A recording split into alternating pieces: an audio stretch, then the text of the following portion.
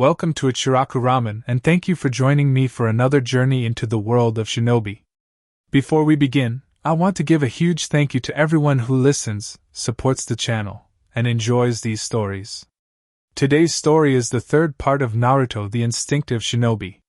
In this massive alternate universe, the villagers of Konoha thought they were finally going to finish the job, but all they did was awaken a sleeping god.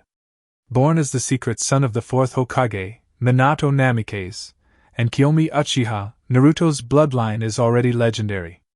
But during a brutal and unprovoked attack by the Leaf villagers, young Naruto is pushed to the absolute brink.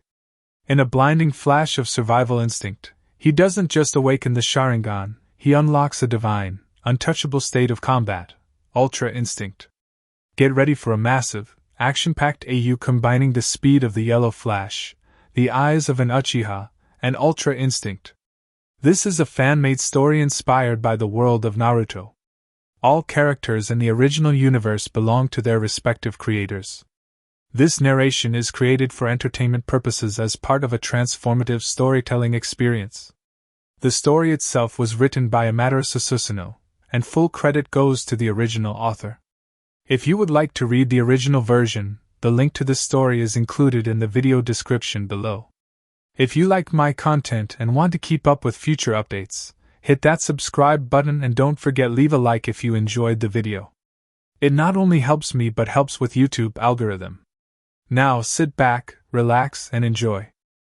Chapter 14: The Return and Search and Rescue. It's been almost 3 years since Naruto left, and much has changed. Tsunade started her medical program for Kunoichi and it was a proven success. Death rates on high-rank missions decrease drastically when a trained medic is on the team. Tayuya joined, but she was also in classes with Sakura. She did not like Sakura. Despite Sakura being a good medic, she was still a spoiled fangirl and would spread her legs for anybody, especially if they were returning from a mission. Tayuya actually had to be removed from quite a few classes by Shizen, who was in charge, before she strangled Sakura. Tayuya was so good that Tsunade even offered her the honor of becoming her apprentice. Tsunade taught her how to use chakra in her punches like she does and more advanced medical techniques, and gave her the slug contract. Tayuya over the past 2.5 years grew quite a bit. She now stood at 5 feet 6 inches an inch shorter than Tsunade, and due to her eating healthier and a better lifestyle her hair was once again bright red like all Uzumaki instead of the dusty red she had before. She wore the exact same clothes as Tsunade when she was a teenager. A white V-neck half-shirt that showed off her cleavage which grew from an A-cup to a D-cup size. She wore mesh underneath that went to her thighs and a red skirt that she wore some spandex underneath but had the same shoes Tsunade wears. Originally people thought she wore that for Naruto, but to everyone's shock she was dating Lee about a year after she arrived.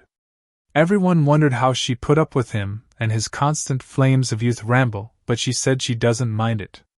Sakura hasn't changed much except she stood at 5 feet 4 inches and her breasts only grew to a mid-B-cup size. She wore a red half-top that could be unzipped with a mesh armor underneath that was as big as her shirt. She also had on black gloves and some black shorts that if she bent over would show off her ass but covered it up with a gray apron skirt and some low-heel knee-high boots. The main reason Tayuya didn't like Sakura was because once Tsunade told the village of Naruto's father, and him being her grandson, Sakura decided that she would seduce Naruto and have him marry her so she could have access to the Senju and Namikaze accounts he would inherit. Tayuya however knew Sakura couldn't pull it off because Tsunade told her about Samui and what her and Naruto meant to each other before she was forced to move. Tayuya made her way to Tsunade's office to hand her the daily reports she received earlier. She reached the office and knocked. "Enter," Tsunade said. Tayuya entered and saw Sakura in there as well but ignored her. She noticed Tsunade had a smile on her face but didn't know why. "I have the daily reports here for you, Lady Tsunade," Tayuya said and set them on the desk. "May I know why you're smiling so brightly?" she asked. "If you must know, today is the day they come back," Tsunade said. "Really?" Tayuya said, her smile matching Tsunade's. "Really they are?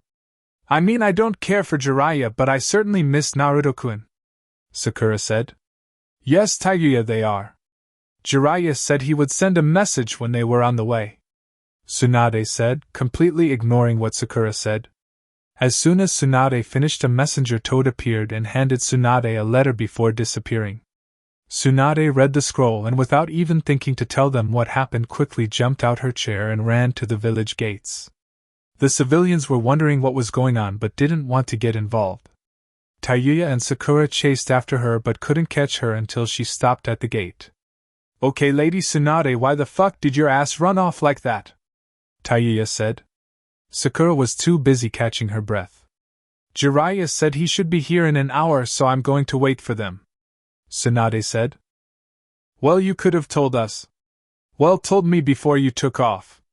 Taiguya said. They looked at Sakura, who began to frantically fix her hair and clothes, muttering to herself about a future husband coming back. After an hour and 15 minutes of waiting, Jiraiya and Naruto never showed up. Damn it, Jiraiya, you said an hour? No sex for a month for you, Tsunade said. Ah, now that's just harsh. I thought you missed me after not seeing me for almost 3 years, a voice said. Tsunade turned around and saw Jiraiya standing there with a smile on his face. She rushed at him and gave him a big hug and kiss that made Taiguya smile, and Sakura started to gag. I don't know why you're gauging, Spitter. There isn't a dick in your mouth. I guess you must be practicing later for your shift at the brothel house, Taiguya said. She started calling Sakura Spitter after hearing about her actions from some ninja and civilians. However, Tsunade told her that Naruto also called her that and told her why. So pervy, Sage, Taiguya said. Don't call me that, Jiraiya yelled. Yeah? Where is the little fucker at? I thought he was supposed to be with you, Taiguya said. Isn't he here already? He said I was walking too slow and left me 5 hours ago, Jiraiya said, confused. We haven't seen him, Sakura said. Then they heard footsteps coming from outside of the village gates, and a man came walking in that all 3 girls thought was sexy. This man was about 6 feet 4 inches, had spiky black hair with 2 jaw-length bangs framing his face, and some spikes of hair over his headband that had blue fabric on it. He wore the standard Konoha uniform with a jonin flak jacket. His arm sleeves had 2 white bands on each arm and blue shinobi sandals. He also wore a sash with the kanji for fire on it, meaning he was a member of the Guardian 12. His eyes were a cloudy blue color instead of the normal bright blue. This was Naruto returning to the village, but he was reading a book and didn't notice the people in front of him. Somebody clearing their throat got his attention. He looked up to see a pissed-off Tsunade and Taiguya tapping their right foot on the ground and Sakura staring at him with a look of want. Yo, he greeted. What the fuck do you mean? Yo, we've been waiting for your ass all day, Taiguya yelled and slapped him upside his head. Naruto, you better have a good reason why you are late. Jiraiya said you left him 5 hours ago. You should have been here at least 3 hours ago, Tsunade said. Look at my eyes, Granny. What do you notice about them? Naruto asked. Tsunade looked at his eyes and knew what he meant. Is it time yet, Naruto? She asked, confusing Sakura, who spoke up. Time for what? Sakura asked. None of your business, Spitter. Go and find someone's dick to ride or something. This doesn't concern you, Taiguya said. She knew about Naruto's eyes. He told her through messages they would send back and forth through Tsunade and Jiraiya. Naruto only talked to Tsunade and Taiguya.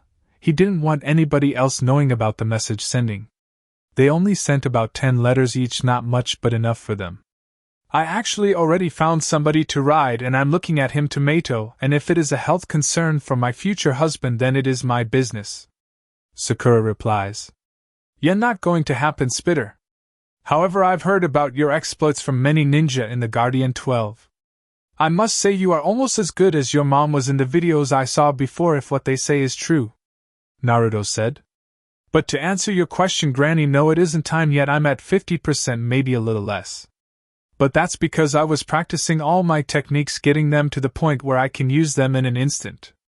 Okay, let me know when it's time, Tsunade said, and he nodded. Alright, let's head to the office so we can hand in the report, Jiraiya said. Alright, let's go. Tsunade said. They all left except Naruto, who waited for them to get in the office. After waiting for 10 minutes, they were at the office and he suddenly turned gold and disappeared in a flash. He appeared behind Tayuya, scaring her, and she slapped him. Don't fucking do that again, Tayuya said, holding her chest. Okay, Jiraiya, how strong is he? Tsunade asked. Stronger than me. Hell, I might even say he is stronger than your grandfather in his prime, but I don't know. He always beat me using 25% of his strength, and I was in sage mode, he said, shocking everyone in the office. Are you serious? The only person who could match my grandfather was Madara Uchiha, and he even needed the Kyuubi to fight on his side, Tsunade said. It's true, Tsunade. He even mastered 2 of his father's jutsus and is working on completing the Rasengan by adding his chakra nature to it, he said. Okay, Naruto, if you want you can either take a genin team or be a regular jonin, Tsunade said. I'll be a regular jonin. I don't really want to babysit. Besides, the 4 I want I'm sure are already on a team. Oh yeah, what's everybody else's rank? He asked. Well, Sakura is still a genin. She constantly failed the chunin exams. Shino and Hinata are still chunin, however after their next mission they might get promoted. Ino is a chunin, but she prefers to work in her parents' shop and at the Tianai department. Tenten is a chunin. She turned down the Amba invitation. Choji is a chunin as well, but he took a break from missions to learn duties of running the clan. Kiba is a chunin, however nobody wants to work with him really. Lee, Shikamaru and Niji are all jonin, as well as Tayuya, who is also my apprentice. Oh, and Shikamaru has a girlfriend, Tsunade responded. Good for them, I guess. I know all about Shikamaru. I saw him in Suna during the chunin exams. I was one of the daimyo's guards. So has he made any moves while I was gone or not? Naruto asked, talking about Danzo. No, he hasn't. Actually, he's been pretty quiet. Even during meetings he doesn't say anything, Tsunade said. He's planning something and doesn't want to get caught, Naruto said. Who are you guys talking about? Sakura asked. It's not your business, genin, so stay out of grown folks' business, Tayuya said. She knew they were talking about Danzo. Anyway, Naruto, that thing you did at the chunin exams, have you mastered it? Tsunade asked. No, attacking is extremely hard. However, I did get the dodging part to happen whenever I wanted to, Naruto said. Just then the door opened and Shikamaru and Temari walked in. Naruto? When did you get back? Shikamaru asked while Temari didn't make eye contact with him. Today, actually. So how are you and Temari doing? I haven't seen you two together since I caught you. Temari cut him off. Shut up, she yelled and slapped him hard, leaving a handprint on his face. We're good. She can be a bit moody at times, but I don't mind it since she lets me use the seal for my naps and cloud watching, Shikamaru said, pulling Temari in for a one-arm hug. What did you catch them doing? Sakura asked. It's none of your business, he said, rubbing his cheek. She pouted at this, trying to be cute. Ah, you're no fun. Anyway, I'm going home. Would you like to join me for some fun? She said, pushing her breasts together to make them show. No, I'm good. I've already got my eyes on somebody, Naruto said. Sakura huffed and stormed out. So Shikamaru, what are you doing here? Oh, Temari is the official liaison between Sand and the Leaf. She is here for her usual meeting before leaving next week, Shikamaru said. Okay, I don't want to impede, so I'm going to see a few old faces before heading home. Actually, Granny, did my dad have a compound or something for me? Naruto asked. Yeah, he did. It was finished right before he died, so he never moved in. All he did was add furniture in each house and added security seals to it so nobody was able to get in besides him and a blood relative, and whoever else was keyed into the seal, she said, handing him some keys. The compound is huge, so he bought a large area by the Hokage monument. All of his money and everything I've put in your name, as well as your mother's. I've put everything personal of theirs in the house. It wasn't much, but it was all they had. They weren't really materialistic people. There are houses that do not have owners, so they won't open unless somebody with no evil intentions wants the house, she said. He nodded. All right, Tayuya, let's go see the new compound. She nodded and they left. After 20 minutes of walking and talking to each other, they found the compound, and huge was not the word to describe what they saw. It was enormous. His dad built enough houses for 12 families to have as their own, and each house looked to have maybe 6 rooms each. She said he wasn't materialistic. These houses are enormous, he thought. Well, let's go in. If you want, you can have your own house to start a family. He said. She was shocked by this. Really? She asked. Yeah, I'm serious. He said. She hugged him and ran to a house but couldn't get in. I think you should add chakra to that seal on the door. It won't open until someone adds a chakra signature to the seal. I guess every house didn't have that same security as his house. Naruto said. Tayuya added chakra to the seal and it burned away, showing 2 keys. Congratulations, you have your own house. He said. She ran up and hugged him before going back to her house. He entered his and was amazed at what he saw, took his sandals off, and walked around. The kitchen was huge. It looked like 30 people could fit in it, and have room to stretch their arms out. The living room was huge as well, and had a couch that went all around the room except for the entrance. The bedrooms were next. They each had a queen-size bed and more than enough room to add 2 more, but one of them had a crib and baby toys in it. He guessed that was supposed to be his room. The master bedroom, however, had a king-size bed inside with curtains that you could close. Mom must have picked this bed. I can't see Dad getting something like this, he thought. The room also had a walk-in closet big enough for Ino to fill up after shopping and still only be 10% full. Right next to the closet was a bathroom that had double sinks and a tub, as well as a separate shower in the corner. The mirror took up the entire wall over the bathroom's sink. He left and went out back and saw a personal hot spring in the backyard with a training area that had absorption seals so any jutsus and damage would be absorbed. The backyard also had privacy barriers around it so no sound gets out and nobody can get in. Now that he thought about it, the windows had some as well. Must be because of Pervy Sage and his peeping habits, he thought. Well, I guess I'll go visit everybody. He left the house and saw Tayuya in a rush. What's the matter, Tayuya? He asked. I'm about bring Lee over so we can break in the new house with some intense sex, she said, running off. Naruto's face went green at that. I didn't need to know that. Anyway, off to Ichiraku's, he said, and headed out of the compound. He took to the rooftops to avoid the villagers. He arrived at a huge restaurant building capable of holding 500 people inside. He walked in and used his stealth skills to head into the back for the kitchen. He saw I am tasting some food before going into an office. He walked in and closed the door. I already told you that the broth just needs a bit more salt. Other than that, the food is fine, she said, annoyed. Well, I'm not a worker, he said from behind her. She immediately jumped into her fighting stance. Who are you?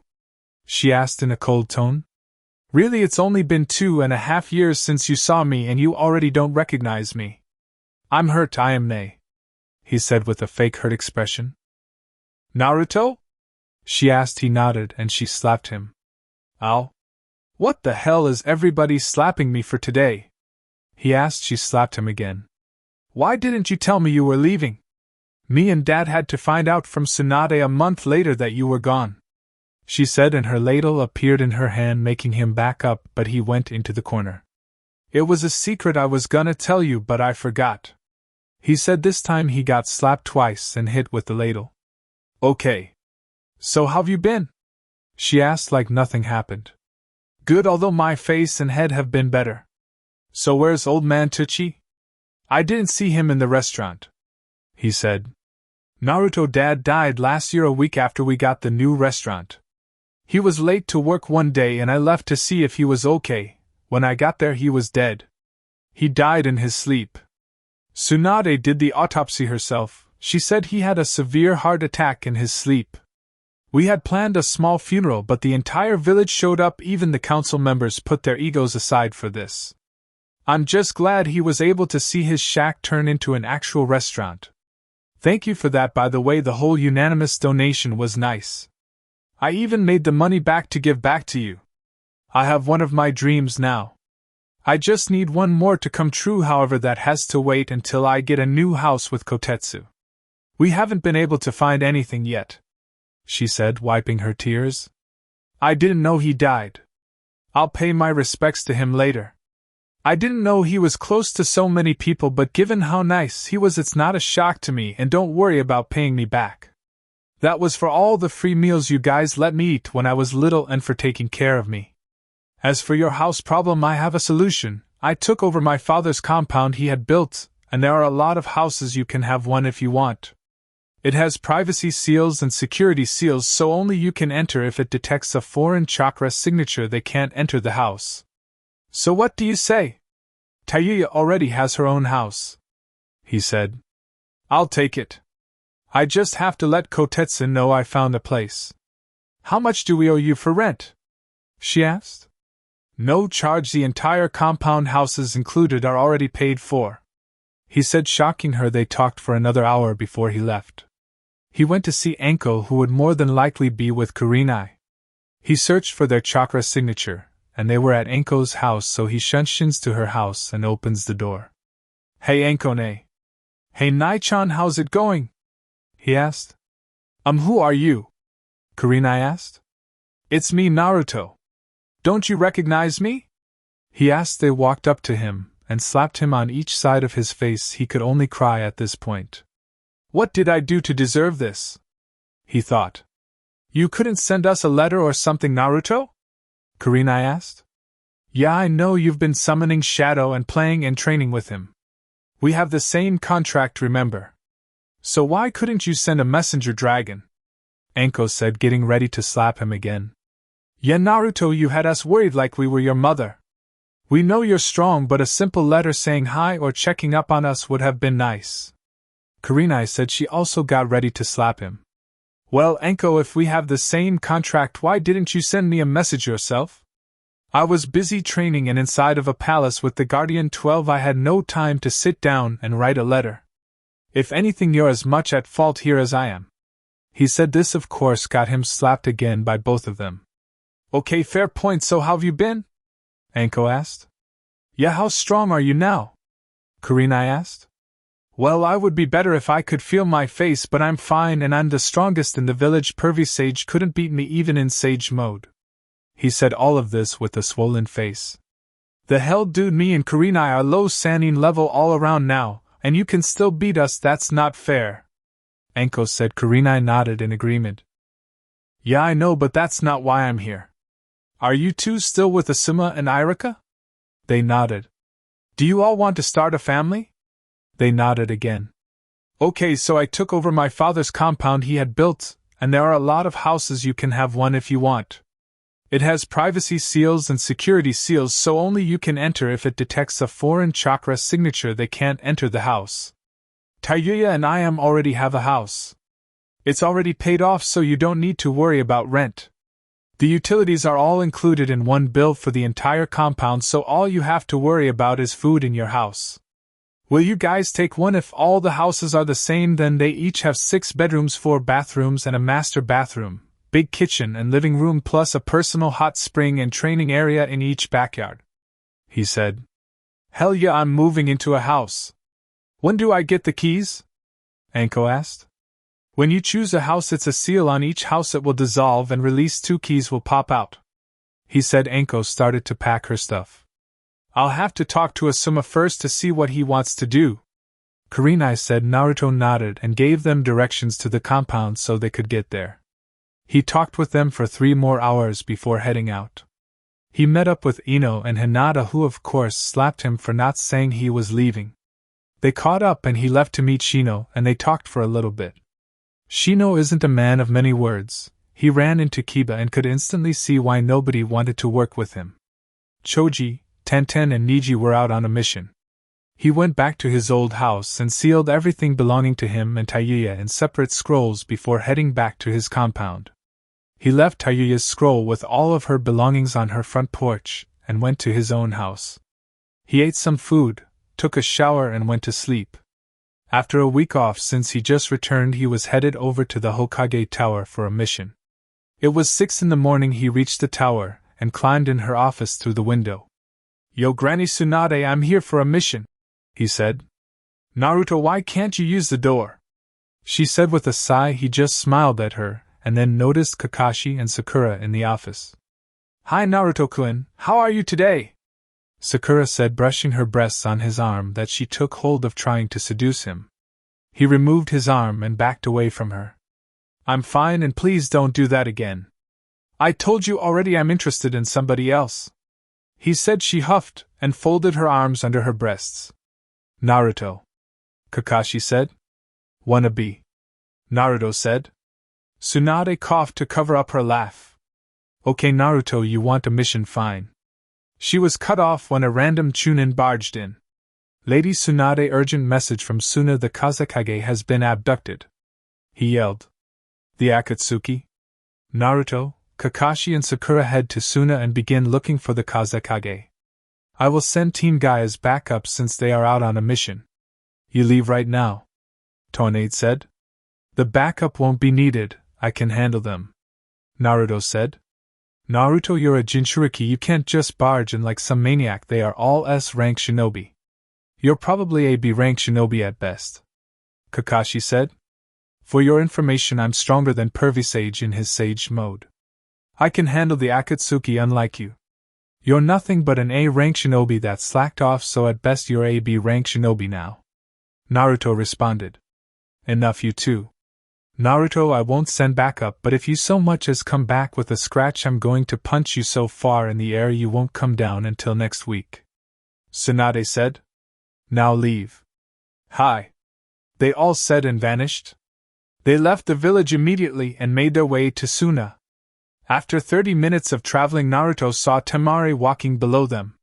"Temari, you need to come with us. Gaara has been kidnapped by the Akatsuki. We're heading there now to get some clues and rescue him," he said. Temari didn't respond and just took off to the trees, heading to Suna as fast as she could. After a while they slowed down a bit to save energy.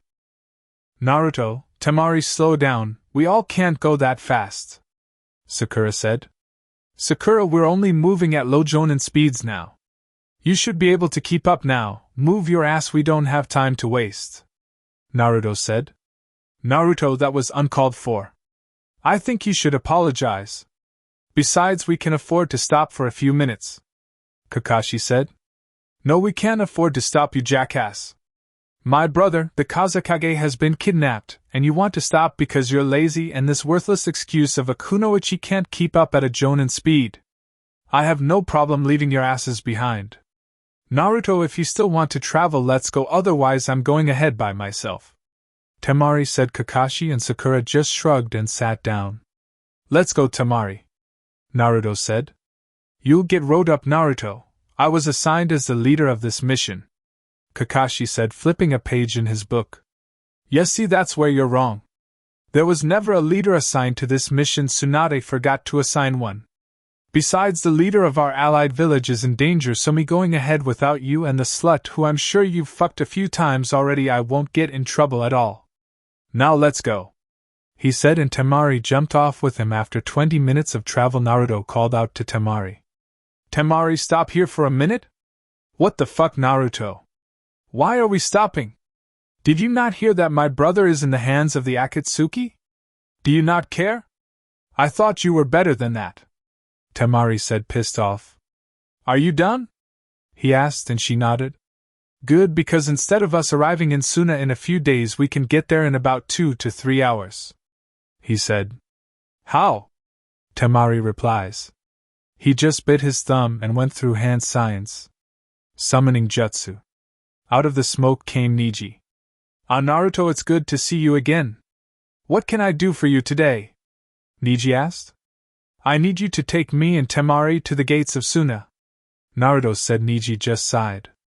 "Suna again, I hate the desert." "It better be important," Niji said. "Gaara's been kidnapped by the Akatsuki," Naruto said. Niji turned serious.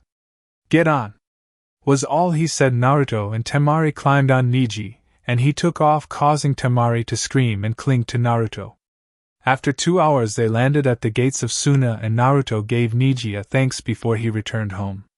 "Lady Temari, your brother Kankuro battled one of the Akatsuki members. It was Sasori of the Red Sand and the other was Deidara the Mad Bomber. He was poisoned by Sasori and we have problems removing it," Lord Gaara had to protect the village unless it would get blown up, so he had to cover the entire village with sand before a huge bomb went off, but Deidara planted small bombs in the sand and Lord Gaara was knocked unconscious. Before we could save him, Deidara created a clay bird and it took Gaara and flew off. Sasori and Deidara left soon after. The guard explained. Where is Kankuro? Naruto asked. He's in our hospital, Naruto. The guard said. Let's go, Temari. I might be able to remove the poison with my water manipulation, he said. Temari nodded and led him to the hospital. They got Kankuro's room number and went inside to see Kankuro in pain and his skin was pale. Temari, seeing her brother like this, broke down. Kankuro, it's me, Naruto, can you hear me? He said. Kankuro nodded. Okay, I'm gonna remove the poison from your body. I'll just need to make a small cut on your body so it might hurt, alright? Kankuro nodded again. Naruto pulled out a kunai and made a small cut on Kankuro's chest, making him scream out in pain. Temari rushed to his side and held his hand, telling him it was going to be okay. After the cut was made, blood started to come out with another black liquid that they all knew was the poison. Naruto gathered a glob of water from the air and then heated it in his hand, making it warm. He used his control and sent water to go inside of the cut and start getting the poison. After 10 minutes of moving the water around and constantly taking it out, the poison was removed and Kankuro was breathing normally now. Naruto then placed a medical seal on him so he could recover. It would take a few hours for him to recover. Thank Naruto, but you need to go after Gaara. They've only been gone for a couple hours. The attack happened last night, and if you and your team leave now, you can catch up to them. I think I saw them head towards river country before I passed out, Kankuro said. Then he looked around. Wait, where is your team? He asked. Well, they decided that resting was more important than saving Gaara, so me and Temari came over on Niji and got here in a couple of hours, Naruto said. Okay, well, I have a piece of Sasori's cloak so you can track him if you can, Kankuro said. Yeah, I can track it. You stay here, I'll be back in a few hours with Gaara, Naruto said. I'm coming with you, Naruto. These bastards attacked my village and took my brother. I'm going with you, Temari said. Naruto knew it was no long in arguing with her, so he let her come with him. Now hold on, I'm coming too. It's time I put an end to my grandson once and for all, an elderly voice said behind them. Elder Chiyo, are you sure you want to come? I mean, I know you're strong for your age, but these are S-ranked shinobi, Temari said. Yeah, old lady Chiyo, are you sure you can handle it? Do you need me to get your cane so you can move? Naruto said. He met Chiyo during his stop in Suna and they instantly bonded, but mainly argued, although it was a friendly argument. Sure, go ahead. Maybe after you get my cane I can give you your bottle of warm milk before we leave. Wouldn't want a cranky baby on the mission now, would we? She replied. Temari could only shake her head at these two. It was always like this. Can we get a move on already? Temari asked. Oh yeah, sure, let's go, Naruto said. They arrive at the gates and Naruto bit his finger again. Summoning jutsu. A normal-size orange fox with black paws and black tipped tail appeared. Yo Naruto, my man, what's up? The fox said. Kinto, I need you to find the scent of this, and tell me how long you think it should take us to find them, Naruto said and pulled out the piece of Sasori's cloak and Kinto sniffed it. He smelled around for 10 seconds before finding the smell and how strong it was. Okay, they went east and it smells like water that way. From what I gather, given it's still early, they must have stopped last night for rest, so you should be able to catch them in about 6 to 7 hours if you all can travel at a Jonin level speed for that long, Kinto said. Thank Kinto. Naruto unsealed a stack of fish for Kinto before he left. Okay, can you both travel at Jonin speed for 6 to 7 hours? They both nodded. Okay, then let's go. They took off immediately, and all you could see was dust kicking up behind them. So Naruto, how did you get the poison out of Kankuro without any kind of antidote? Chiyo asked. Well, I'm not good with medical ninjutsu because I have too much chakra to have enough control over for it, and it's so dense, so I made a small cut on his chest and used my water manipulation to gather water and heat it with fire chakra before sending it into the cut and forcing the poison to come out before putting a medical seal on him. Sometimes being a Jinchuriki sucks, he said. Wow, that's something people would do if they had no medic on their squads back in my younger days. Like what you did, it was only used for removing poison, but it took hours and was extremely painful because the water wouldn't be heated, so it was more condensed and had a harder time moving through the body, Chiyo said. Wow, Elder Chiyo.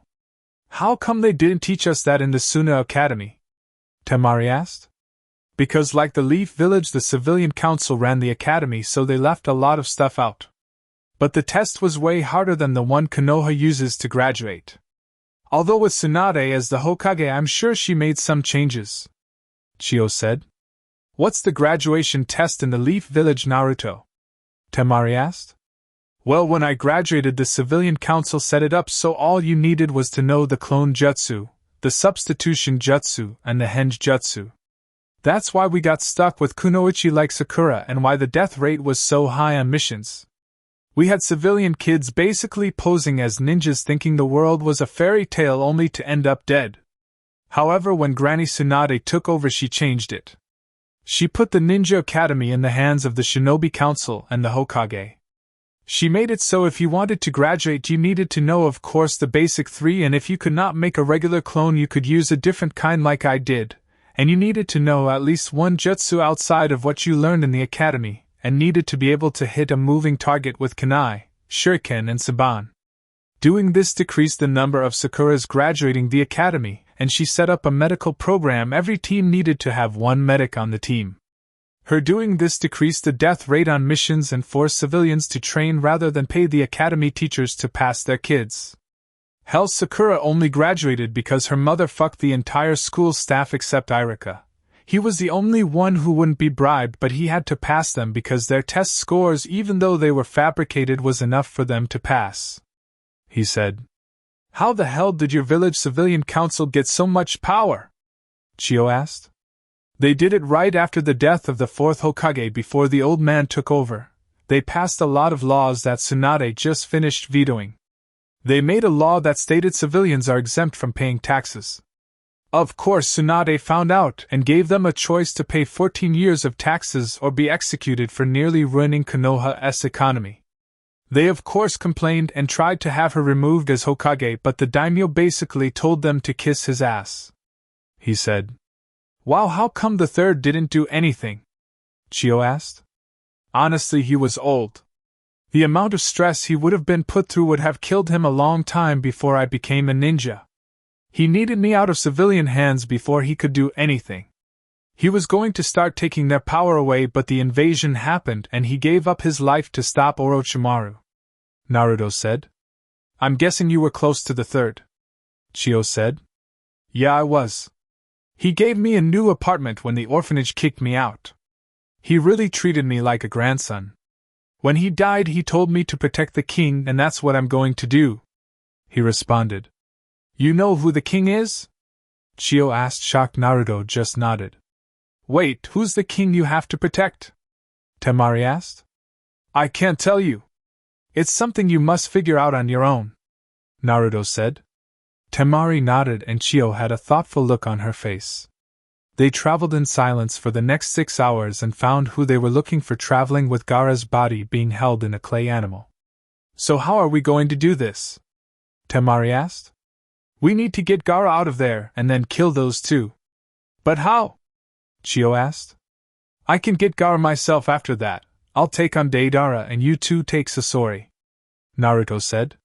Why do you get to take Deidara? Temari asked. His clay bombs are earth jutsus. You need lightning to cancel them out, and you both have a wind affinity, Naruto said and pulled out a tri-pronged kunai, making Chiyo gasp. You know that jutsu? She asked. Yeah, my father left it for me, he said. What jutsu? Temari asked. The Narration jutsu. It's a jutsu created by Tobirama Senju, but Minato Namikaze took it and made it better, Chiyo said. Naruto just threw the kunai in front of Sasori and Deidara, making them stop, and Deidara got scared. No, it can't be. He's supposed to be dead, he whispered. What is it? Why are you scared? Sasori asked. That kunai belongs to the Yellow Flash, He single-handedly took out 1,000 IWA shinobi during the Third Great Ninja War, Deidara said. But I thought he died, Sasori said. He did, a voice said, and a flash appeared in front of them. Oh look, it's the Kyuubi Jinchuriki HM, Deidara said. Well, I guess it's our lucky day. Kisame and Itachi won't be able to get their target, Sasori said. Alright, this is how it's going to work. I'm gonna kick you away, Sasori, and have some people deal with you. As for Deidara, I'm gonna move you away from Gaara, get him secure, then kill you, Naruto said. Please, like you can take us. I'll show you why my clay explosions are the best form of art, Deidara said. You're wrong, my puppets are the best form of art, and I'll prove it by. Sasori didn't finish because Naruto kicked him away. He gave the signal to Chiyo and Temari, and they took off after him. Now that he's gone, it's just us, Naruto said. Oh, I'm going to enjoy this. I'll show you what true art is. He didn't finish because Naruto kicked him away. Seriously, I told them exactly what I was going to do, and they didn't prepare for it, he thought as he walked over to the clay creature carrying Gaara. He cut open the creature and pulled Gaara out. He activates his Manjikyu and pulls Gaara into his Kamui dimension. He looked up and saw Deidara walking back, and he looked pissed off. You ruined my art. To hell with you being a Jinchuriki, I'm going to kill you, Deidara yelled as he ripped off his cloak that was torn up and began to channel chakra into his hands. Clay came out and formed into two giant dragon-looking creatures that Naruto knew would cause a big explosion. The creatures flew at Naruto and exploded when they were right in front of him. How do you like that? That's my C2 explosion jutsu, Deidara said. When the smoke cleared, he was surprised when Naruto was still standing there untouched. How are you still standing? You should be dead right now, Deidara asked, pissed off that his jutsu didn't work. That's for me to know and for you not to know. With that said, Naruto charged at Deidara and began attacking him with taijutsu, but he was adding lightning and wind chakra to his punches and kicks, making Deidara a sitting duck because he couldn't create any small clay bombs. They kept getting cancelled out. After a while, Naruto kicked Deidara into a tree, making him cough up blood. I've had enough of this. I'm a part of the Akatsuki. We are the strongest ninja alive. I will not be defeated by some fucking leaf ninja, Deidara said. He then began to grow to a huge size and spoke again. This is a true form of art, my C4 explosion. I hope you're ready to die like I am, Deidara said, but Naruto knew this was just a clone. He felt the real Deidara buried himself underground. After a while of growing, before Naruto could charge and move the clone, it exploded. Naruto, thinking quickly, activated his Kamui and went into his pocket dimension. After 5 minutes he reappeared but hid his chakra presence, and was waiting for Deidara to show himself before finishing him off. After 10 minutes of waiting he saw Deidara emerge from the ground. I knew he was all talk and no bite. That's why my explosive clay is a true form of art, and not those silly puppets Sasori uses him, Deidara said. Unknown to him, Naruto was right behind him with his lighting edge ready to strike. I guess I'll have to go tell Sasori we lost both of the Jinchuriki. Before he could take a step, a hand cover in red lightning struck him from behind, piercing his heart. How? He said, coughing up a lot of blood. You need to watch your surroundings like I do. I knew that was a clone, so I simply acted like I was going to stop it from exploding. I escaped as soon as the explosion came and hid my chakra presence and waited for you to emerge from underground. My lighting jutsu is the perfect assassination technique. It makes no sound, so I can sneak up on you if I want to. Now that you're dead, your partner is next, Naruto said before cutting his head off and burning the body, but he took the ring off his finger. It must be important if they all wear them. He thought he felt a chakra signature coming fast and disappeared in a flash to the mark he secretly put on Chiyo. A few seconds later, a Venus trap emerged from the ground and a vortex appeared. Somebody killed Deidara and took his ring. Who could have done it? The Venus trap said, opening up, revealing a white and black body. Oh, I don't know, but they must be really strong if they can kill Deidara-senpai, the masked figure said in a childlike voice. Toby, stop the childlike voice, it's only us, the Venus trap said. "Oh, but it's fun. Toby is a good boy, remember?" Toby said, then his voices changed and got deeper. "Just kidding, I want you to find out who killed Deidara and what happened to the body of the Jinchuriki he was supposed to have." Zetsu, Toby said. Zetsu nodded and they both disappeared. Meanwhile, Naruto arrived at the area where Chiyo and Temari were fighting Sasori. He saw puppets laying around everywhere, destroyed into pieces. He saw Temari cut up and out of breath sitting next to Chiyo, who was on the ground with a blade through her heart. He noticed Temari crying over her body. He went up and put a hand on her shoulder. She looked up and noticed him, and just gave him a hug and cried her eyes out. After 2 minutes of crying, she let go and wiped her tears. "Where's Sasori?" he asked, and she pointed to a human-looking puppet with a kunai stuck in what appeared to be Sasori's heart. He walked up and took the ring he was wearing. "She protected me from that blade that was meant for me. She pushed me out of the way and threw the kunai enhanced with wind chakra into his heart at the same time as his blade went through hers. She told me she was doing it to protect the king, and I understand what she meant. The king is the next generation of shinobi that will lead our village in the future. Am I right?" she asked. He only looked at her with a smile, and she smiled back. "Where's Gaara?" she asked. "He's safe." He activated his kamui and brought out Gaara, who he could tell woke up and went back to sleep. "Gaara, are you okay?" "It's me, Temari, wake up please," she asked. He didn't respond. "All right, Gaara, wake up," Naruto said and slapped him across the face. Gaara woke up and looked right at Naruto. "Did you just slap me?" he asked. "Nope," was the simple reply from Naruto. "Yes, you did. I felt a slap," Gaara responded. "It wasn't me." Temari, seeing this, had enough knowing where this headed and decided to talk. "Okay, Gaara, you're up now. Let's make our way back to Suna," she said. "Don't we have to wait for the rest of the team?" he asked. "We are the team. Me, Temari, and old lady Chiyo," Naruto said. He then explains the reason it was only 3 of them, and they told him about their battles. "Okay, let's go. We'll hold a funeral for Chiyo once we get back to Suna," Gaara said. Summoning jutsu. They heard Naruto call out, and Neji appeared. "Naruto again, this is twice in one day you called for me. Kazekage-sama, I see they have found you. Now let me guess, you want a ride to Suna?" Naruto nodded his head sheepishly. "I'm only taking you midway through the desert, you can walk the rest of the way." "I hate the desert." "I'm guessing by the sad look on Temari's face, Temari, that somebody died." She nodded and pointed at Chiyo's body.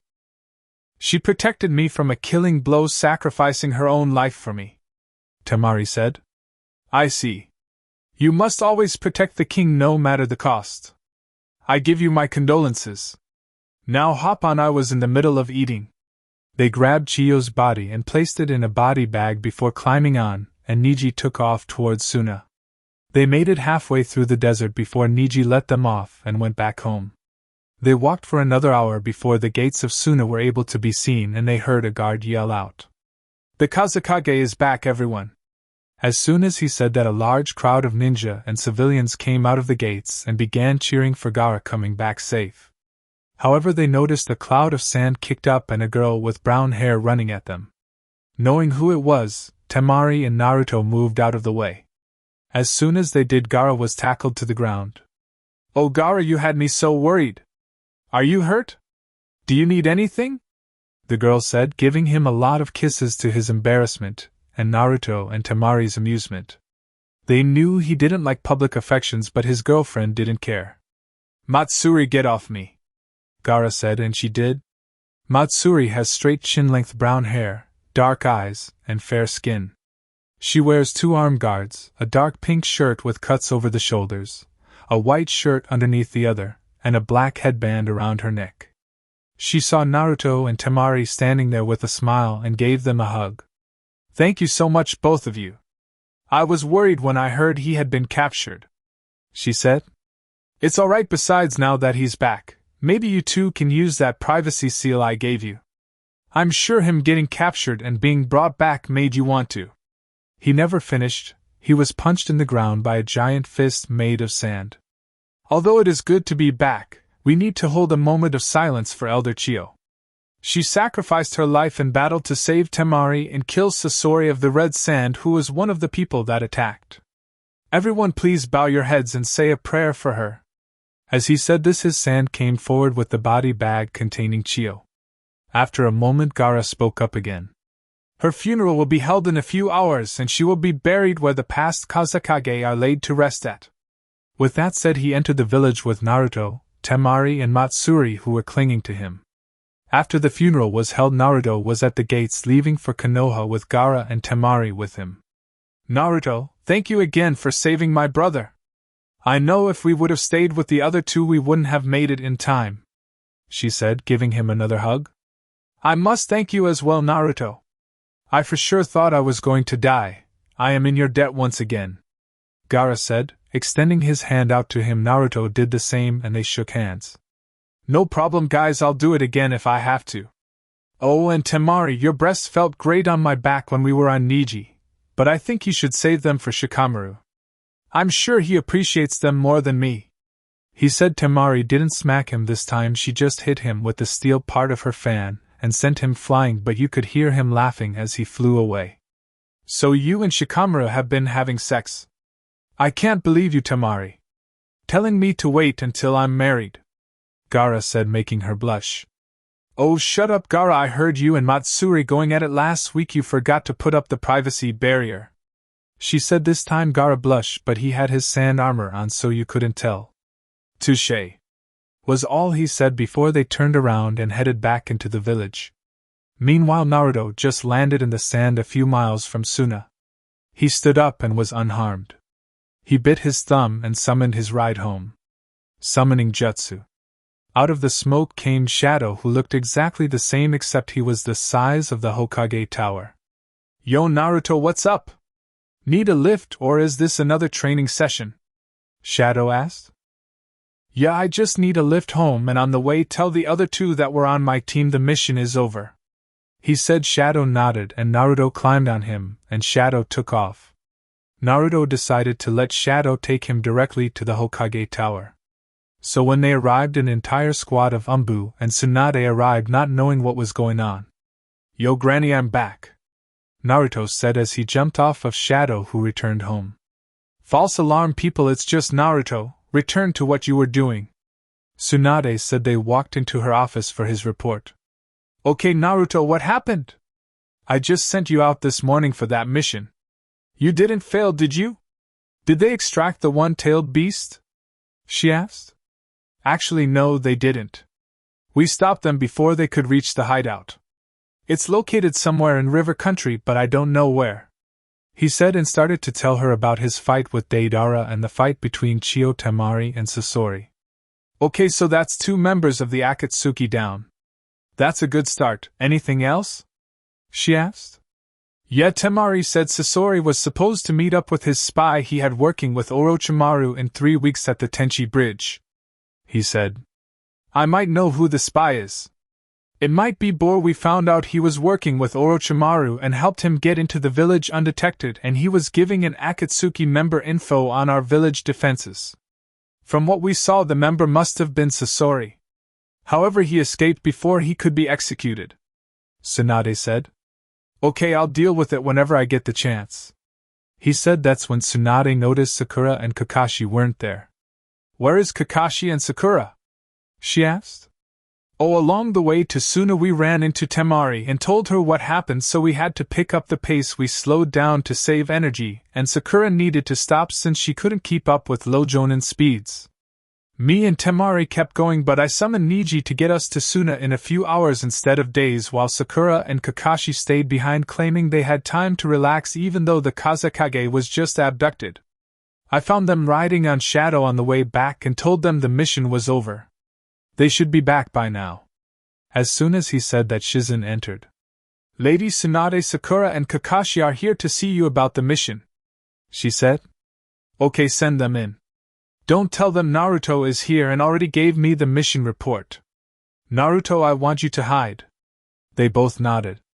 Shizen went to get Sakura and Kakashi while Naruto just went outside and masked his presence and smell. Sakura and Kakashi entered the office. Lady Tsunade, we're back from the mission, Sakura said. Okay, Kakashi, what happened? She asked. Well, we made it to Suna as fast as we could. We pushed ourselves to the point of making it there in a few hours. We met up with Temari and Kankuro as they were about to leave to look for Gaara.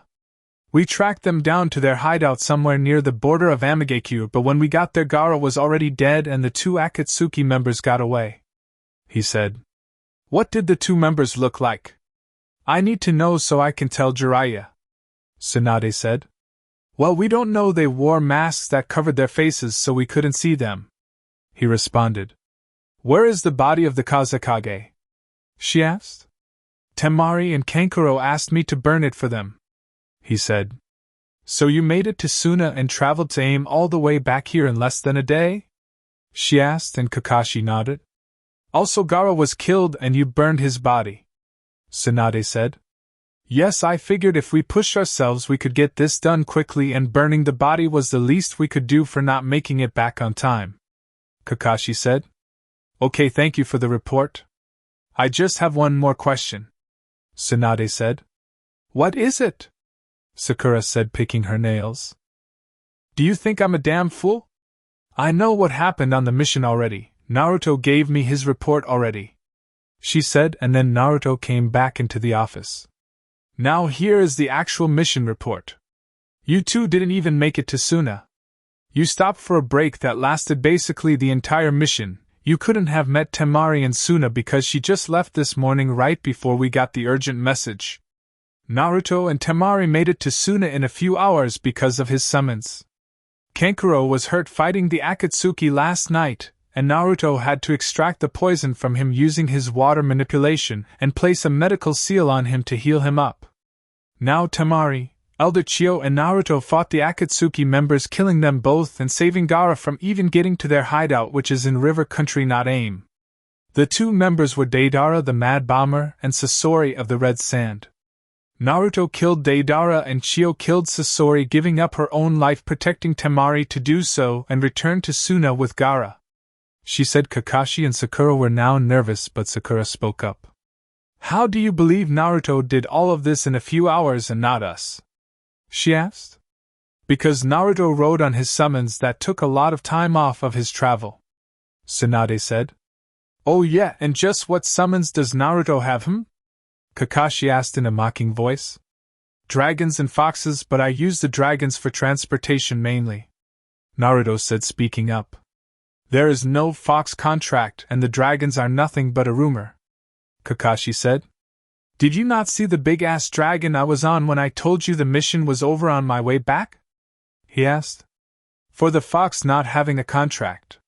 He bit his thumb and ran through hand signs. Summoning jutsu. Kinto appeared in a puff of smoke. Yo Naruto, what's up? Need me to find something or someone? Kinto asked. No, I just had to prove to them that a fox contract existed, he said, pointing at Sakura and Kakashi. Ah, I see. However, the smell they are giving off, especially the girl, is making my nose hurt. He smells like dogs and she smells like multiple men have just finished mating with her, Kinto said before returning home. See, the fox contract does exist. Now I'm going home to sleep. I'm tired. With that, Naruto disappeared in a yellow flash. Now for you both. Kakashi, you're suspended for 3 months. Sakura, you're a medic, so I can't afford to have you suspended, so you will work the graveyard shift at the hospital for the next 3 weeks and have your pay cut in half, she said. Now get out of my office. They both left, and Tsunade sighed. Just then Jiraiya came in through the window. How long have you been out there? She asked. I was talking to Naruto out there. He explained everything to me, he said. Good, because I don't feel like talking right now, she said, and stood up, removing her top, walking up to him and kissing him passionately. Shizen walked in, saw this and left out, but activated the privacy seal on her way out. I'm taking an early lunch. Izumo should be home right now, she said, and left a note on her desk that said her and Tsunade will be gone for 2 hours. Chapter 15, Tenchi Bridge, Reunions and Bonding. It's been 3 weeks since the Gaara rescue mission and Naruto has only gone on 5 C rank missions to stay active. Tsunade didn't want him to take anything too stressful since he had this S rank mission to do now. He made his way over to Tsunade's office to meet his team. He entered through the window much to Tsunade's annoyance. "I'm here, Granny, who's on my team?" he asked. "It's a former Umbu agent named Yamato, but his actual name is Tenzo. He was only assigned because the council thought you might lose control of the Kyuubi chakra and kill your teammates, and he was experimented on by Orochimaru. He possesses the wood style. They think he can suppress the Kyuubi chakra, but he can only do it up to 5 tails. However, they don't know you have complete control over it.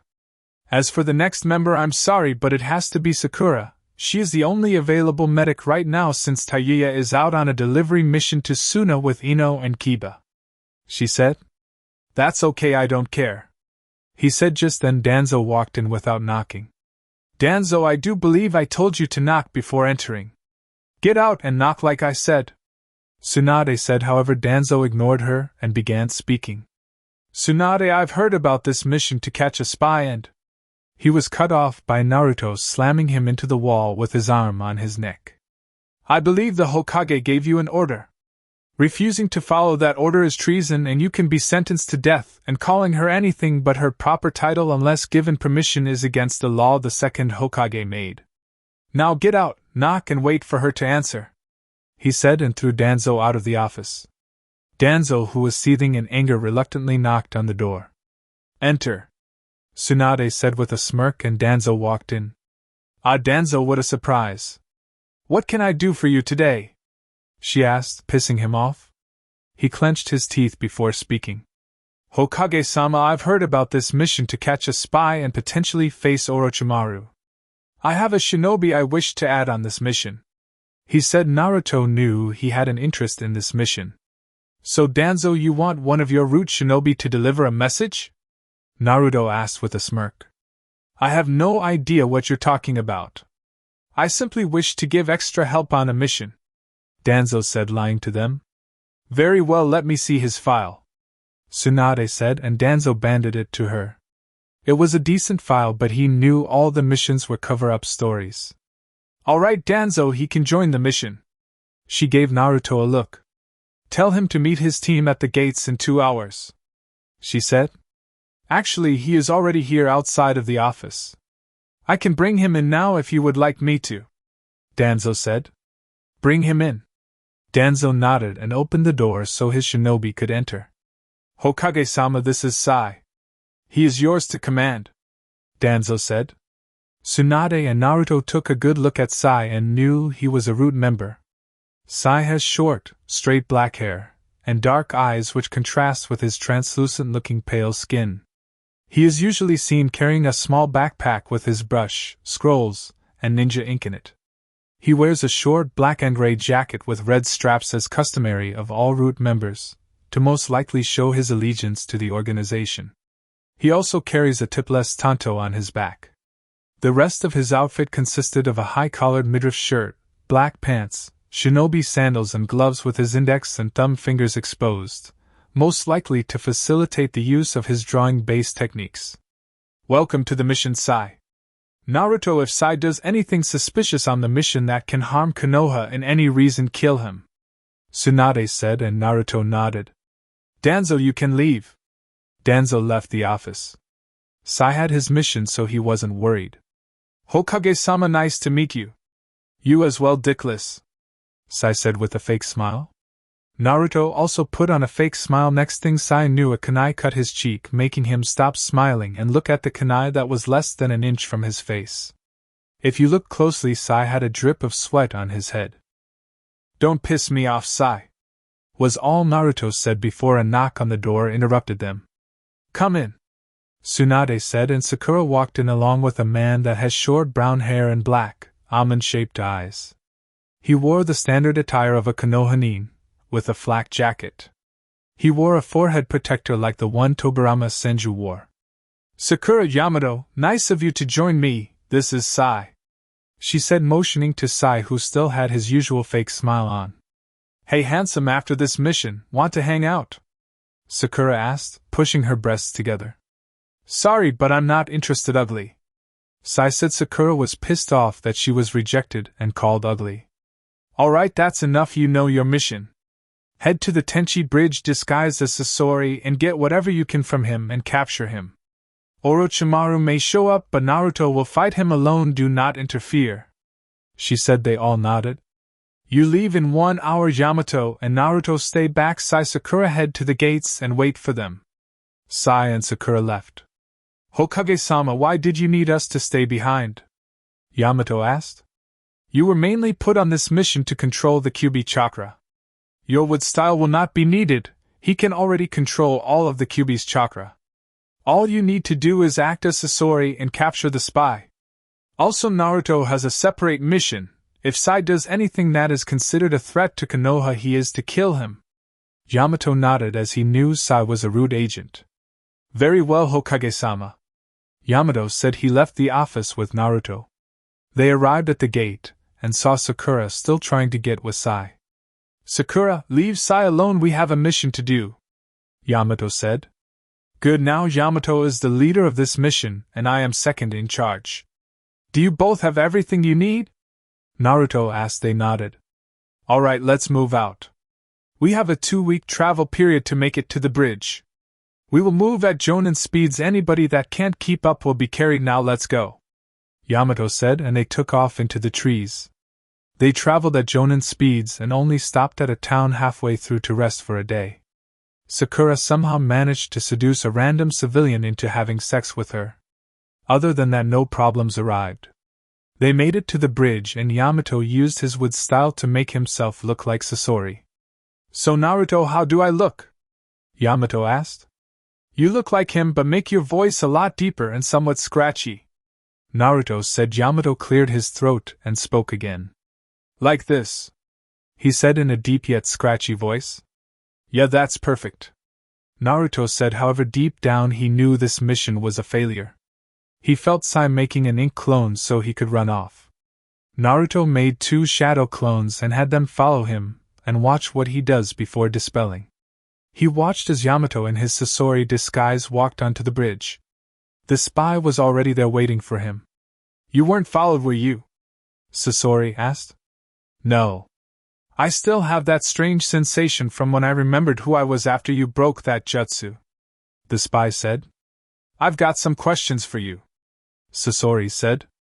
I don't have much time, so please keep it short. I risked my life to get here without Orochimaru finding out, the spy said. I want information on the location of his hideout and the whereabouts of Sasuke Uchiha, Sasori said. We're in a hideout on a small island on a lake to the north. We'll be moving again in 3 days, the spy said. What of Sasuke Uchiha, is he there as well? Sasori asked, sounding a bit desperate. Damn it, Yamato, relax, you're gonna blow your cover sounding desperate, Naruto whispered to himself. Meanwhile, on the bridge a noise was heard in a bush behind the spy. They turned around, and it was just a rabbit. False alarm, I thought it was Orochimaru. It's just a rabbit, the spy said. Damn it, Orochimaru's here now, Naruto said, scaring Sakura. By the way, about what you ordered me to do, Lord Sasori. Even after his reincarnation, Orochimaru uses a jutsu to protect the cellular specimens from his discarded body, and I was not able to analyze the cellular data, the spy said. I see, Sasori said. Now please hand over the item you promised me. I've been here long enough as is. If Orochimaru finds out I'm here, I'll be killed, the spy said.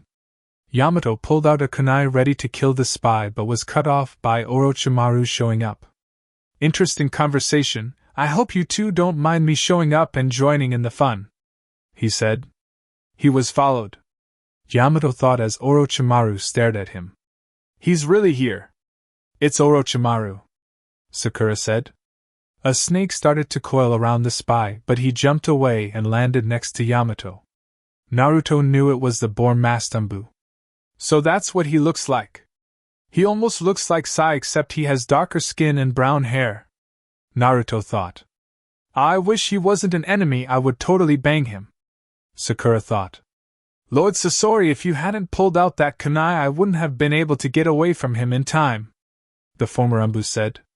I'm lucky it looks like he misunderstood. I guess my cover hasn't been blown yet. However, Orochimaru is here now. What do I do? Yamato thought. I remember that garbage sure brings back memories, Sasori, Orochimaru said. So you followed him, did you? Sasori said. I just wanted to thank you in person, Sasori.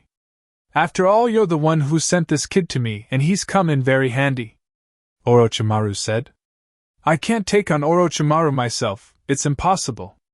I guess Naruto has a plan if Tsunade said he would fight him. I can't call them out yet, I need to wait a bit longer, Yamato thought. The spy gathered chakra to his hand and then cut through Yamato's disguise and cut him slightly on the arm.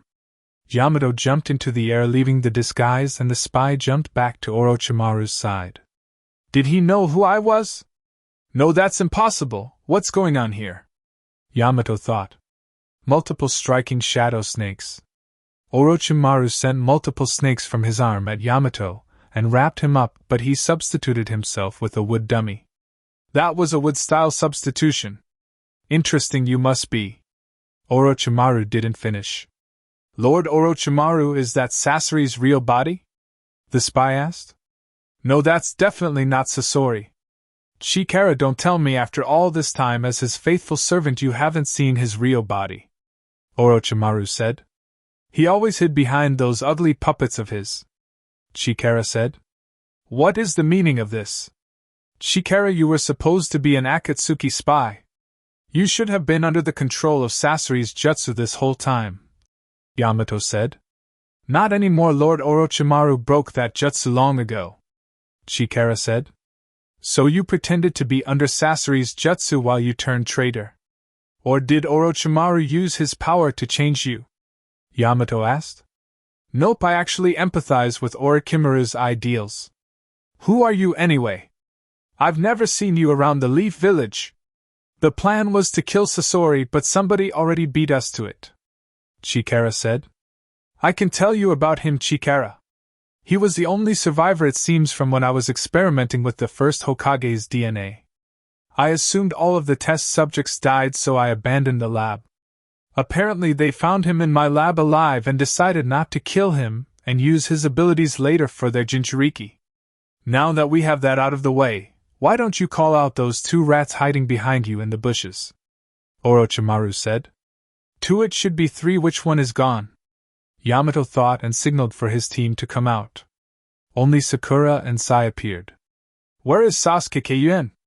Sakura immediately yelled out. Wow, she can really scream, Chikara said. I wonder, do you act just like your mother did?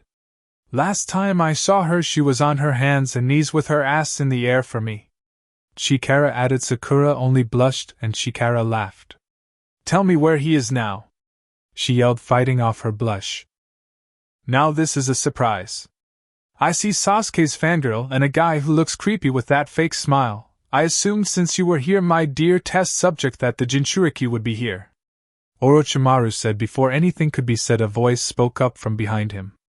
I am, was all Naruto said before he grabbed Orochimaru by the neck and threw him away. He activated his chakra mode and ran after Orochimaru. Well, Naruto has him, let's get Chikara, Yamato said to Sakura and Sai, who he didn't know was a clone. Sakura, being the smart person she is, threw a kunai at Chikara, but it landed behind him and Yamato smacked his head. It wasn't just because the kunai landed behind Chikara. No, it was because she threw an explosive kunai.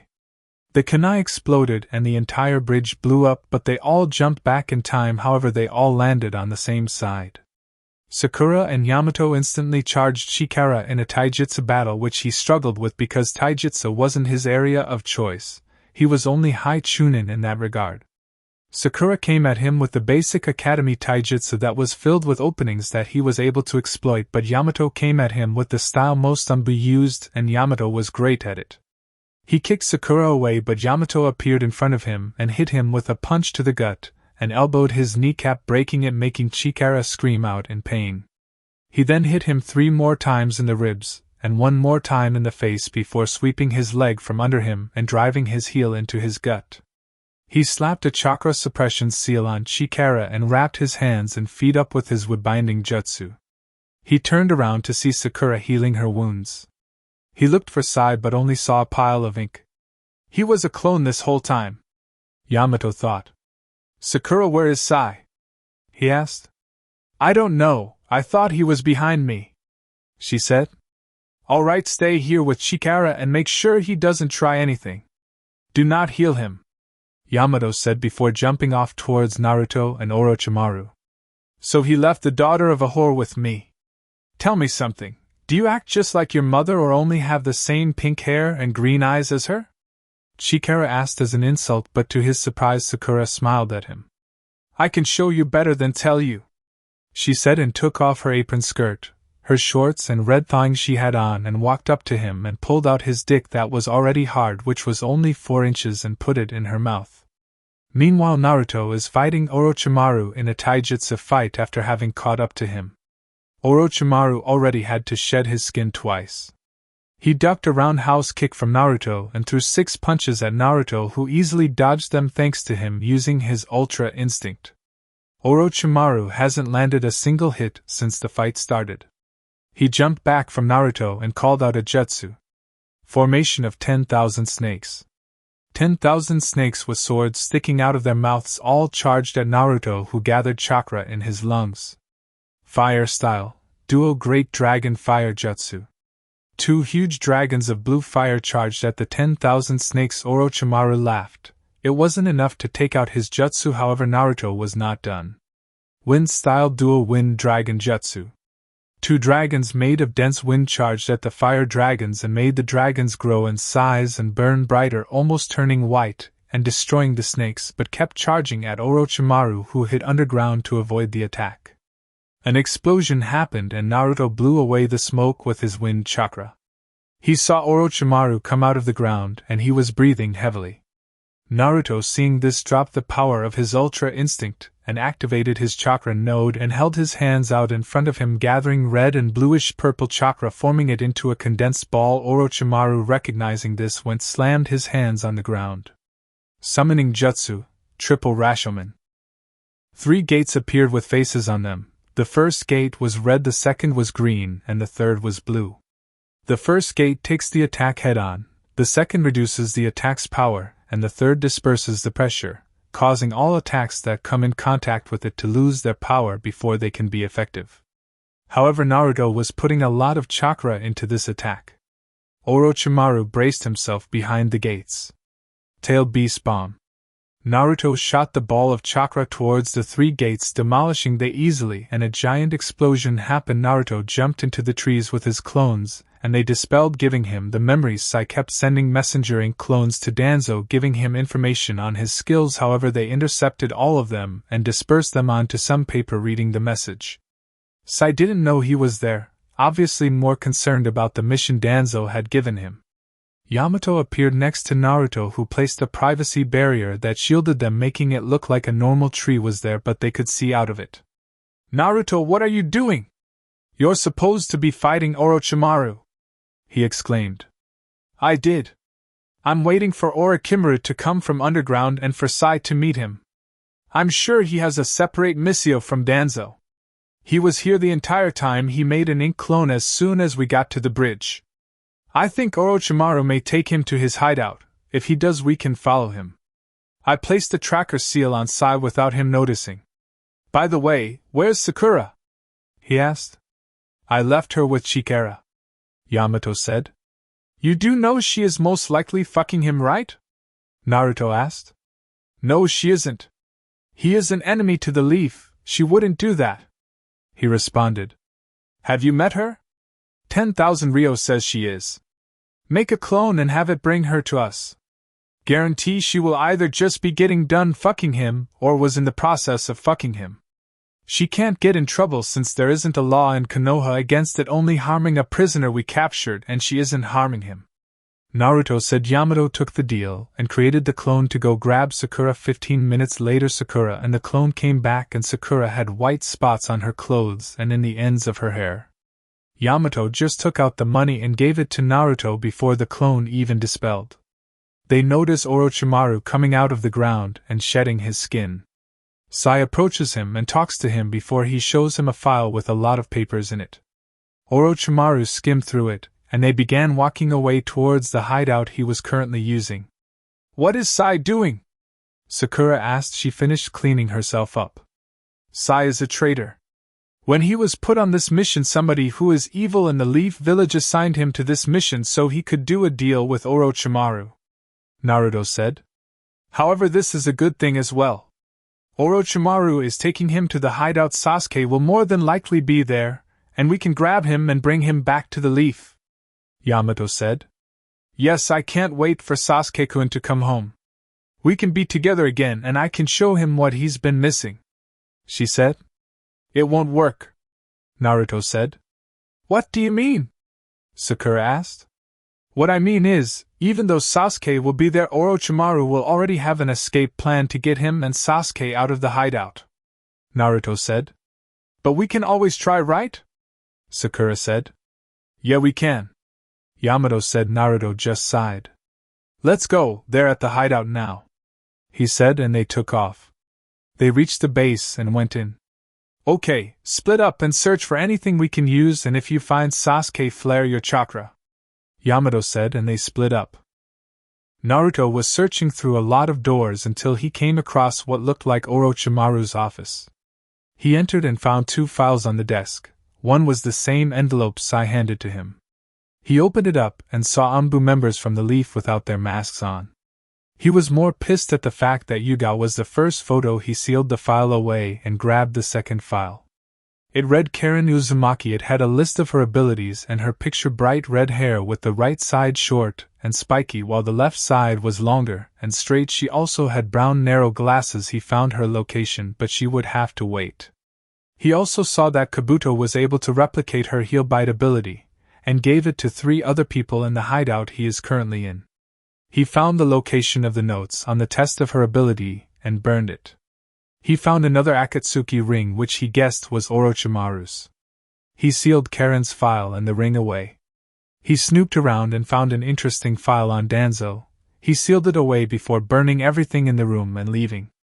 He went to the room that had the test subjects for Karen's heel bite ability and quickly killed them.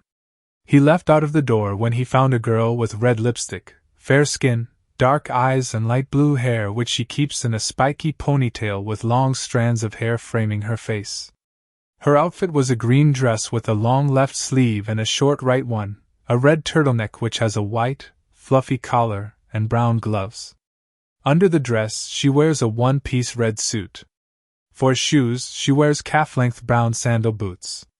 She also had a little boy with her. He had magenta eyes and long pale green hair. His outfit consisted of a kimono with a jade green inside and a gray outside, along with cadet blue pants with bandages down to his ankles, and wore shinobi sandals. His were low-cut and dark brown. "Who are you?"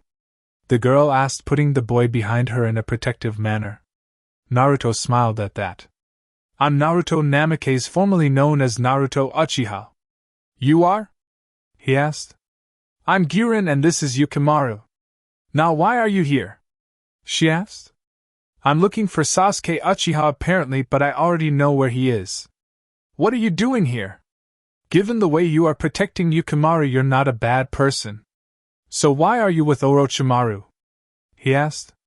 "I'm here because he took me in when I was younger because of my Kekkei Genkai, and I quickly rose to become his strongest shinobi after Kimimaro. I was supposed to become his next vessel, but he chose Sasuke Uchiha instead.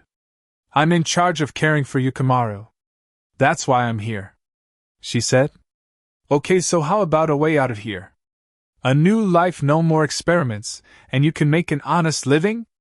Plus I can get rid of that curse mark you have," Naruto offered, shocking her. "What's the catch, and what about Yukimaru?" she asked with hope in her voice. "No catch, all you need to do is leave here with me. I can get you out undetected. You would come to live in the Leaf and either become a kunoichi of the Leaf or a regular civilian. I can give you a house that's paid for, so all you would worry about is putting food in the house. Also, I assumed Yukimaru was a package deal, so if you came, he came," Naruto said. "What do you say, Yukimaru?" Want to go live a better life instead of moving around a lot? She said. I'll go wherever you go, Girin.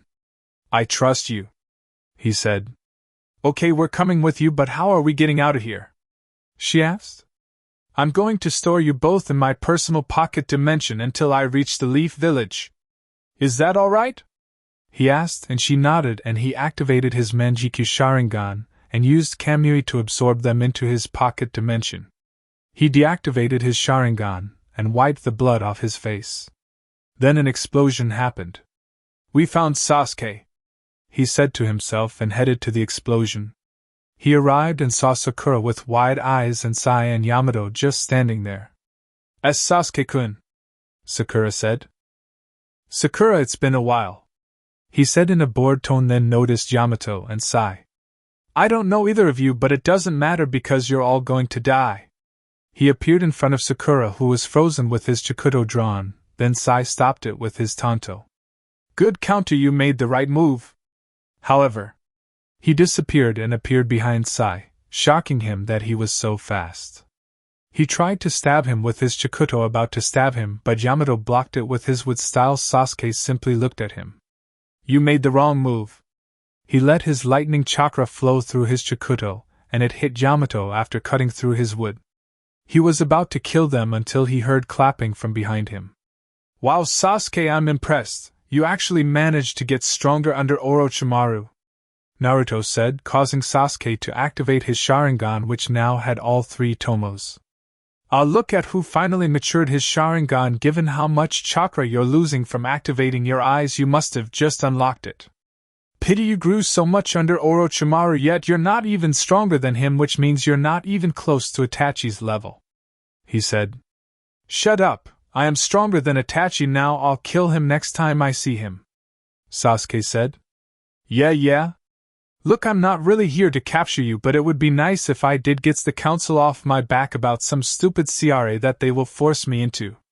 So I'm just gonna kick your ass a little bit until Orochimaru decides to show himself," he said, and vanished so fast that he left an after image fooling Sasuke's Sharingan. He was behind Sasuke and kicked him in the head, sending him flying into some debris. Sasuke got up and charged at Naruto with his Chikuto, but everything he did was dodged by Naruto, who used a brief moment of shock to backhand Sasuke away and broke his nose. "Enough!" Sasuke yelled. He jumped up to the highest ledge of the ceiling, looking down at them, and held his hand up in the air until somebody grabbed him. "Sasuke, we have to go now. We have things to do. You can kill them the next time you see them," Orochimaru said, and they began to sink into the ground. After they left, Sakura spoke up. "Why didn't you capture him, Naruto?" she yelled. "It was not our mission. Like Orochimaru said, he'll see us again." "Now, Sai," he said. "Yes, Naruto," he replied with a fake smile that turned into a shocked look. He looked at his chest, and Naruto's hand pierced his heart. He died right then and there. Naruto looked at Sakura and Yamato. "Let's get Chikara and head back." They nodded, and shockingly Sakura didn't say anything about Sai being killed by Naruto. They picked up Chikara and headed back to Konoha. They made it in less than 2 weeks because they didn't stop a lot even when Sakura complained. They checked in at the gates and headed to the Hokage Tower. They walked up the stairs while Sakura and Yamato did with Chikara. Naruto went up to the window. He entered and stood silently behind Tsunade as she and her clones did paperwork. A knock on her door made her dispel all her clones. "Come in," she said. Sakura, Yamato, and Chikara all entered. Chikara was nervous because he knew he was about to die. "Team Yamato returning from a completed or incomplete mission," Yamato said. "What does that mean?" Tsunade asked. "Well, we captured the spy who Naruto told us was indeed Bor. However, we didn't get any important info out of him," Yamato said. "Okay, where's Sai?" she asked. "I killed him," Naruto said from behind Tsunade, making her turn around and punch him back outside the window. He landed all the way at the gates and had to go back. Of course, he climbed through the window with no cuts or bruises, not even his clothes were damaged. "As I was saying, I killed him. He was a traitor and gave Orochimaru some important files," he said, and unsealed the file with the Umbu profiles in them. Okay, that's one down but not the one we're looking for. Good job on your mission. I'll give you all pay for completing an S-rank mission. Naruto killed Boar for me. Tsunade said. Naruto simply cut his head off with the Kubikurabocho. Naruto, stay back. Everyone else dismissed. Sakura and Yamato left, leaving Naruto, Tsunade, and the dead body of Chikara on the ground. Naruto made a clone and it cleaned the body up. So what else did you find? She asked. I found the file for the other Uzumaki. Her name is Karen, he said, unsealing her file to took from Orikimura's base. Tsunade read it and was shocked. Are you sure you killed all the test subjects and the notes and everything? She asked. Yeah, I destroyed his entire office. Oh yeah, one more thing. He activated his Manjikyu and used the Kamu. Out came Gyurin and Yukimaru. Explain. Tsunade said. So he told her the story about how he met Gyurin and Yukimaru and the deal they made. Gyurin also told her all she could about Orochimaru, but it wasn't much since she was never really around after she got Yukimaru. Okay, you have a choice. Do you want to be a ninja or a civilian? Tsunade asked. I want to become a civilian. I've seen and done enough in the shinobi world. I'm tired of it, but I will keep up my training just in case we are invaded or anything. Gyurin answered. Okay. What about Yukimaru? Tsunade asked. It's up to him. He has ninja training and is a water user. Gyurin said. Yukimaru thought about it for a minute. I want to become a ninja. But I'm already 14, so I'm too old for the academy, he said. That's fine, I have a team you can join, Tsunade said, handing him a Konoha headband. A knock on the door was heard. That's your team right there. Come in, Tsunade said, and in came Team Ebisu. Moegi, Udan, Konohamaru and Hanabi followed by Ebisu. Big brother. All four genin yelled and tackled him to the ground. Little monkey, Konohamaru, snot nose, Udan, red spots, Moegi, firecracker, Hanabi. How've you guys been? Naruto asked. We're good, we just came back from another boring D-rank mission, Konohamaru said. Yeah, I remember those days. Anyway, you guys and girls will be getting a new member to your team. This is Yukimaru. He will be joining you from now on. Yukimaru, meet your new team and friends, he said, but Yukimaru didn't answer. He was too busy staring at Hanabi, who had a blush on her face. Okay, since the lovebirds are staring at each other, Konohamaru, I have a gift for you. It's from your grandfather. As soon as he said that, the room went quiet. Even Hanabi broke out of her stare and was paying attention. A gift from the old man, he said, and Naruto nodded. What is it? Konohamaru asked with tears forming. When he died, he left me something that he wanted to give you when you became a genin. However, he sacrificed his life to save the village. During his final moments, he entrusted me with two things. One was he trusted me to protect the king and grow strong. The second was to give you his final gift. Naruto unsealed a giant scroll from his wrist, and Tsunade gasped at what it was. Naruto, is that what I think it is? She asked. Yes, it is. Konohamaru, this is your grandfather's summoning contract with the monkeys.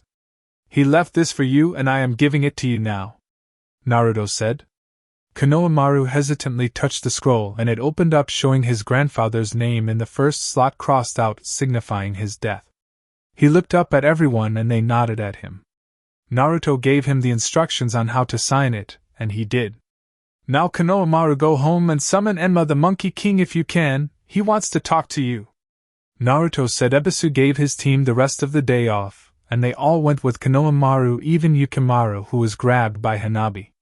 So that's taken care of, Gyurin. I need to show you where your house is. She nodded and he grabbed her shoulder and disappeared in a yellow flash to the Namikaze compound. Gyurin stumbled and puked on the ground. Sorry, I forgot it was your first time, Naruto said, and surprise, surprise, he got slapped in the face. Warn me next time, Gyurin said. She turned around and looked at all the houses. They were huge. I'm going to be living in one of these. How did you manage to get me one? She asked. I own this entire compound. My father had it built before he died. Now pick a house, he said, and explained to her how the houses were and who already lived there. She got to the house she chose and channeled chakra into the seal, and 2 keys popped out. She turned around and thanked Naruto for the house and went inside. Naruto went back to his house and went to the training area. He wanted to finish both versions of the Rasengan he had, so with that he created 600 clones and had them focus on adding wind chakra into the Rasengan while he works on the other version. For the one he is personally working on, it's at about 85% complete. He can create a large outside shell the size of his giant Rasengan and form small Rasengans inside of it, but he can't maintain the normal-sized Rasengans inside of it. They all disperse after a couple seconds. Both versions he is working on should be able to be thrown. He got to work and noticed his clones had paired up 2 in each group. I wonder if they figured it out and are just being assholes and not telling me, he thought. After he practiced for 5 hours, he finally got one version of the Rasengan completed. He cupped his hands to his side and created a large bubble of chakra, and then 5 regular-sized Rasengans formed inside of the bubble, orbiting around in the inside. He thrusted his hands forward and pushed the attack forward. It went flying at the training dummy and completely destroyed it. I wonder if the outside bubble is destroyed, will the smaller Rasengans go away or still fly towards the target? He said he dispelled his clone, and he was right, they were assholes. They made the jutsu, however he couldn't throw it. He just needed names for them. I got it, the one I worked on, I'll call it the orbiting Rasengan. The other will be called wind style, Rasen Shuriken. With that he went to sleep. He woke up the next morning and went to see Tsunade. He put on his usual Jonin outfit with his guardian flag tied on his hip. He flashed to Tsunade's office and climbed into her window. He saw her sleeping at her desk and must have figured she pulled an all-nighter. He channeled chakra to his hand and started to rub her back in a soothing motion. "Granny, it's time to wake up, it's almost 9 a.m., he said in a soothing voice. Shizen walked in with a stack of papers and was surprised Tsunade was still there. "I wouldn't do that, Naruto, she tends to be violent when she wakes up," Shizen said. "Don't worry, I got it," he said, and continued to rub her back, waking her up with a yawn. Shizen was shocked that she didn't lash out. "What happened?" she asked. Her words were a bit slurred.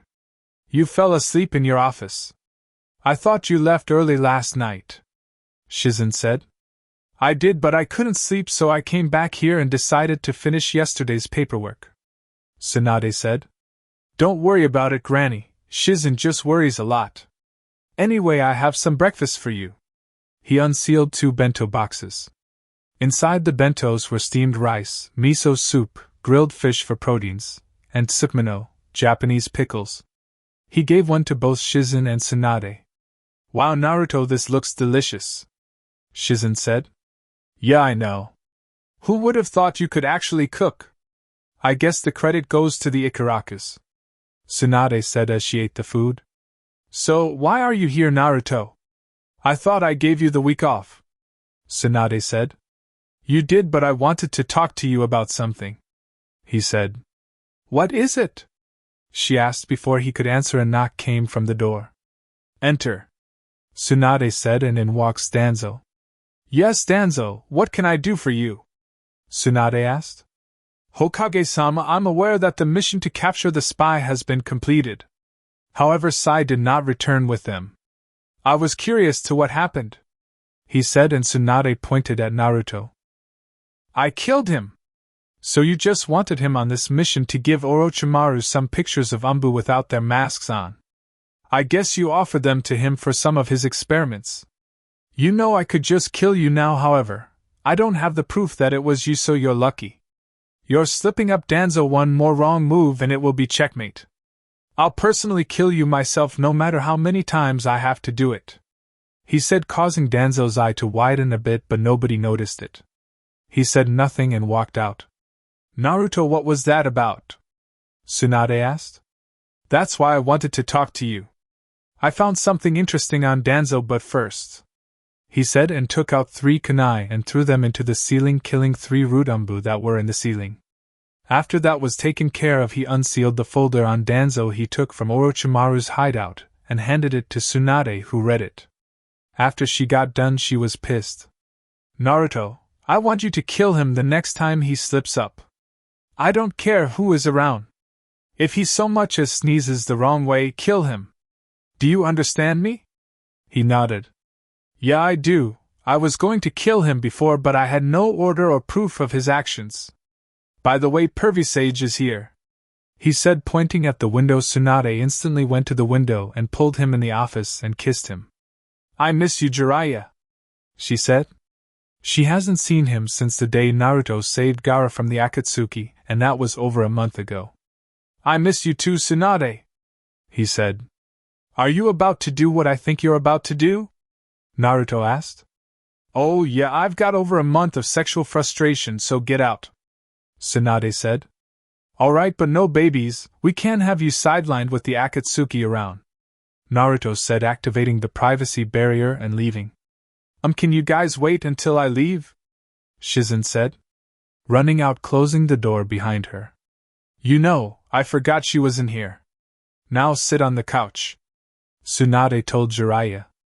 Shizen walked up to Naruto and slapped him. What the hell was that for? He asked, rubbing his face. That was for leaving me in there with them. I almost had to watch them having sex, Shizen said. I honestly forgot you were in the room, Shizen-ne, Naruto said, which got him slapped again. Shizen stormed off after that. Why does everybody keep slapping me? He asked. He turned around to leave, then got slapped again. What the fuck us everyone's slapping me for? Naruto said. Oh, it's just me, fuck face. I need to hand in the mission report to Lady Tsunade. He looked down and saw Tayuya. Well, I wouldn't go in there. Jiraiya is in there with her. You might as well give it to Tsunade, he told her. So she has her usual all-day fucking appointment. Okay, that's fine, I hand this in and go grab Lee so we can do the same. I need my flames of fucking youth pounded into existence again after this mission, Tayuya said. Don't ever say that again. Anyway, hey Ino, how's it going? He asked Ino, who was also there. I'm good actually, I don't really go on a lot of missions. I mainly stay in the TNI department, or run the flower shop. Choji and I are good too. He wants to become a jonin, so he is hoping for a field promotion. Now that I think about it, Naruto, besides Kiba and Sakura, you're the only one who doesn't have a girlfriend. What gives? Ino asked. I haven't found the girl I want to spend the rest of my life with yet. I mean, yeah, I have girls and everything fawning over me, but I would rather get with somebody out of love. I'm not like Sakura, he said. I see, but about Sakura, I don't know what happened to her. Yes, she talked about sex a lot when we were younger, but I didn't think she would turn out like this, Ino said. All of the female Harunos are like that. Hell, I've seen actual footage of her mother in action despite her being married. Hell, I think her husband was the one recording it. I guess randomly sleeping with a lot of men runs deep in her family. Sakura only became a genin because her mom fucked all the teachers, male and female except Iruka, Naruto said. Wait, so that shit was the about some lady fucking the entire staff at the academy for 5 years straight was true? Tayuya asked, and Naruto nodded. Well, damn, I know who to keep my future children away from. Anyway, I'm handing in my mission report. I've gotta go have Lee pound me until I can't feel my legs, Tayuya said as she walked off. I really don't need that image in my head, Naruto said. Yeah, me either. I'm off to do the same, except me and Choji are more into the slow and passionate paced sex. I'll see you later, Naruto, Ino said and walked off. Didn't need to know that either, he said, and walked home to work on his Raisin Shuriken. He practiced the Raisin Shuriken until about 2 p.m. when he felt a pull from one of his kunai. He flashed away and arrived, stopping a scythe with his Kubikura Bocho from stabbing Fu, who was beaten and had torn clothes and bloody, but he didn't see any cuts. Well, if it isn't the Kyuubi Jinchuriki. Today might be our lucky day, Kakazu. We will be bringing in 2 Jinchuriki and I get 2 sacrifices for Jashin, the man with the scythe said. Shut up, Haiden. Nobody cares about your fake religion. We are not to touch the Kyuubi Jinchuriki. Pain-sama said he will deal with him personally in a few months. You're lucky, Nanabai Jinchuriki. We will be back for you, Kakaza said. Hey, fuck you, Kakaza, I need my sacrifice for Jashin, you money-hungry son of a bitch, Haiden said, and charged at Naruto and Fu. Before he could even get halfway, his head was separated from his shoulders. Fu and Kakazu just stared on at how fast and easy he did that. I need to tell Pain-sama about this, Kakazu thought. Hey Kakazu, get your ass over here and reattach my fucking head, you piece of shit. Hey QB brat, you son of a bitch, do you know how much this shit hurts? I'm going to look like a freak for a couple of days. The head of Haiden said. What the fuck? Naruto said. They call themselves the Immortal Duo, but can you get me out of here please, Naruto? I don't feel good. Fu said, and she threw up right after she was finished talking. Naruto picked her up in bridal style and flashed back to Taki in Shibuki's office. What the hell? Naruto, what are you doing here? Oh shit, what happened to Fu? He said as he ran to him and took her out of his arms. She was attacked by the Akatsuki? Why was she out on a mission by herself? Naruto asked. She wasn't on a mission by herself, she was on a team with 3 Anbu members, Shibuki said. They attacked me as soon as we ran into the Akatsuki duo. They should be back in the village already, most likely want to wait a few days before telling you I'm dead, Fu said as she threw up again. When you find those 3 Anbu, Shibuki, kill them, Naruto said. Oh, I already planned on killing them, Shibuki said in a dark tone. Fu, can you tell me about Haiden and his abilities? Naruto asked. He doesn't really use ninjutsu or genjutsu or taijutsu, he is mainly a kenjutsu specialist with that side of his. However, it's his kenjutsu that you should worry about. If he gets the slightest drop of blood, he can make some kind of design on the ground and then drink your blood. All damage he does to himself is inflicted to you. That's why when you showed up and I was bloody that you didn't see any cuts. He can do any amount of damage to his body and it won't affect him. That's why when you cut his head off he was still talking. In a sense he is immortal as long as he makes sacrifices to whoever that Jashin is. Him and Kakazu called themselves the Immortal Duo because with Kakazu and his 5 hearts and Haiden being able to take any kind of damage without dying, they are basically immortal, Fu said and threw up again. Naruto decided to check her with his sensing abilities and found a 3rd chakra signature inside of her. Thank you, Fu, I appreciate it. So are you and Shibuki dating? He asked. She nodded and blushed, as did Shibuki. Well, the reason you keep throwing up is because you're pregnant, he said, and she froze and Shibuki passed out. PP pregnant? I'm going to be a mother? She asked, and Naruto nodded. How long have you been throwing up like that, Fu? He asked. I've been throwing up for about 2 weeks now. I thought I was just sick, she said. Fu, it's impossible for a Jinchuriki to get sick or catch any kind of disease. The tailed beast inside of us will automatically heal us, Naruto said.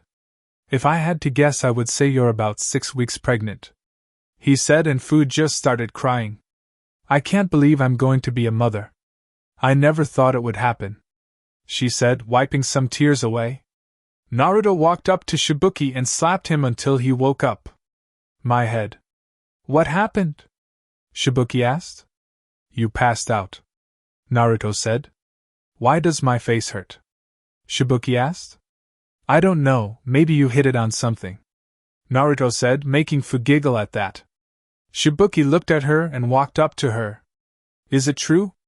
Is she really pregnant? He asked. Yes, she is. Congratulations, you're going to be a father, Naruto said. Shibuki only nodded and scooped Fu up before giving her a kiss. No more missions for you. You will be by my side every day of the week, and if I leave out you will come with me and I'll hire Naruto as our guard, Shibuki said. I still need to make money, Shibuki, she said. I'm giving you a 9-month S-rank mission for your pregnancy with a monthly salary of 300,000 Ryo every other month, Shibuki said. A female Jinchuriki is pregnant for 10 months, not 9. Naruto told him. Okay, 10 months, it is 300,000 Ryo every 2 months. Shibuki said he made the mission paperwork and stamped it. I'm so excited. I can't believe I'm going to be a mother, Fu said. We need to think of a name for the baby, she said. I'm going to go. This is a moment for you both and not me, Naruto said. Thank you, Naruto, for all you've done for Taki. This is the scroll with the alliance and terms I drew up for our villages. I know it took some time, but I've been busy. Shibuki said. He handed the scroll to Naruto and shook his hand. Fu came up to him and gave him a big hug. Thank you for saving me and giving me the best news I could ever ask for. She said. He nodded and flashed away to the Hokage office. He looked at the clock and saw he was gone for about 2 hours. He entered through the window and saw Tsunade and Jiraiya cuddled up on the couch. He used his sensing ability to check Tsunade and see if she was pregnant. To his relief, she wasn't. Yo, pervy sage, pull your dick out of my grandmother. All three of us need to talk, he said. First of all, I don't pull out with Tsunade, and secondly, good job on the window entrance. Jiraiya said. Tsunade slapped him for that first comment. Even if it was true, she liked it better when he finished inside of her. Okay, so what's up, Naruto? What do you need to tell us that's so important? Tsunade asked. I know 2 more Akatsuki members. He said. They both got serious. Who? Jiraiya asked. Well, one is Kakuzu. He is still alive, but it's due to the kenjutsu I told you about. He has a partner named Haiden and they go by the Immortal Duo.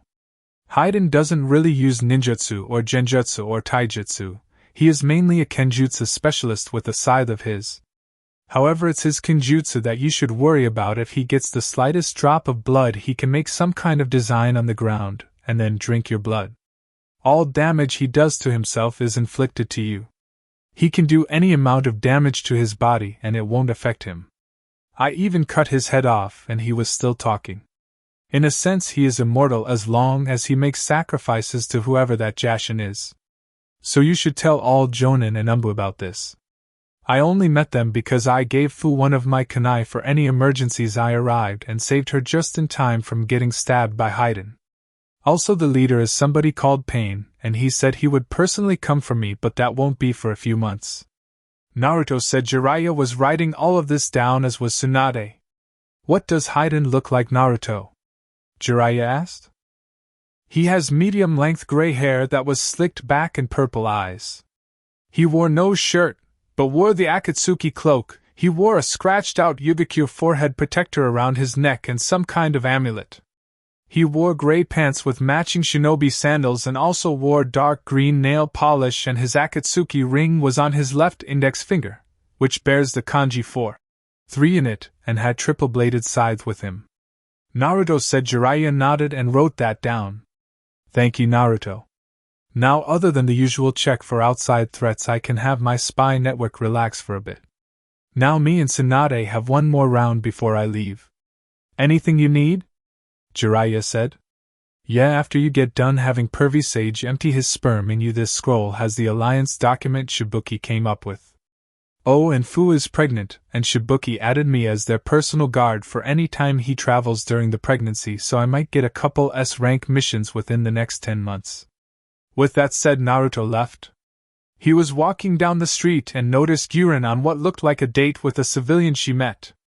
He smiled at her and kept going until he made it home. He activated his Sharingan because when he looked at the ground around the compound, he noticed a gigantic seal on the ground in the middle of all the houses. He memorized it and went home through his father's notes on seals and found what he was looking for along with a note. Finally, after my trials and heartbreaks, I've finally made the seal that can restore the compound if it is ever destroyed. I know I made it gigantic, but I want to put this seal around Konoha just in case the same thing happens. I can't let anything happen to my mother's village after all.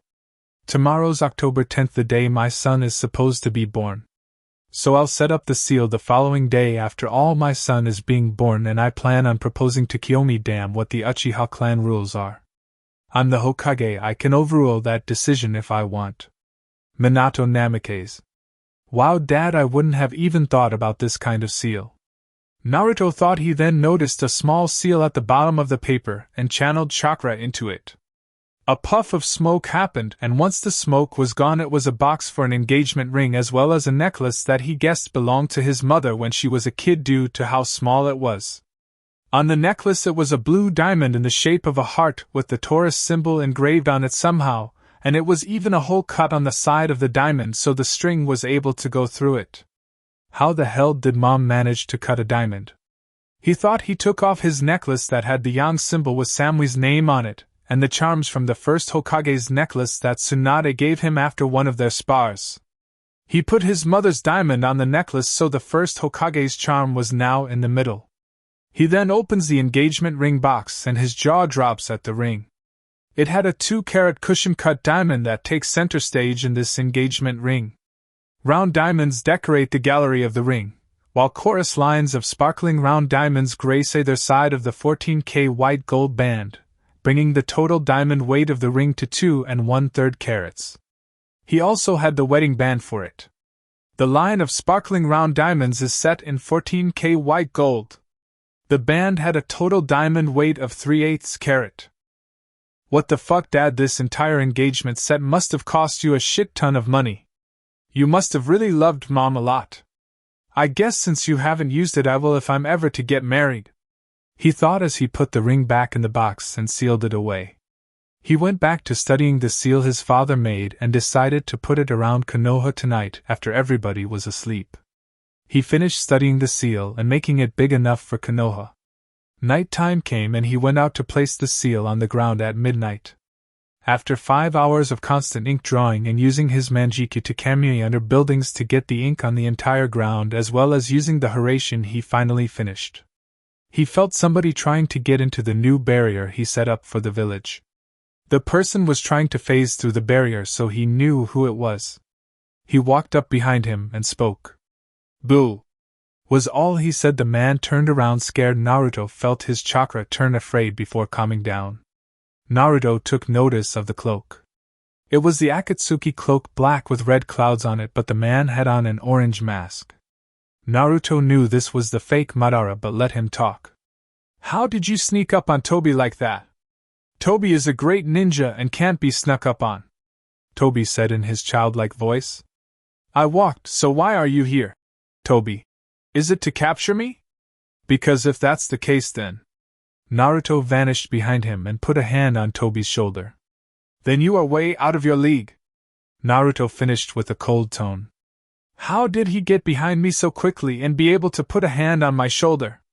My kamui is almost instinctive. There's no way he is faster than my kamui," Tobi thought. "Oh no, Tobi is not here for you. Tobi is only doing as Pain-sama ordered. I am to spy on the Kyuubi Jinchuriki because Tobi is a good boy," Tobi said. "Well, tell this Pain-sama of yours that I'll be waiting for him when he comes for me in a few months, and I'll kill him like I did the other 2 members of your group," Naruto said. Pain-sama wouldn't like that if I told him. He will be even more mad to find out you killed Sasori and Deidara-senpai. So since you killed them, can Tobi have the rings? You must have taken them," Tobi said. "Why the hell would I want a dead man's ring? I don't have them. I'm not a fan of jewelry. So take your friend that's spying from the tree and leave." Naruto said he knew Zetsu was there the entire time. Tobi stood there before a swirl appeared from his right eye absorbing him, and the other Akatsuki member went underground and left fast. Naruto sighed and went home. Next day Naruto woke up and decided to visit Anko at home. He went to her house and knocked on the door, and Kurenai answered. "Naruto, it's good to see you," she said, giving him a hug. "You too, Nai-chan. Is Anko here?" he asked. "Yes, she's in the living room, come in," she said. He entered and took off his sandals before walking to the living room. When Anko saw him, she ran at him and thanked him for the house. "Thank you so much for this house, Naru-chan. Me and Irika love it. We already christened the entire house. Especially the hot springs. I tell you, Irika may act like a nice gentleman, but when it comes to sex he is a beast. Although he says I can do better on top, I mean no matter how fast or slow I grind my hips, he says I can do better," Anko said. "Have you tried planting your feet and lifting yourself up and down while you're on top instead of on your knees grinding your hips?" Naruto asked. "No, why?" Anko asked. Kurenai was also curious about this. "Well, think about it. It's like him going in and out of you in the missionary position, but you're on top and can give you a lot more pleasure," Naruto said. "I'm doing that tonight when he gets in. What about you, Nai-chan? You gonna try it out since you have the same problems?" Anko asked. Kurenai only blushed but nodded nonetheless. "So Naruto, why are you here? Not that it's a bad thing, but due to your missions we barely see you anymore, Anko said. Well, I figured it's been a few years since the three of us hung out, so if you both have the day off, I wanted to take you out shopping, he said. I have the day off, Anko said. What about you, Nai-chan? Actually, that's why I'm here, and it's good that Naruto is here too. I'm actually taking a break from missions. Me and Asuma want to start a family. He will still do missions, but he said the moment he has a bad injury he will retire. Besides, I have about 50 million ryo saved up from all of my missions and Jonan's salary combined. Not to mention the 200 million ryo we both received 2 weeks ago from a unanimous person, she said, looking at Naruto, as did Anko. It was because you both helped raise me. I figured I would pay you back somehow. Now let's go, I'm taking you both out shopping, he said as soon as he said that they were both dressed and had their makeup done well. Kurenai did Anko only use his lipstick. They went out shopping, but Naruto grabbed Ayam from work claiming she needed a break, and after a 30-minute debate Ayam lost and went with them, and she did not regret it. Naruto spoiled them so much that the women that were with their significant other were getting jealous. They each got a lot of dresses, so much that they could go 6 months without wearing the same one. They got matching shoes, 3 pairs for each dress. They dragged him to a lingerie store where they got almost everything in their sizes. They dragged him to a sex shop in the red light district and bought all kinds of outfits, toys, and games to spice up their sex life. The final thing was he took them to get some jewelry. They all picked a lot of earrings, some were diamonds, and some were pearls. They did the same for necklaces but didn't touch the rings. They all said the only ring they want is the engagement ring and the wedding band. Unknown to them, Ichiraku was actually planning on proposing to Anko soon. He already bought the ring. After shopping, Naruto sealed all of their stuff in 3 separate medium-sized scrolls and then took them out to eat at a fancy restaurant. Now they were all at Anko's house, sitting in the living room.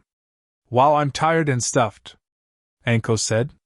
Yeah, I know, I haven't shopped or ate so much before, Kurenai said. At least you guys don't own a restaurant. I don't even want to look at food for a month, Ayam said. So why not take a vacation? Naruto asked. I want to, but Kotetsu doesn't get that amount of time off unless he gets an S-rank mission, and he hasn't had one in over 2 years.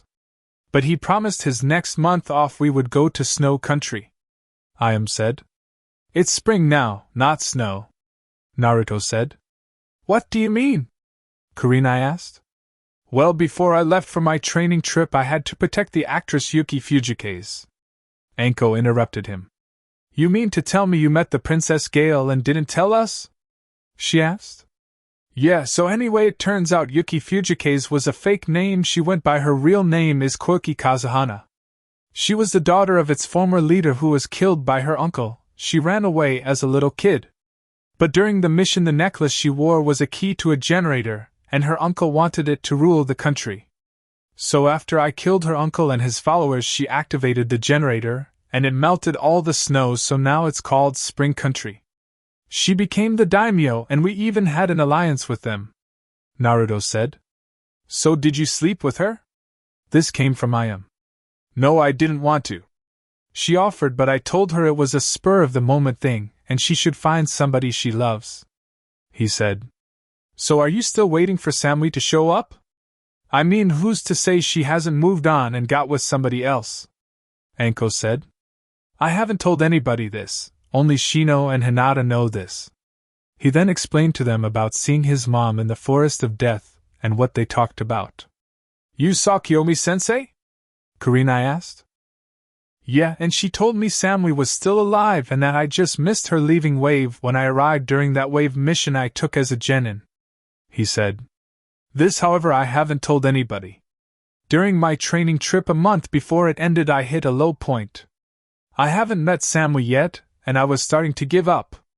I went to a bar, and since I am a ninja I bought a lot of sake and I drank sake for 5 hours straight. Then the daimyo had a friend over and his daughter was sending me signs the entire time she was there. She found me and told me after I was done to meet her in her room. I was going up to her room but time froze. I thought I was in a genjutsu and activated my Sharingan but couldn't dispel it. I was about to try again but then Kami came and stopped me from breaking it. She told me she knew what I was about to do and not to go through with it because Samly hasn't been with anybody or even kissed another boy. She's been saving herself for me. Cammy said she had the same conversation with her a week before me. So I walked away and went back to my room. If Samly was saving herself for me, I'll do the same. He said. All of the girls had tears in their eyes. Kurenai spoke up first. I know how you feel, kind of. I was at a low point in my life as well. I was a chunin still going on about being the greatest genjutsu user ever. I wanted to be even better than some Uchiha. I was so dedicated to genjutsu that I would neglect every other form of training. After being bullied and criticized for 5 months, I snapped and trapped some boys in an S-rank genjutsu that it took the Hokage to break them out of it. Then I became cold to everyone except Anko, Hana, and Yugao. I was being left alone, but one day after I came back from a B-rank mission, my house was trashed, and the ruby necklace I wear belonged to my mother. The house was trashed. I didn't care about that, but somebody stole my mother's necklace and pissed on her photo I had on my dresser. I walked up to the Hokage monument, and was about to jump until Asuma found me. He found the people that stole my mother's necklace and got it back for me. He pulled me back right as I was about to jump, and just held me until I cried. Ever since then I've been with him, but only kept up the Ice Queen facade until I grew tired of wearing a mask. Kurenai said. You all know my story, but what you don't know, a reason why I kept men away, even the really good ones, was because Orochimaru, when he was my sensei, would pay people to try and rape me and mentally break me so I could be of more use to him. I found out after he abandoned me. One day I was sleeping and I felt somebody enter my bed and grab one of my breasts. I tried to move, but my hands were tired down, and I had a cloth tied over my mouth so my screams were muffled, and I couldn't get help. I kicked the guy off of me. When he went to take my panties off, I added chakra to the kicks so he could be out for a while. I tried to get out, but I couldn't, so I had to break own wrist and hand to get one hand free, and I untied the other hand, but the guy already got up. He tackled me down, and this time got my panties off. He was messing with his pants to pull his dick out, but was struggling, so I grabbed a kunai from his pouch and stabbed him in his chest multiple times, even after he was dead. I wanted to make sure that fucker couldn't do that to anybody else. I only stopped when somebody grabbed my hands.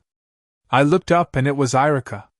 He just held me and took care of me. That night he took me to his house and I stayed with him until I graduated. He was awkward around me, but he always was even before then. I asked him what he was doing at my house and he said he just had a feeling I was in trouble. After that I've had a big crush on him, but like he said when we got together on our date, thanks to Naruto, he felt the same way but couldn't tell me because he was shy, and then I left with Orochimaru. I got back and he was in Umbu. I didn't see him until a month after Naruto started the academy. It was awkward between us because we both knew there was a line we needed to cross, but nobody wanted to take the first step. Ever since we got together I make sure to tell him I love him at least 20 times a day. Anko said. Wow, I did not expect this day to turn into this. Naruto said. Yeah, me either, but I do feel like a weight was lifted off of my shoulders. Kurenai said. Yeah, me too, I've never felt so relieved. I feel like a new woman now that I got that out. Anko said. I never knew you guys went through that. You walk around like nothing could bother you. I guess that's what you have to do if you're a ninja. Ayam said. Everybody has scars, Ayame, but I have a confession to make to you. Remember that guy, and I'm sorry for bringing this up, but remember that guy who tried to rape you when you were 13 because Ichiraku's forced him to shut down his ramen shop? He asked. Ayam froze and nodded. When she was 13, this older guy about 55 years old lost his shop because Ichiraku's took all his customers and threatened Tucci to close his shop or he would pay. Tucci obviously refused, so one day when Ayam was closing up by herself, she went to throw the trash out in the dumpster. She was grabbed from behind by the same man, and he just ripped her clothes off, and she was screaming for help. The man lined himself up to her entrance, and before he could enter her, he was tackled off of her, and when Ayam opened her eyes she had some clothes in front of her, but the guy was gone. She put the clothes on and hurried to close the shop and told her dad. Tucci told the third Hokage, but they never found the guy. It was as if he fell off the face of the planet. Well, the reason why the third Hokage never found him was because I killed him. Naruto said. He got a gasp from all three ladies in the room. Naruto-chan, are you telling me you had your first kill when you were 7? Kurenai and Anko asked at the same time. He nodded. I was walking around town on my way home when I heard you screaming for help. I saw civilians and ninjas all look towards the alley and walk away. I ran up to the alley and noticed it was you. I saw him take his dick out and was about to force himself on you, so I tackled him off of you. I found some clothes in a bag next to the garbage and gave you some. I dragged him to an abandoned house and tortured him until he begged to die. I cut off his dick first, but he couldn't scream because he was tied up, and I sewed his lips together. I stabbed him 110 times in different parts of his body, 55 times for his age, 13 more for your age, and 42 times for the age difference. I cut one of his eyes out too, and his fingers and toes off. I also cut his stomach open and his guts came out. I put him in a body bag I stole from an umbu that dropped it a few weeks ago. I mainly used it for all my ninja supplies until that night. But anyway, I put him in the body bag with his eyes, guts, fingers, and toes.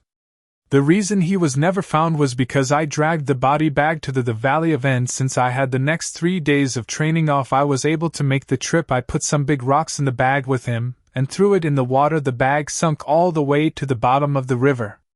The house that was burned down 4 days after he tried to rape you was the house I tortured him in. I used the fire to burn the evidence away. He said all three of the girls gave him a hug because it was obvious that he felt guilty about not telling her. Why didn't you tell me, Anko or Kurenai? I asked. I didn't want you to think I was a monster. I never had a sister or mother figure in my life. I didn't want to lose any of you, he said. Naruto-chan, we wouldn't have left you. Hell, I would have helped you torture him and get rid of the body, Anko said. Yeah, I would have told the Hokage to call off the search. I mean, we looked for almost a year and found no evidence. Even the tracking dogs couldn't find anything on him, Ayam said. Naruto, I'm proud that you stood up for Ayam, but next time just let us know so we can help. Kurenai said. They all hugged in one big group hug for 10 minutes.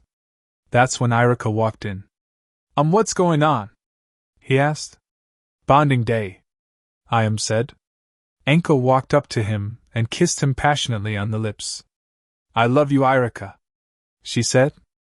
I love you too, he replied. Anko then whispered something in his ear and he ran out back to the hot springs. All right, this day has been fun, but my man is home. I have lingerie to wear, sex toys to try out, and a dick to ride into the sunrise. Unless you want to hear us, I suggest you leave, she said, running up the stairs to her room to get her stuff. They looked at the clock and it was 9 p.m.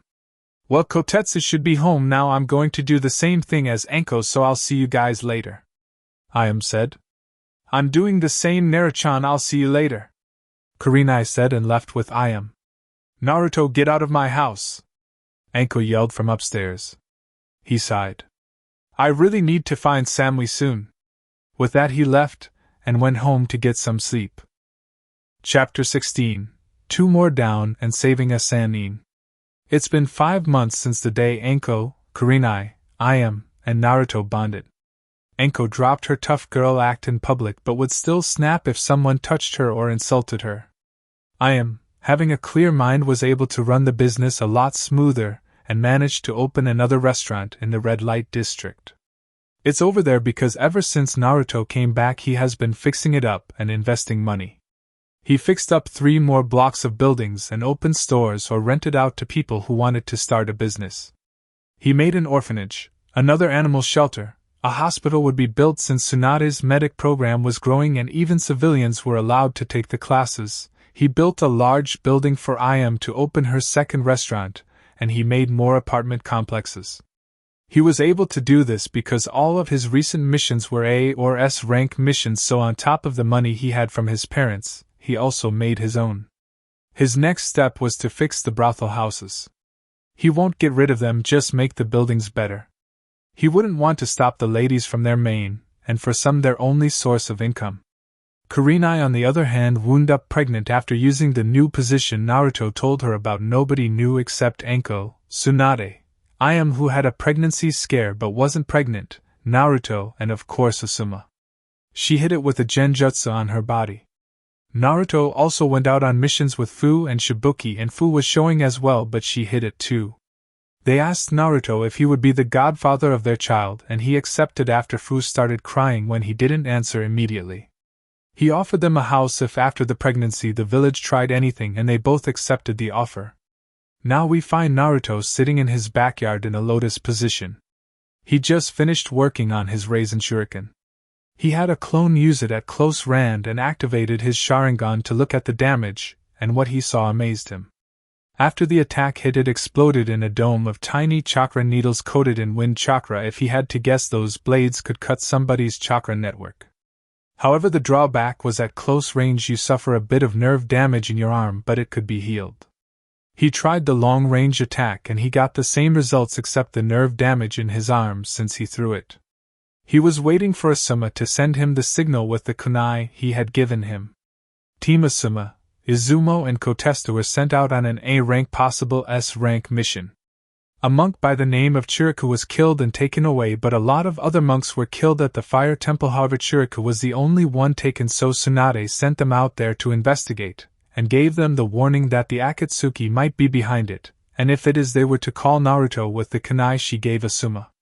Naturally, Kurenai and Ayam were worried, so they stuck together the entire 2 weeks they were gone. Naruto was pulled out of his thoughts when his eyes snapped open. Kurenai and Ayam, seeing this, got worried, and he flashed away. He arrived seeing Asuma bleeding on his thigh a lot but no cuts, and his face was burnt but no skin was peeled. He looked at Haiden, and saw he was black and white standing in that circle again. I need to take him out of that circle. Sorry Asuma, but this will hurt, he thought. Ha, you're too late, bitch. I'm gonna sacrifice his ass to Jashin. Say goodbye, fucker. Haiden said. He raised his scythe to stab himself through the heart, but before he could stab himself he was kicked out of the circle and flew into some trees. Ouch, Asuma said, holding his face. Sorry Asuma, Naruto said. It's fine, at least that jutsu is over with, he replied. Ino, heal Asuma as best as you can and whoever else needs help, Naruto said. Sure thing, she said, and started to heal Asuma. We need to get back to the leaf for you all to get healed. All of you are not ready for this fight except Shikamaru, but that's only because he is extremely smart, but he still needs to plan ahead. He can't think of something on the fly, he said. Hey, you fuckers aren't going anywhere. You cut my fucking head off last time and Kakuza had to sew it back on. I looked like a fucking idiot. Do you know how fucking much that shit hurts? It's a fucking lot, Haiden said, pissed off. How about I cut your dick off next time so Kakuza can reattach it? That way it's in your pants so nobody can see it, Naruto said. That would be fucking better than my fucking head having stitches around it. Kakuza can just put my dick back on and nobody will know, Haiden said. So you want Kakuza to touch your dick if it gets cut off? Naruto asked. Yes, despite him being an evil asshole, he has some soft-ass hands. I can only imagine the feeling of those hands reattaching my dick. I bet it would feel good, Haiden said, not paying attention to what he is saying. I see, Naruto said. Haiden thought about what he just said, then realized how it sounded. Wait, you motherfucker, not like that. Kakuzu, if you touch my dick I'll fucking kill you. Do you hear me, you money-hungry son of a bitch? Haiden said. Haiden, shut up. Let's go, that one is the leader's target. Remember, we can't touch him, Kakuza said. You're fucking lucky, bitch. Next time I see you, if Pain-sama doesn't get you your ass in mine, you fucking hear me, mines, Haiden said. Kakuzu, tell this Pain, as you all call him, that when he comes after me he will die, Naruto said. Kakuza didn't say anything, he just walked away with Haiden, but Naruto knew he would pass the message on. Naruto, weren't you scared of them? Choji asked. No, I've already killed one of them. Temari also was involved in the death of one. This shocked Shikamaru since he didn't know. She didn't tell me she fought an Akatsuki member. When did this happen? He asked. During the rescue mission to save Gaara. She probably didn't tell you because of how she died. Next time you see her, ask her about it. Now everybody grab on, we're heading to the Hokage Tower so Chain Smoker can get healed, he said, and everybody was connected to Naruto, and he just flashed away. They made it to Tsunade's office and everybody was dizzy. Kurenai and Ayam, who were in the room, ran up to Kotetsu and Asuma. "Asuma! Are you okay?" Kurenai asked as she speed-walked to him. She couldn't run due to her being pregnant. "Kotetsu! You're okay," Ayam said as she ran and hugged him. "Yeah, they're fine. Ino had to heal them, but clearly looking at Asuma's face, he needs a bit more healing." Naruto asked. "I did the best I could, Lady Tsunade, but I couldn't heal the burn mark completely," Ino said. "It's okay, Ino, I can heal the rest of it." Tsunade said. She walked up to Asuma and began to heal the burnt side of his face. "So what happened? Was it the Akatsuki?" Tsunade asked. "Yeah, it was. Then we ran into Kakazu and Haiden. They were after the bounty on Ichiraku, so they attacked the fire temple. They wanted the bounty on my head as well, but Naruto showed up and they ran away. They said something about their leader coming after Naruto in a few months. I read the file on Haiden, but the guy, knowing he can't die, just kept charging in and managed to give me a small cut, but it was enough to start his ritual. He stabbed himself in the thigh, which affected me, and tried to go for the heart, but I channeled chakra into Naruto's kunai, and he arrived and kicked him out of the ritual," Asuma said. "Lady Tsunade, we need to hunt them down. It's only a matter of time before those two attack again. I've come up with a plan to kill Haiden, and Kakuzu will be easy. Just destroy his masks before killing him," Shikamaru said, with Choji and Ino nodding in agreement. "You're not ready, Shikamaru," Naruto said. "Naruto, you said it yourself. Shikamaru might only be the best person to take them in other than yourself." "Why are you saying he isn't ready?" Ino asked. "Because, like I also said, Shikamaru doesn't have the ability to think of a plan while in the middle of a battle. Come up with things on the fly if something goes wrong. Let's say his plan fails, what is he going to do? Kneel down in his thinking position to come up with a plan? The Akatsuki won't give him the chance. Once he tries to do that, he will be killed. That means no more shogi games, no more cloud watching, and no more temari," Naruto said. Shikamaru sighed. "He's right, Ino. That's the one weakness of all the Nara clan members. We come up with a battle strategy, and just that one, we do this so much that we just don't possess the ability to think of a plan on the fly," Shikamaru said. "So what are you guys going to do? You can't just let them roam around freely," Ayam said. "We aren't. I have a simple plan that should be able to work," Naruto said. "What is it?" Kurenai asked. "I have a soul purification seal that was created by the Uzumaki clan. It's made specifically for people like Haiden. It basically cleans their soul, getting rid of all of the tainted properties about it. It would cut off his immortality abilities and cause him to die when he takes a fatal blow," Naruto said. "How are you going to place the seal on him?" "We can't get close to him, remember," Choji said. "That's where you three come in. Shikamaru can stop him with his shadow possession jutsu, and you can stop him from trying to break out for at least 2 seconds with your mind transfer jutsu, giving Choji enough time to slap the seal on him. You can also take out one of Kakuzu's hearts. I'm going to sneak up on him and destroy one of his hearts, most likely the earth mask, and get some of his blood and put it in a vial. Since Shikamaru probably had this part in his plan, you act like Haiden cut you, but in reality you made him cut open the vial of blood, and knowing him, he will want to quickly kill you, so he will stab himself in the heart, taking out one of his hearts. I can destroy the rest of them on my own," Naruto said. Shikamaru thought about this plan. The only thing he really had to do was fake an injury, and from the way Haiden acts he would easily fall for it, and then he just had to stop him so Ino and Choji could do their parts. Simple yet effective. He knew Kakuzu wouldn't get involved because Naruto would be there. He would need to focus on him instead of helping his partner. "When do we leave?" Shikamaru asked, and Naruto looked at Tsunade. "We have to wait for the spy network to give us any information on the next time they are in the Land of Fire. If they are close by, then I'll send you all out on a mission. Until then, remain in the village and don't sneak out." Tsunade said. They all nod. "Good, you're all dismissed." Everyone left but Naruto. "Something else you need to tell me?" she asked. "After my next fight with this pain guy, It's going to be time for the transplant. If you aren't available, I can have Anko or Tayuya do it.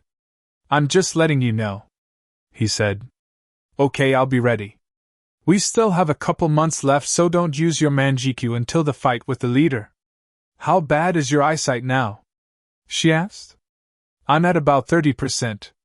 I have a genjutsu over my eyes and everything is looking fuzzy. I just mainly use my sensing ability to move around, he said. Okay, I'll be waiting for you when you need the transplant. Tsunade said. Naruto gives her a hug and leaves the office. Hey Shizune, he said as he saw Shizen sitting at her desk. Hi Naruto, just got back from a mission, she asked. Yeah, it was an S-ranked mission I had to go on. I saved Izumo, Kotestu and Team Asuma from the Akatsuki, he said. In the blink of an eye Shizen was gone. Did Dad teach her the narration before he died? He thought. He went home to get some rest, but when he got there Iruka was waiting for him looking nervous and Naruto knew what his problem was. It's time, isn't it? He asked. Yeah, but I don't know what to do for her, Iruka asked. How about the Hokage Monument restaurant again? It was where you both got together, Naruto suggested. Will you do that for me? Iruka asked. Sure, just don't mess up. Take her up there at around 7:30 tonight. I'll have everything set up. Iruka thanked him and went home to tell Anko he's taking her out later. 7:30 came by and Naruto really outdid himself. He laid his hair back again with a lot of hair grease and put on a tuxedo. He had the pathway set with seals that would light up as Iruka and Anko made their way up to the eating area. He had the table set up with candles and 3 trays for food and dessert that were covered. The sun was to set at 8:25, so that gave Iruka almost an hour to calm his nerves and figure out his speech. He sensed them walking up the pathway to the area, so he grabbed his towel and cleared his throat. He stood waiting for them with one arm behind his back and the other out in front of him at a horizontal angle. They arrived and he spoke. Good evening, Yumino-san, Mitarashi-san. Welcome to the Hokage Monument restaurant. As you should know, I am Naruto, and I will be your server for today. Might I had you both dressed up nice, he said in his professional server voice. Iruka wore the exact same tuxedo as him. Copycat, Naruto thought. Anko wore a strapless purple dress she picked out when Naruto took the girls out shopping. Its fabric sparkled in the light, and the dress went all the way down to her knees. It hugged her body, showing off her lovely shape, and it showed quite a bit of cleavage. She wore her hair down, but unlike last time she had it straightened, and she wore lip gloss this time instead of lipstick, and she didn't wear any eyeliner this time, but you could tell she had some makeup on her face. To finish it off, she wore some 5-inch purple heels where the front of the shoe had a small heel, so some of her toes showed, which she painted purple to match her fingers. Now if you'll follow me, I shall escort you to your seating area, Naruto said. They followed him to the table and Iruka pulled out Anko's chair for her. Thank you, Iruka, she said, smiling at him. You're welcome, he replied. Now for today I have prepared a lovely meal. For you, Mitarashi-san, I have prepared you some sweet and spicy chicken with fried rice, steamed vegetables and a side of red bean soup. For Yumino-san, I have prepared for you some bulgogi with a side of steamed vegetables, some rice and some extra marinade sauce on the side, as well as my personal favorite, a small miso ramen on the side. For drinks, I'm sorry, but we can only serve sake again. However, it's from Lady Tsunade's personal stash, so it's the good kind. Please don't tell her. For dessert, I have prepared a small chocolate lava cake for both of you, as well as a red velvet cake. I hope you enjoy your evening. If you need me, I'll be standing off the side. Enjoy your meal. Naruto bowed to them and walked off to the side, but not before discreetly slipping Iruka a note to read it. Don't fuck up, was all the note said, with the chibi Naruto holding his thumb up. Iruka just sighed and put the note in his pocket. After eating and talking, Iruka noticed the sun starting to set, so he got ready. This is it. You got this, Iruka, he thought. Anko, would you like to get a better look at the sunset? She nodded and he stood up and helped her out of the chair. They walked towards the sunset and watched. I know I said this the first time up here, but this is beautiful, Anko said, not noticing Iruka taking something out of his pocket. Anko, I have to tell you something. Iruka said. She turned to look at him. What is it? She asked, worried. Anko, these past 3 years we've been together has been the best time of my life. I watched you from the academy to now, seeing you grow from a little girl with a dream of becoming one of the best kunoichi ever to actually making your dream into a reality. I watched as you went through the hard times and even comforted you when you needed it, and you've done the same for me. You grew up to be the most beautiful girl I've ever seen in my life, and I'm happy to call you my girlfriend. However, I want that to change from girlfriend to wife. What I'm trying to say is, Anko Mitarashi, will you grant me the honor of becoming my wife? He asked as he opened the ring box, showing her the ring. Anko was crying and wiping away tears, sniffling. He could only nod.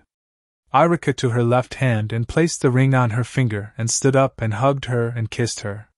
You've just made me the happiest and luckiest man alive, Iruka said. Anko said nothing but kissed him again. This one lasted 5 minutes. How long did it take you to set this up? She asked, wiping her face. Honestly, I've been wanting to propose to you for a while. I just didn't know how to go about it. Naruto actually set all of this up today for me, he said. So wait, Naruto knew you were going to propose to me? She asked, and Iruka nodded. How long were you planning on proposing to me? She asked. Well, I told Naruto 2 weeks after he returned, so for about 5 months now, Iruka said. Anko gave Naruto an evil glare. Hey, don't look at me, it's supposed to be a surprise. I didn't want to ruin it, he said. Okay, you're forgiven. I love the ring, Iruka, she said as she finally took a look at it. Displays a mesmerizing 1-carat round first light diamond that creates infinite flashes of color for more fire and sparkle. It has enchanting twists of shimmering round diamonds and a matching contoured wedding band to complete the look. Crafted of 14K white gold, the set has a total diamond weight of 1.5 carats. This looks expensive. How much did it cost you? She asked, and Iruka mumbled something under his breath. I'm sorry, I didn't hear you. Speak up, she said. Iruka mumbled under his breath again. You either speak up or no sex for 2 weeks, she said. Iruka finally gave in and told her. It cost me 967,226 Rio exact, he said, and Anko's jaw dropped. Why did you spend so much money on it? She asked. Because you deserve the best in life, that's why, and this was the best that I could find, he said. Alright, let's go home. I want to have sex. I don't want to feel my legs after we're done, and you aren't pulling out tonight. By Narration, I'll see you when I recover, Anko said, and sped off, dragging Iruka with her. How the hell can she run in heels? He asked himself. He went to clean up and noticed the red velvet cake still sitting there. He was about to take a piece, but Anko came and took it along with the extra frosting. Sorry, but I'm gonna need this tonight. She sped off again. I should have charged for this, he said, and started to clean up. 2 weeks went by and Anko told their inner circle of friends she was engaged. What followed next was high-pitched squeal from every girl that was around and a lot of questions from them. However, true to Anko's word, she did not allow Iruka to pull out of her that night and every night after.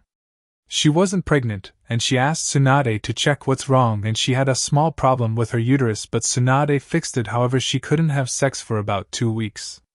Now Naruto's headed to Tsunade's office for the mission. Haiden and Kakuzu have been spotted, and him and Team Asuma are going to eliminate them.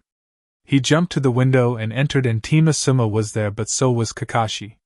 She better not, he thought, and he went to stand next to Shikamaru, who wasn't near Kakashi. Okay, now that Naruto's here, let's move on. Naruto, Ino, Shikamaru, and Choji. You already know the mission and the plan. You are to fill Kakashi in on the way there. Kakashi, Naruto is in charge of this mission, do you understand? She said. Yeah, I know. He wasn't paying attention, just reading his book. Tsunade ignored it for now. Alright then, you're dismissed, good luck. Naruto, stay behind, she said. We leave in an hour, meet me at the gate. I want to be within a mile of them before we stop. Do anything you want, but be at the gate. I'll only wait 10 minutes after the hour. Don't be late because I will leave your ass here. Naruto said. Ino, Shikamaru and Choji nodded and left. Kakashi left before he could even finish. Okay, why is Kakashi on this mission? He asked. The council wouldn't leave me alone. They said it would be dangerous sending you out with only one other Jonin and 2 Chunin. Actually, depending on how Choji does on this mission, he may get a field promotion. Anyway, they wouldn't leave me alone, and Kakashi is the only other Jonin not out on a mission. I'm sorry, Naruto, but it's your mission. You can punish him however you please if he gets out of line. Now get going. Tsunade said. Naruto left in his classic swirl of blue fire.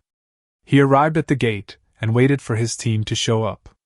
Shikamaru showed up first, and they only nodded to each other. Ino and Choji arrived exactly at the hour mark, breathing heavy, and Ino's hair was messy. He high-fives Choji and teased Ino a little bit. They waited for 10 minutes and Kakashi didn't arrive. Let's go, he said, and they all took off. Naruto, are you really going to leave Kakashi? Choji asked. Yes, I am. He's late for an S-rank mission that is crucial to not just our village, but the others as well. I told you all to be there in an hour, and I would wait only 10 minutes. Despite him not hearing the last part because he decided to leave early, he still wasn't there. If he can't show up on time for an S-rank mission, then he shouldn't be a shinobi anymore. Naruto answered. He has a point, Choji. Naruto was put in charge of this mission and has the authority to do that. It's part of the job Jonin has. Now, not like I have anything against Kakashi, but he would be a liability. He hadn't trained in years. I'm sure if the 3 of us wanted to, we could beat him, Shikamaru said.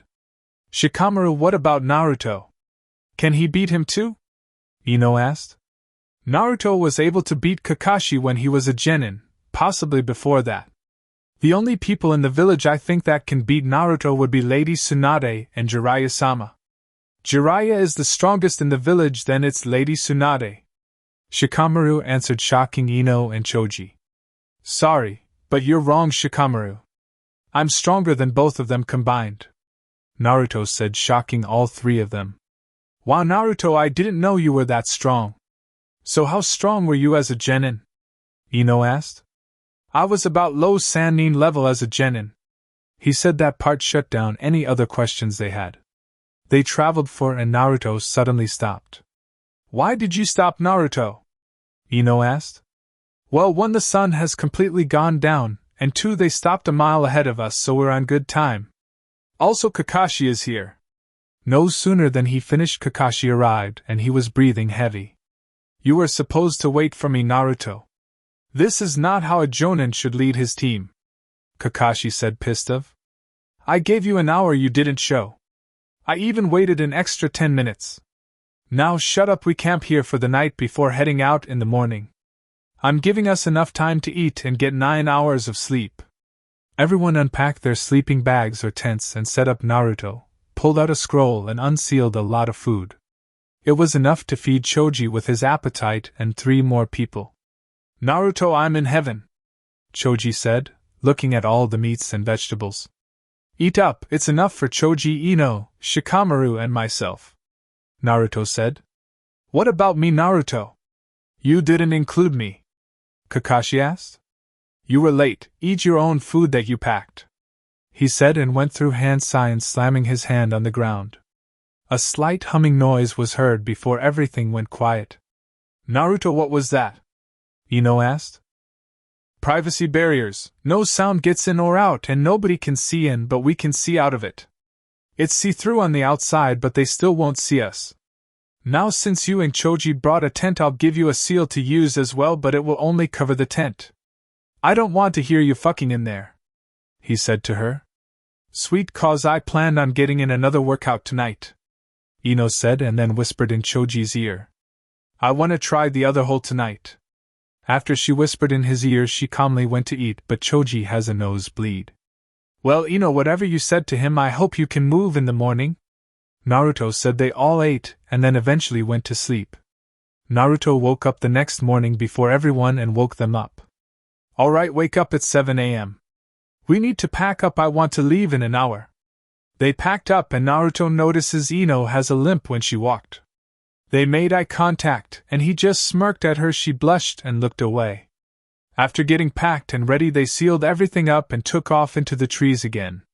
After traveling for a few hours, they were an hour from the immortal duo. They were so far back because the duo woke up and left earlier than Naruto thought, and they put at least 5 hours extra into the trip.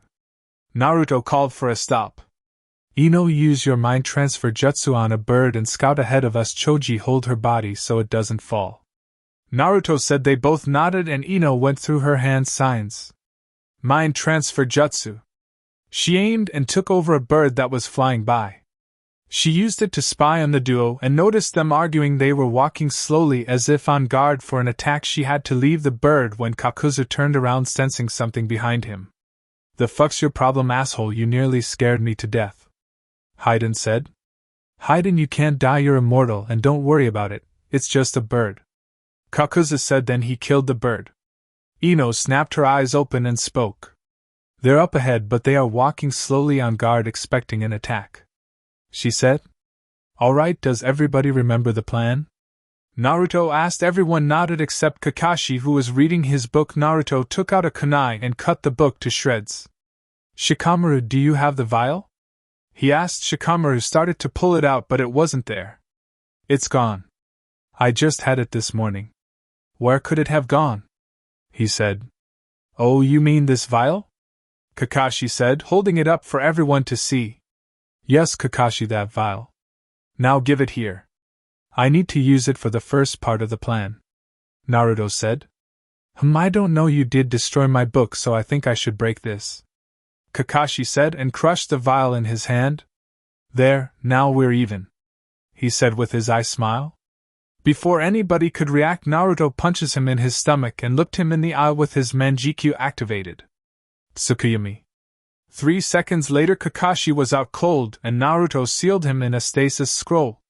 He wiped the blood off his eyes and reapplied his genjutsu over his eyes.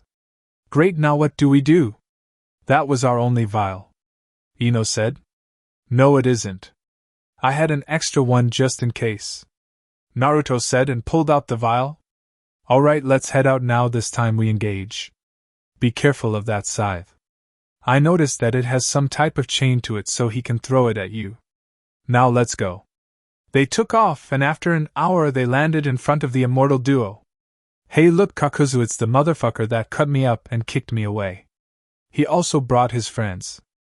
I remember the fat fuck, he punched me and snapped my neck. The lazy fucker just stayed back, and the blonde bitch, oh I remember, she looks like she knows her way around a dick, so I might save her for last. Hayden said. Kakuzu didn't answer. Kakuzu, you son of a bitch, are you fucking listening to me? Don't fuck with me right now. Hayden said, but turned around and Kakuzu was laying face down with a hole in his back right where his heart would be. Kakuzu stood up, removing his cloak. He revealed 4 masks on his back, one of which was now broken by Naruto after he struck him with a lightning edge. Each mask contained a heart. The broken one gave its heart up to keep Kakuzu alive. The 4 masks broke free from his back into separate entities, with the broken one dying off since it gave Kakuzu the heart it would use. Kakuzu was pissed off and then decided to replace his heart with Naruto's. Naruto, having done his part of the first step, jumped back to Team 10. Having done his part, discreetly handed Shikamaru the vial of blood and nodded to them. Ino spoke up to do her part in order to separate Hayden from Kakuzu. Hey Hayden, Jashin doesn't exist, and even if it did, I'd bet it would be a big pussy just like you are. She said. The fuck did you just say? Kakuzu, you take the Jinchuriki, I want these bitches myself. I'm going to fucking kill you all and sacrifice you for Jashin. Hayden yelled and then charged at Team 10, falling for the trap. They led him into a different clearing away from Naruto. Your friend is an idiot, Naruto said. He isn't my friend, just a dumbass I stuck with. Now enough talk, I'm taking your heart to replace the one you got rid of, Kakuzu said, and the 3 remaking masks along with himself attacked. Naruto activated his Sharingan and dodged a fist from Kakuzu and a fire jutsu from the fire mask. He activated his ability to dodge an ultra instinct and charged at Kakuzu in a taijutsu battle. Kakuzu couldn't keep up and was taking a significant amount of damage from Naruto, and without his earth mask he couldn't harden his skin to negate the damage. I need to fight at long range, Whatever he is doing is making it hard for me to attack, and my masks can't attack him with me being so close to him. Kakuzu thought all of a sudden he freezes and collapses, grabs his chest, and realizes his main heart was destroyed. How did he destroy my actual heart? He didn't even touch me. He thought to himself. Good job, guys, now it's time to finish this. Naruto thought. Just then they heard a loud scream that sounded like Haiden. What was that? Kakuzu said in a low voice, but Naruto heard him. That would be the sound of your partner dying. We purified his soul, disconnecting him from whatever made him immortal, and now they are killing him. Naruto said. That's impossible. No technique like that should even exist. I can't win this one, it's 4-on-1. If I was just fighting the other 3 I could win, but the Jinchuriki makes things difficult. Kakuzu thought. Team 10 appeared in the clearing and Shikamaru handed Naruto Haiden's ring. Naruto notices Ino looked sick. Shikamaru and Choji must have had her finish Haiden off for her first kill. He thought. He looked at Shikamaru, who noticed, then back at Ino and back to Shikamaru, who just nodded, confirming his thoughts. Just then Kakuzu called his 2 remaining masks to his body and began to transform into his long-range form. He spit threads out of his mouth, and 7 more came from his back with his 2 remaining masks on both sides of his face. I thought he was ugly before, but this is just hideous, Ino said. Do you need any help, Naruto? Choji asked. No, but you might want to get back. They all nodded, and he created a clone. He formed a Rasengan in his hand, and the clone channeled wind chakra into it, creating 4 spinning blades around the Rasengan. Kakuzu was worried about that jutsu, so he decided to attack first. He jumped into the air, and thanks to his transformation he glided over to Naruto and attacked him with his threads. However, to his and Team 10's shock, they just went right through him. I didn't even see him move, were the thoughts of everyone seeing this. Kakuzu heard a voice from behind him. Wind style, Raisen Shuriken. He turned his head and saw the jutsu flying towards him. He had no time to move, and the jutsu connected, sending him away while grinding into his back. After a short amount of time, the jutsu exploded into a vortex of miniature chakra blades, cutting up Kakuzu and destroying his chakra network as well as his 2 remaining masks. After the jutsu ended, Kakuzu fell out of the sky into the giant hole created by Naruto's jutsu. I can't believe it. I was somebody that survived a fight with Hashirama Senju, and I'm defeated by a child, Kakuzu said as he laid on the ground. Don't you know the next generation always surpasses the previous generation? Besides, you only survived that fight with Hashirama because you ran away and had to steal a kinjutsu from Taki in order to survive. With that said, Naruto created a lightning javelin and stabbed Kakuzu through his heart he got from his lightning mask. Naruto then took the ring off of his finger and sealed his body away. You guys ready to head back? He asked. They all looked and nodded. Okay, so do you want to travel all the way back or stop once the sun goes down and travel the rest of the way in the morning? He asked. I say we travel back and stop for the night. We could use a rest, Shikamaru said. Alright, let's go, he said. What are you going to do about Kakashi, Naruto? Ino asked. I'm letting Granny Tsunade deal with him. He won't be getting off easy this time. He almost put an S-rank mission in jeopardy over a fucking book. I wouldn't be surprised if she terminated his ninja license. Naruto said. They took off into the trees, and Naruto felt that same spy from the Akatsuki coming towards the battleground. Going by how his chakra felt, whoever it was, they were pissed off because they didn't know who killed them or who took the rings and bodies. Naruto kept moving, not even worried. They make it back to the village, and Naruto dismisses Ino and Choji, telling them he and Shikamaru can handle the mission report. Ino and Choji leave, then Naruto and Shikamaru head to Tsunade's office. Shikamaru obviously went through the door. Naruto went his usual route and went through the window. Naruto entered and saw the look on her face. He knew something was wrong, but it would have to wait. Shikamaru entered and Tsunade steeled her face. All right, report, she said. Well, we traveled to where they were seen, and I sensed they were still there. We traveled until the sun went down about a mile out from where the immortal duel was located. That's when Kakashi decided to join us. We woke up the next morning and met up with the enemy. I had Ino take over a bird to track them, and we were only an hour out. We went over the plan and Kakashi almost put the mission in jeopardy. We encountered the enemy, and I took out Kakuzu's Earth Heart with my lightning edge, and that's when Team 10 took Haiden away. I fought Kakuzu myself, however due to our plan Haiden managed to take out Kakuzu's actual heart, and he had to get another heart, which took out his lightning mask. Team 10 came back from their fight and Kakuzu transformed into some sort of thread monster, and I had to wound him with my Raisin Shuriken. It destroyed his chakra network, and when he was down I killed him with a lightning javelin. I'll let Shikamaru tell you about his fight, Naruto said, and Shikamaru spoke up. My report isn't really that long. We insulted Haiden and he just charged us like a blind animal. He swung his scythe at me and cut the vial of Kakuzu's blood open and performed the ritual and stabbed himself in the heart, and like Naruto said took out Kakuzu's real heart.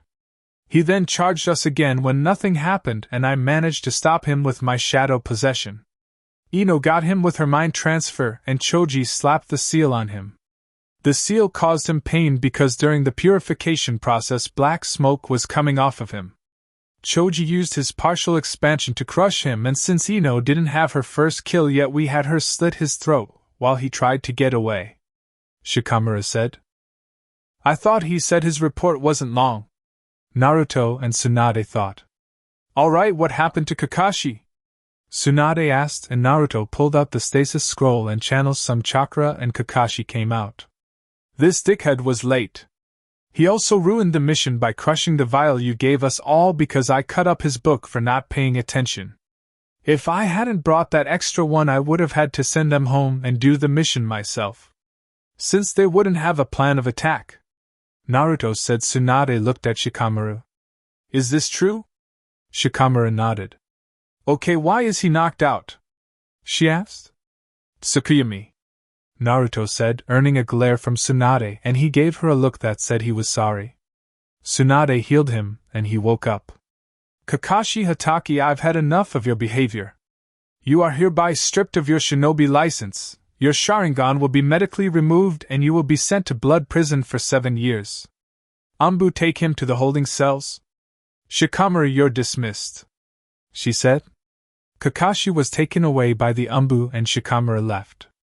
Naruto sealed the room and walked up to his grandmother and gave her a hug, and she broke down crying. She cried for 20 minutes until she stopped. Granny, what happened? He asked. She was quiet for a while before she spoke. Jiraiya found out the location of the Akatsuki's base. He said he was going to find out some information on the leader. I tried to talk him out of it, but he wouldn't listen. He made me bet him that if he survived we would get married. I took the bet, and knowing my luck he won't live, she said, and started crying again. Does he have my kunai on him still? He asked. Yeah, I made him promise that if he was in trouble to use it. Knowing how stubborn he is, he won't use it, so I secretly put a Katsuyu slug on him so it could activate the kunai, she said. Okay, I know your slug will activate it, however if he goes into sage mode the toads will be there as well. They know what the kunai is for as well, so they might activate it as well. So if I were you I would get ready for a wedding, he said, and she smiled. Yeah, I guess when you put it like that I should. I won't know anything until the mission is over and the Katsuyu slug returns. The mission should take him about 3 weeks to complete. I'll get an emergency medical station set up in my office just in case, she said. Okay, and if he survives I know the leader will come here looking for me, so I want all civilians and Kurenai in the bunker in the Hokage monument. I don't want them getting hurt. But this is also a bad time. I'm supposed to meet with the dragons and foxes for training. Foxes are going to teach me their taijutsu style and the dragons will teach me their sage mode, he said. How long will you be gone and when do you leave? She asked. I'm supposed to leave in 2 weeks, he said. Well, I guess no missions for you for the next 2 weeks, she said. Yeah, I guess so. If I'm gone when the leader attacks, please take care of yourself, he said. I will. But I'll also fight for my village. I wouldn't be much of a Hokage if I didn't do anything to protect the village, she said, and he just smiled and left. 2 weeks go by and Tsunade hasn't heard anything from Jiraiya or the Katsuyu slug. So here she was in the office with Naruto just talking and spending time together when Naruto stopped talking and got serious. "Get the medical area ready," he said and flashed away. Tsunade was scared right now. "Shizen!" she yelled. Naruto arrived and saw the condition Jiraiya was in. He was missing an arm, but the toads found it. It was a clean cut, so Tsunade should be able to reattach it. And it looks like he had a crushed throat. He looked up and saw the person who did it. Well, actually, he saw the people that did it. "So this is the Kyuubi Jinchuriki. You've made my job a lot easier by coming to me," the one in the front said. "I take it that you're pain. You don't look like much, and given the chakra I'm feeling from you, you're just a puppet. But don't worry, I'm not here to fight you," he said and put his hand on Jiraiya.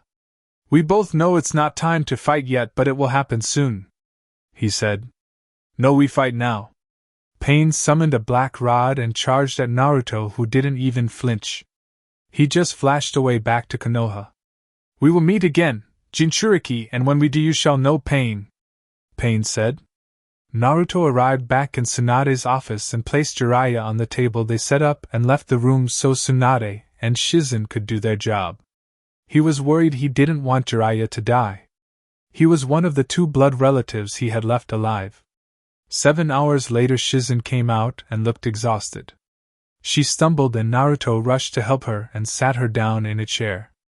"Thank you, Naruto. You can go and now he'll make a full recovery," she said through her heavy breathing. "Shizen, you should go home. I'll let Granny Tsunade know." He didn't get a response. He saw she fell asleep and he created a clone to take her home. He entered the office and saw the same green toad from earlier, and Tsunade was sitting next to the table rubbing Jiraiya's face. "Granny Tsunade, I had a clone take Shizen home. She passed out as soon as she left the room," he told her. "That's fine, Naruto. I guess I need to pick out a wedding dress now, huh?" she said with a smile. "Yeah, I guess you do. Look at it like this, maybe your gambling won't suck so bad now since you actually won this time," he said, and she lightly slapped him. "Shut up. Oh, by the way, this is Fukasaku, he has something to tell you," she said. "What's up, old geezer frog?" Naruto asked, and Tsunade punched him into the wall. "Show some respect, he is one of the elders of the Toad clan," she said. "It's alright, Tsunade. Anyway, I've been told of a prophecy about..." Naruto cut him off. "I don't believe in prophecies, so get to the point," he said.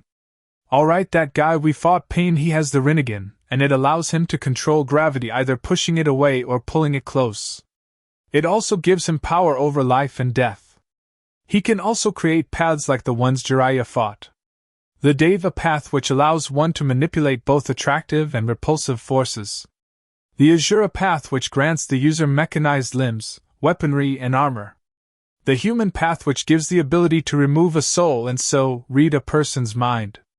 The animal path, which lets the user summon a wide variety of creatures.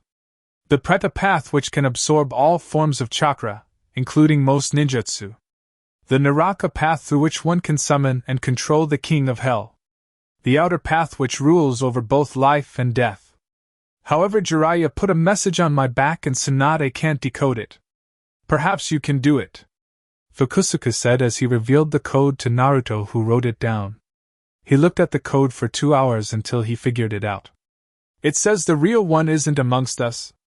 It means the paths are all puppets. I figured that out once I got there. Somebody was sending chakra to the black rods on the path's bodies. The controller would need to be up high enough to send chakra, but close enough for them to be able to move properly," Naruto said. "Now, Granny Tsunade, I'm going to go meet up with my friends before I have to go. Make sure Pervy Sage gets in that bunker with the civilians and all the genin." He gave her a hug and a kiss on the head and walked out. "That kid is going to be the greatest shinobi of all time. I don't think once he dies anybody will surpass him," Fukusuka said. "Yeah, I know, but I need to move Jiraiya to that bunker and place our barrier over him so I can enter when I please, but nobody can harm him." Fukusuka nodded and went back to his home while Tsunade took Jiraiya to the bunker. Meanwhile, Naruto met up with all of the rookies and Jonin senseis except Kakashi. "So guys and girls, how've you been?" Naruto asked. Well, I've begun my training to take over the Hyuga clan, and also I've chosen Neji as my right hand. Hinata said. Now this shocked Neji because he didn't know. I thought your clan had elders instead of 2 people running the clan, Ino said. They did, but once Naruto got rid of the caged bird seal, my father was able to run the clan how he wanted to. He never liked the idea of having slaves in his clan, but the tradition was hard to get rid of due to the seal, Hinata said. Well, my dad is training me to take over his position in the TNI department, Ino said. My clan has asked me to take over in a few years, however they have requested that I ask Naruto for the blueprints of the seal you made. They would like to stop having hives inserted into a child's body, Shino said, and Naruto tossed as the blueprints on how to make the seal. He got a nod from Shino. I'm close to getting kicked out of my clan. They said my behavior is like that of a stray dog that goes around biting everybody. Kiba said nobody felt sorry for him. Well, Anko has chosen me as the next person for her job after she retires. I mean, think about it, I can torture people and then go home and have Lee pound his flames of youth inside me. It's pretty fucking sweet, right? Tayuya said. Never say that again, Naruto said, and Tayuya slapped him. Okay, why do all the girls keep slapping me since I came back? He asked, and they just shrugged. I have decided to open up a weapons shop in Konoha. Hire some workers and open up more shops so after I retire I can have a backup plan. I found a building in the red light district that would be perfect. However, the people said I would need to talk to the owner of the building if I was serious about renting the building. Apparently one guy owns like 6 to 7 blocks of property and was working on getting more land. Whoever it is must be loaded, Tenten said. Loaded with money, you say? I think I just found my future husband. Perhaps I can try to get him to take me out on a date, Sakura said. Anyway, so Tenten, why haven't you talked to the owner yet? Naruto asked. I don't know where to find him. They said only a few people knew who owned all of those blocks and it's hard to find him, she said. Well, now is your chance. What building is it? He asked with a smirk, and everyone's jaw dropped except Kurenai, who already knew. You own all those blocks in the red light district? Tenten asked. Yup, I sure do. It seemed like a good investment.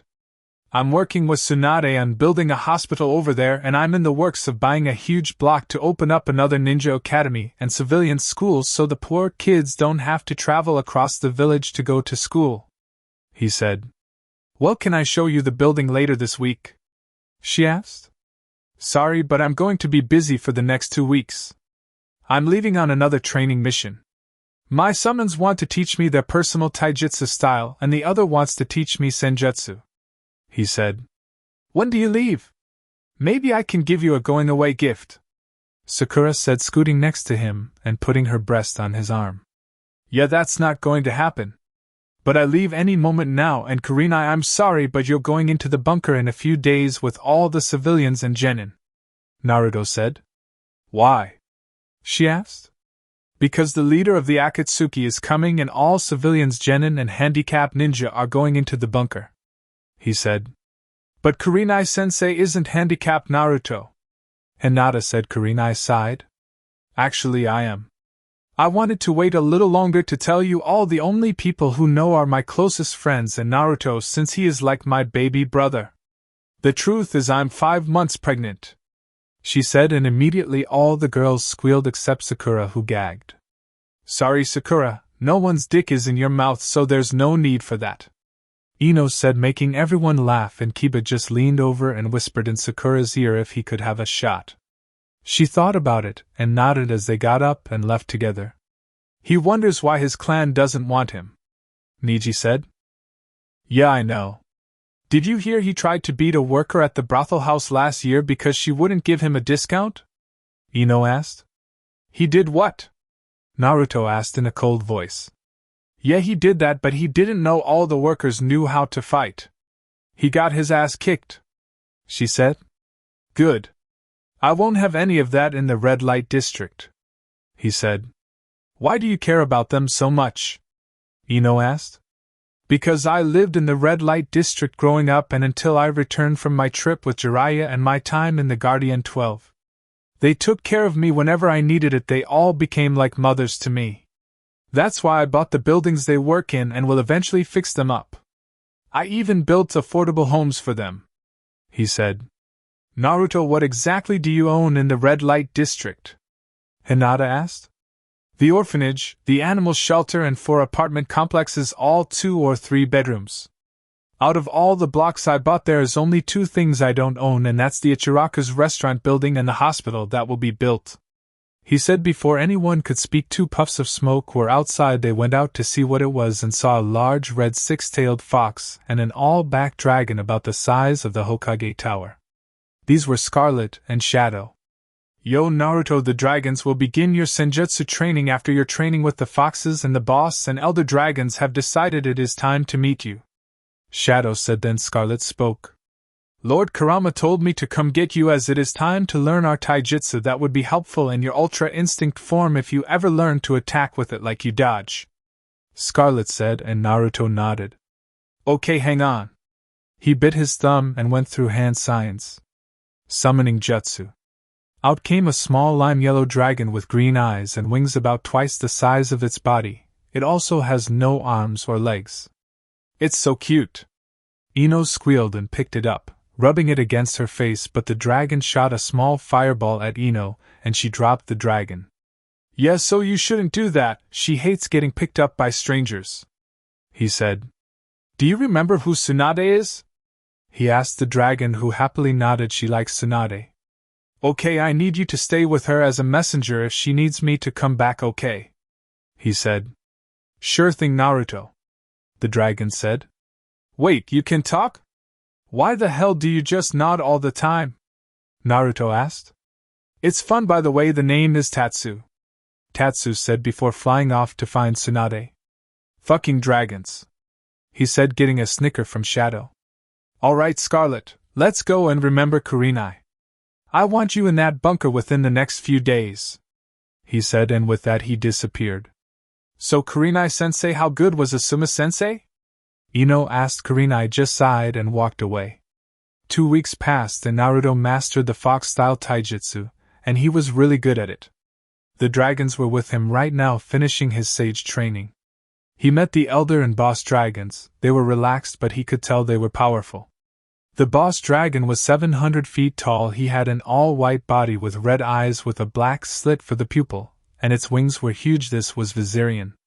Now the elder dragon was about 1,500 feet long, but unless it was flying, his body was always curled up. It was all red with a black stomach, and had spikes all along its back and wings except near its head. On top of its head it had some kind of blue gem on its head. Its eyes were gold with no pupil. This elder went by the name of Helios. Both were impressed at how he was handling senjutsu and were working on the final technique. In Dragon Sage mode, all of Naruto's attack power was increased tenfold.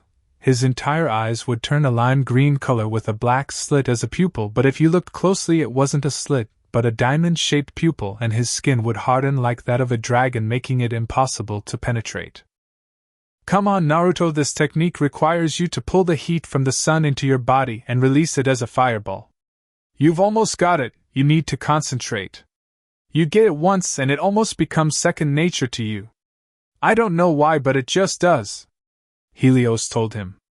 "If I had known he would get senjutsu down this quick, I would have met him a long time ago. That shadow clone idea was ingenious," Helios thought as he remembered when Naruto came up with the idea to speed up the learning process. However, Naruto could only use 10 clones to help him. He was snapped out of his thoughts when Naruto shot out a huge fireball from his mouth. He could feel the heat from it. Was the heat absorbed by the sun. "Good job, Naruto.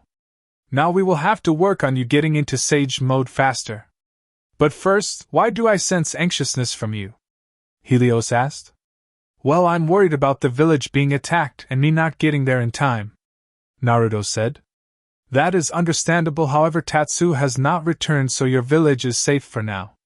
Now, what is the other thing you are anxious about?" Helios asked. "Meeting Samui again. I was told she was alive and I would be meeting her soon. However, I have yet to see her, and I've been back for almost a year now. Naruto said, and he began to tell him about Samui, and how they met, and his meeting with his mother and Kami. "Ah yes, young love, however you must be patient, the time will come when you meet this Samui again. When you meet her, I would like for her to sign the contract as well. Now let us begin training," he said. However, before they could attack, Tatsu showed up looking badly damaged. "Tatsu! What happened?" Naruto asked as he picked her up. "Naruto, the village was attacked about 10 minutes ago. The enemy was on its way a week after you left. Tsunade got the warning and wanted to summon you back, but 2 of the elders argued against that decision. She left the office to evacuate the civilians and everyone else, you said. When I was about to return, the elder with the bandage over his eye stabbed me with a sword, but he missed anything vital. I took a few days to heal up. Here, I can show you what I mean," Tatsu said, and activated a genjutsu that showed what happened. Genjutsu. Naruto and Helios saw Tsunade arguing with Koharu and Danzo about the evacuation and his return. They saw Tsunade storm out with Koharu and Hamaru leaving behind her, and Danzo staying behind. "If I am to rule the Leaf, I cannot afford for the Jinchuriki to return. He would ruin all of my plans," Danzo said, and stabbed Tatsu in the back with a small sword he pulled out of his cane. Tatsu recovered in a few days and was with Tsunade when Pain arrived. "Who the hell are you? Why are you attacking my village?" Tsunade asked. "I am known as Pain, the leader of the Akatsuki. I came for the Jinchuriki, but it seems he is not here. If that is the case, I shall demonstrate to you the power of a god." With that said, Pain flew into the air high up in the sky, most likely with his gravity manipulation. "See pain, feel pain, know pain," he said. Almighty push. What happened next shocked Naruto. The entire village was destroyed by an extreme force of gravity. Nothing remained but a huge crater. He saw Tsunade get up and begin to channel chakra. She began healing all of the shinobi in the village. The civilians were all evacuated. "Tatsu, go bring Naruto back," she said. Tatsu nodded and disappeared. End of Genjutsu. Naruto stood there motionless at what he just saw. He was going to destroy these puppets, and then deal with the Ryo body if he can find it. He unsealed a jar with liquid in them and looked at the eyes inside of it. "After this fight, I will gain eternal light," he thought to himself. He looked at Viserion, Helios, and Shadow. "Let's go." They disappeared in a puff of smoke. Chapter 17. Ultimate Power Unlocked. Together at last. One word can be used to describe Konoha right now: chaos. Dead bodies were everywhere. The village was completely destroyed, all caused by one man who claimed to be a god. Amongst those bodies were 2 well-known people in the village: Shizen Kato, who had her soul ripped out by the human path after she refused to give up Naruto's location despite her not even knowing. The second one was Ichiraku Yumino, who died after he was stabbed by the Deva path for the same reason. Tsunade's Senju was using up all of her chakra to keep everybody alive. Pain was about to attack again when a large puff of smoke came from the middle of the crater where Konoha once stood. The entire Rookie 11, Anko, Asuma, Guy, and Tsunade stared at the area the smoke came from, and Hinata activated her Byakugan. "It's Naruto," she said happily since her teammate returned to the village. "What is he doing?" Sakura asked. "He's waiting for the enemies to arrive. He's on his summons, but some of them are huge," she said. Tsunade took off to fight along with her grandson despite her being out of chakra. Naruto stood there on top of Virizion, who was next to Bob, and on Bob's right was Shadow, who had his spikes out along his back indicating he's in battle mode. However, up above all of them was Helios, who had a pissed-off look on his face. Naruto looked down and saw the 6 paths of pain below him. He jumped off of Viserion and landed on the ground, staring each one of them down. "So you've finally come at last, and all it took was me destroying your village and killing some of your loved ones. Do you hate me now? Do you feel pain?" Devapath asked. "Hate you? No. But I am going to kill you. You don't come into my village destroying it and walk away from it without any problems. You claim to be a god, however you're nothing more than a puppet being controlled from afar," Naruto said. Before Pain responded, Tsunade dropped and looking worn out and barely able to stand. "Pain, I told you that I would kill you. It's time for you to die for what you did to my village," she said through her heavy breathing. That's nice, however I'm not here for you, Deva Path said, and the Ashura Path took off towards Tsunade to kill her. The one I'm after, Deva Path said, but was interrupted. Is me, Naruto said, destroying the Ashura Path with a senjutsu-powered Rasengan. Naruto looked up and noticed the path farthest in the back started to channel chakra. That must be the Nikara Path. I need to take that one out, he thought, and that's exactly what he did. He phased out of view, leaving an after-image appearing behind the Nikara Path, and destroyed the body with a giant Rasengan powered by Senjutsu as well, and returned to his original spot. Tsunade was amazed at how quickly he took out 2 of the 6 paths. No way, he just took out 2 of the enemies in less than 10 seconds. Hinata said, surprising everybody there since they all struggled against one individually. Yash, Naruto's flames of youth are burning brighter than the sun on a hot and youthful summer day, Guy said. Guy-sensei, I shall get my flames of youth to match Naruto's, and if I cannot I will do 10,000 push-ups, and if I cannot do that I will run 10,000 laps in less than an hour, and if I cannot do that then I shall. He was knocked out by Tenten. Shut up, she yelled, smacking him upside the head with some type of board she picked up. Back in the fight, Naruto went up to Tsunade and placed a medical seal on her. He bit his thumb and went through hand signs. Summoning jutsu. Scarlet and the Omega brothers appeared. Scarlet, I need you to take Granny Tsunade away from here. You're a medic fox as well, so can you help her heal the wounded? Scarlet nodded and picked up Tsunade with one of her tails and gently placed her on her back and took off. Summoning jutsu. He heard Animal Path say, and out came some giant rhinos, centipedes, and giant birds. Alright guys, you handle the summons while I deal with the real bodies. The dragons and foxes nodded and took off towards the summons. Naruto, still in his sage mode, charged at the 4 remaining paths. The Deva Path held out his hand. Almighty push. Naruto was sent flying back, and before he could regain his composure the Preta Path caught him in a full Nelson hold and began draining his chakra. Naruto, realizing what was going on, closed his eyes and released his sage chakra instead, which the Preta Path absorbed. The Preta Path had a smirk on its face, but that soon went away when he started to turn into stone. Once he was completely made of stone, Naruto released one of his clones that barely had any sage chakra but enough to enter sage mode for a few minutes. He entered sage mode and immediately broke out of the Nelson hold and destroyed the statue with a punch. Universal pull. He was pulled by an invisible force toward the Deva Path, who held out a black rod intending on stabbing Naruto with it, but Naruto released his sage mode and activated his Manjikyu Sharingan. Kamui.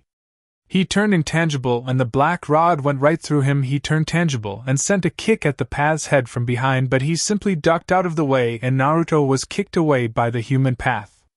He regained his balance and created a clone to stick around. The clone would need to be his eyes. After this fight he gave it enough chakra for a jonin. The clone took off towards the others to hang back. Naruto creates another clone and begins to make a Rasen Shuriken. The jutsu was finished and it was giving off the usual screeching noise. What is that? Hinata asked quietly as she looked at Naruto create the Rasen Shuriken. It's called the Rasen Shuriken. The Naruto clone answered. Naruto, what the fuck are you doing here, numbnuts? You're supposed to be fighting the fucking enemy. Tayuya said and went to slap him but was surprised when her wrist was caught by him. I'm just a clone, Tayuya. He told me to come back here because after this fight he said he will be in darkness and would require eternal light. The clone said. Enko, Tayuya and Tsunade immediately understood. How bad is it? Tsunade asked. 20%. He was lying to you this whole time since he came back. His plan to fight that path that can control gravity relies on using it. He just hopes he can last long enough to fight him off. The clone said. No way, he threw it. I've never seen such control over so much chakra before. Hinata said. Wind style, Rasen Shuriken. Naruto threw the jutsu at the 3 remaining paths. They all jumped away since the Deva Path hadn't recharged his jutsu yet, so they had no choice other than to do that. But Naruto was expecting this. Explode. he said, and with a pulse of his chakra the raisin shuriken exploded and the animal path was caught in the explosion, and since it was a fake body and had no chakra network, the body was shredded to pieces. With the animal path gone, the summons went back to the summon world. Naruto, do you require our assistance still? Or can you handle the rest by yourself? Helios asked. I can handle the rest from here, you can leave now, he said, and all of his summons returned home. He stared down at the remaining paths and thought of a plan. I can't use my eyes again yet. I'm going to need them once I fight the Deva path one-on-one to counter his gravity manipulation. I can't use ninjutsu since it will just get blown away, and genjutsu is out of the question due to the Rinnegan. I guess taijutsu and fuinjutsu it is. He thought. His body relaxed and his Sharingan turned silver. He is completely relaxed now. I guess he has given up. Devapath thought. Your body has relaxed, does that mean you've given up now? You cannot defeat me, I am pain. I am a god, the second sage of 6 paths. You had no chance. You may have caught me by surprise by taking out my other 4 paths, however, that was luck. Now that your luck has run out, my victory today is inevitable, Devapath said. Why would I give up since my body has relaxed? Nothing is over. I don't rely on luck, I rely on pure skill. You call yourself a god? Well then call me the God Slayer, because I'm going to put an end to you today, Naruto said, and charged at the Deva and human paths. What is Naruto doing? Hinata asked. What happened? The clone asked. His body just relaxed, and he charged in like Kiba would do, she said. Hinata, what color is Naruto's eyes right now? Guy asked seriously. His Sharingan is active, but his eyes are silver instead of the red color, she responded. Guy looked at Anko, and she just had a smirk on her face. They began to feel an overwhelming pressure throughout the village, and Anko spoke up. Guy, I think you know what's going on, she said. Guy only nodded and moved closer to look at the fight, as did everybody else that was able. On the way, Anko passed Iruka's body and froze. He wasn't moving. She didn't know he died. She thought he was out performing search and rescue like some ninja were doing. She rolled his body over, and he had a hole in his chest that looked like he bled out from it. She broke down crying, and everybody looked sadly at her. He just proposed to me a few weeks ago. I was so happy, my dream came true. Then a few days ago I got the best news any woman could hope for. I'm pregnant. We were going to have a family. He wanted a daughter just like me. If we had one, he wanted to name her Akira and give her my last name. Akira Mitarashi will be her name. You guys can go on. I'll stay here. I want to be alone right now, Anko said. The others left. The Naruto clone stayed back and gave her a hug. It's going to be alright, Anko, we will still be here for you, the clone said. Thank you, Naruto. You can go with the others. I really want to be alone. Please, she said. He gave her a kiss on the head and left. She didn't even acknowledge that he left. She just sat there with Iruka's head in her lap. Naruto reaches the paths faster than they thought, and he kicked the Deva path away with so much force he went into the wall of the crater. The human path tried to grab Naruto, but he dodged out of the way. He channeled lightning chakra into his hand. Hammer of the Thunder God.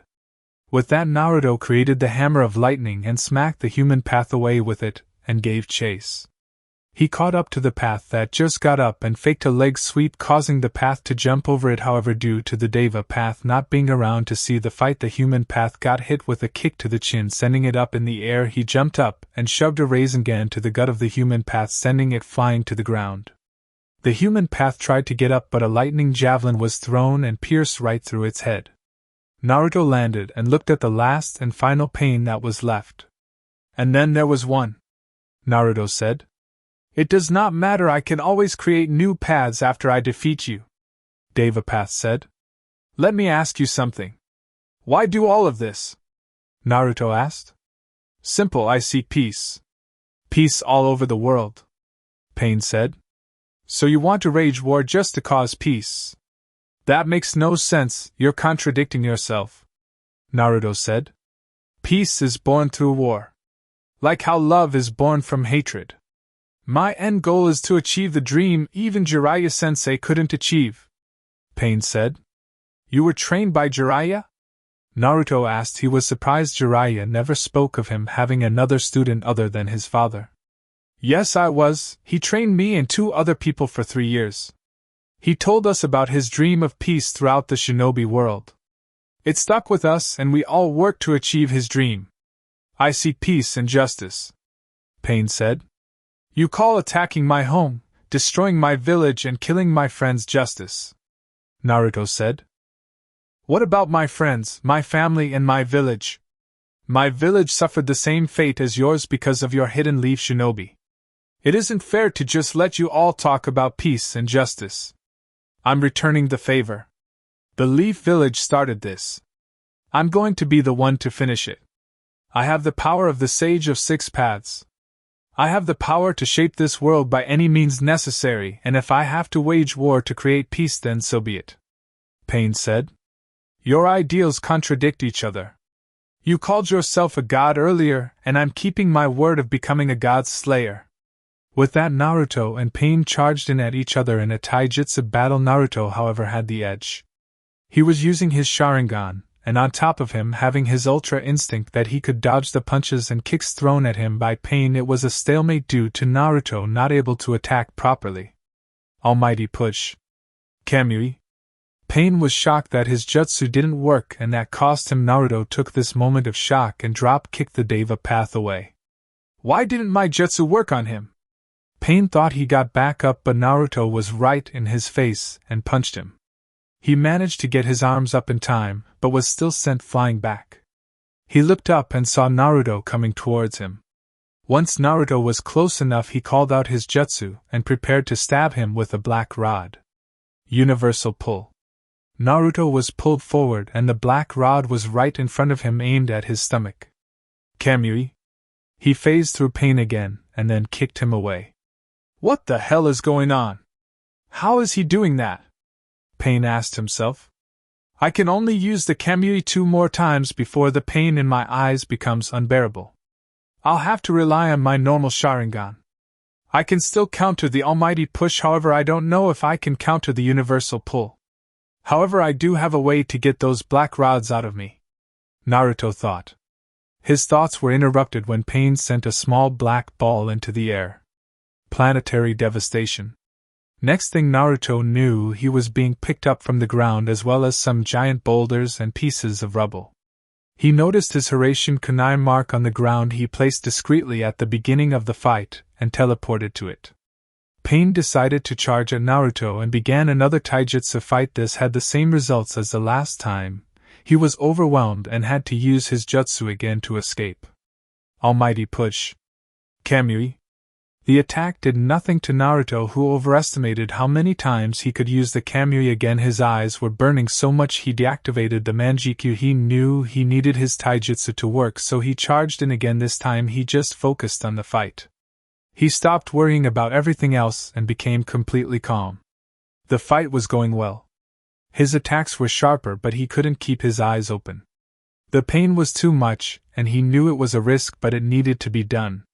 He closed his eyes. Hinata said. Why the fuck would he do that? Does he want to lose? I haven't let Lee do me in the back door yet. I can't fucking die now, Tayuya said, and everyone just looked at her. What? She asked. Nothing, Tayuya, nothing at all, Tenten said. It must be time for the transfer, Anko said, walking up. You doing okay now, Anko? Tsunade asked. Yeah, I'm fine, I just needed a moment. Anyway, his eyes are closed, which means he probably is saving whatever little eyesight he has left. He probably created the clone to guide him somewhere after the fight. Now is his ultra instinct active, princess? Anko asked Hinata. Yes, but what does that have to do with anything? Hinata asked. He isn't in any real danger, the only problem is he can't attack.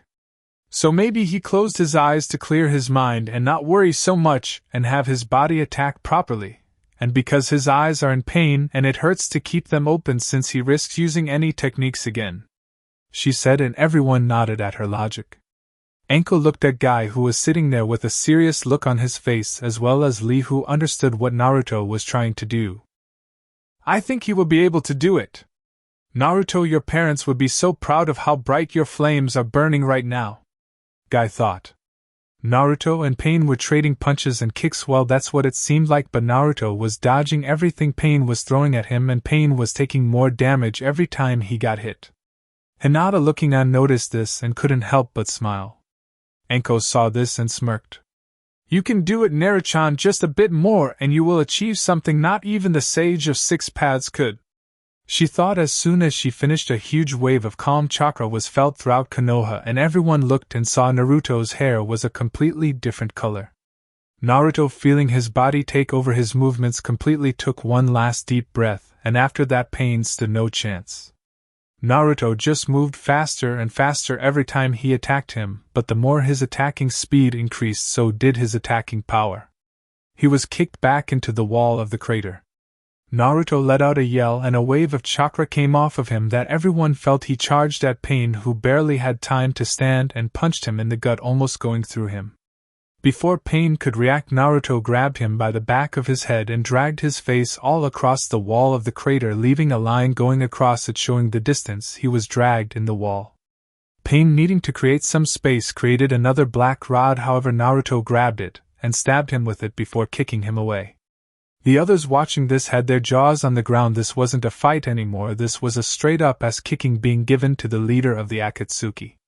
Everyone looked at Guy and Lee, who both stood up, and to their shock they both bowed in respect to Naruto for accomplishing this. I am a man of my word. I told Naruto 3 years ago at the Chunin exams that if he would master this technique I would personally bow to him. I am no longer the greatest taijutsu master in Konoha. I pass that title over to Minato Namikaze, he said, and bowed once more. The respect Guy had before with everybody else just went up. However, he had to ruin the moment. Yash, I have lost my title, however my flames are not done burning yet. I shall run 1 million laps, and if I cannot do that I shall do 1 million push-ups with the Hokage monument on my back. If I can't do that. He was shut up by the clone, placing a silencing seal on him. Why didn't you do that earlier? Tenten asked. I had to use actual chakra for that seal. I have to be conservative with what I have. The boss needs me for a plan later, the clone answered. Hey, since you're a shadow clone, can you feel things the original would? Sakura asked. Yeah, why? The clone asked.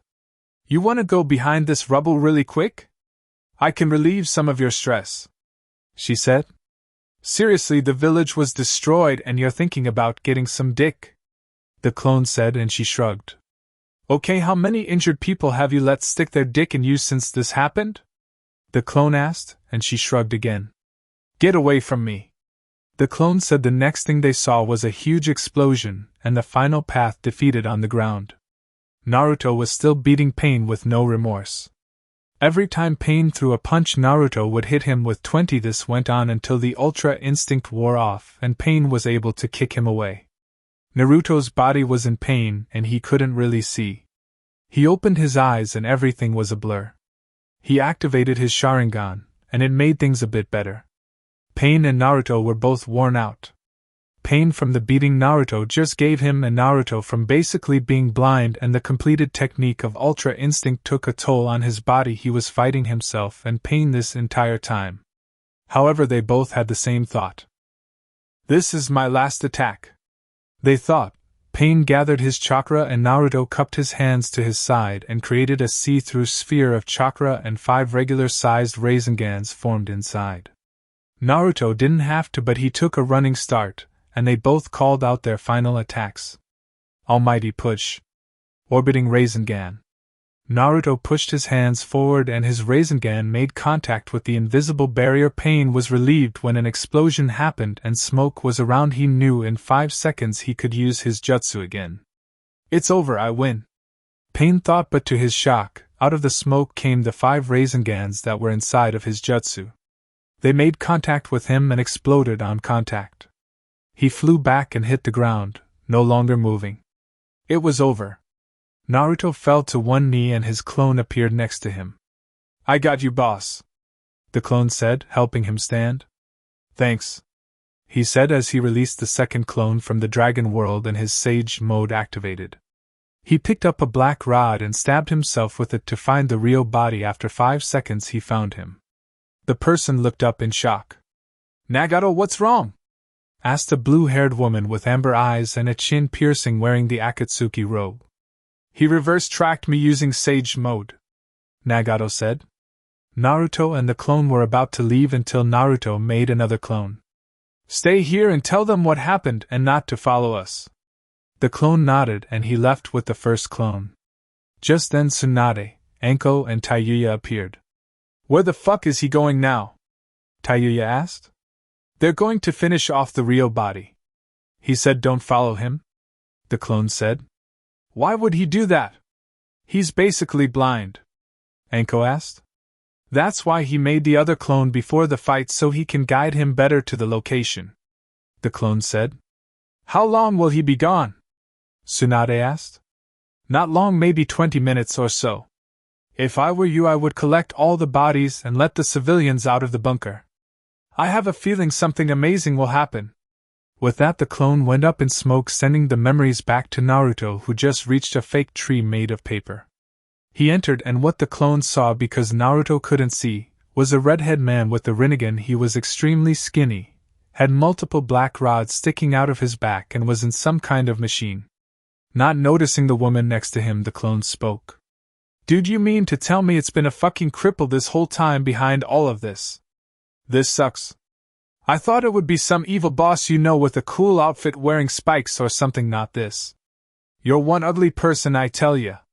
The clone said, and then Naruto smacked his head. You will not speak about Nagato like that, show some respect. The blue-haired woman said. That's enough, Konan. Nagato said. The clone looked at the woman now named Konan and spoke up. Wow, you are quite the looker. I can only imagine what you're hiding under that robe of yours. I'd say you're about maybe a DD cup size under there. Perhaps after business is done here we can head back to my place and roll around. I mean, I have nothing to be shy about unpacking, and from the tense look on your face you haven't gotten laid in years. Hey boss, if you could see what I'm looking at you would totally bang her. The clone said. I'm 35, I'm too old for you. Konan said. You can be older all you want, but you certainly aged like fine wine. I wouldn't mind a taste. Konan started to blush at that, and Naruto had enough and destroyed the clone. Fucking clones. Sorry about that. Sometimes, since they don't really feel pain, since they disperse, they get a bit perverted since I can feel pain. He said and stopped, and went through the clone's memories and saw what she looked like. Although he was right, you are beautiful but not the one I'm looking for. He said. Konan couldn't speak, but Nagato did. Okay, despite your perverted clone, have you come here to kill me like you said? Nagato asked. At first I was, but then I thought about it. I don't even know your full story, so tell me about it. Naruto said. Very well, I was a war orphan due to the death of my parents by lead shinobi. I met Konan and our friend Yahiko, who took me in. We became close, basically a family. Then Jiraiya-sensei found us. He trained us for 3 years before leaving us behind on his journey to find peace. We started the Akatsuki as a rebel group helping those in need, fighting against the once leader of Amigakure, Hanzo the Salamander. We created the Akatsuki with the sole purpose of creating peace through words. We had a meeting with Hanzo to establish peace among the Akatsuki in AIM because a civil war broke out. It was supposed to be a peaceful negotiation, however Hanzo, aided by Danzo, changed his mind and took Konan as a hostage. He ordered me and Yahiko to kill one another and Konan gets let free. I was against this until Yahiko threw himself onto my kunai, killing himself. I was enraged and attacked Hanzo, however he escaped and I became a cripple as you see right now. Then years later I created the bodies for my 6 paths that you defeated, and thus pain was born. I killed Hanzo and was approached by a man in a mask claiming to be Madara Uchiha. He told me about this plan for peace, but it involves all of the tailed beasts, so we spent years recruiting members of our group and funds for us. We started as a mercenary group taking missions from villages, mainly IWA, to earn money for our goal. That is my story. Now that you know it, you can see that peace is not going to be achieved without war. Nagato said. So I got 2 things from that story. You're extremely easy to manipulate, and I need to kill Danzo. Naruto said. How can you say Nagato was easily manipulated? Konan asked. How can you just go along with somebody who claims to be Madara Uchiha? I've seen him. He acts like an idiot. Madara would never do something like that based on the stories I've heard about him. He isn't even the same height, or have the correct body type. On top of that, he uses a jutsu to make his voice deep. The guy is a fraud. He played you and used your anger to manipulate you.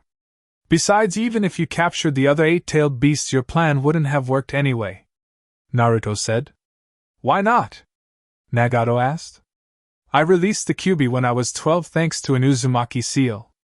My godmother left me all of the Uzumaki sealing scrolls which I've mastered, and I was able to remove him and send him away, Naruto said. You lie, there is no such seal that exists, Konan said. Actually there is, asked Nagato.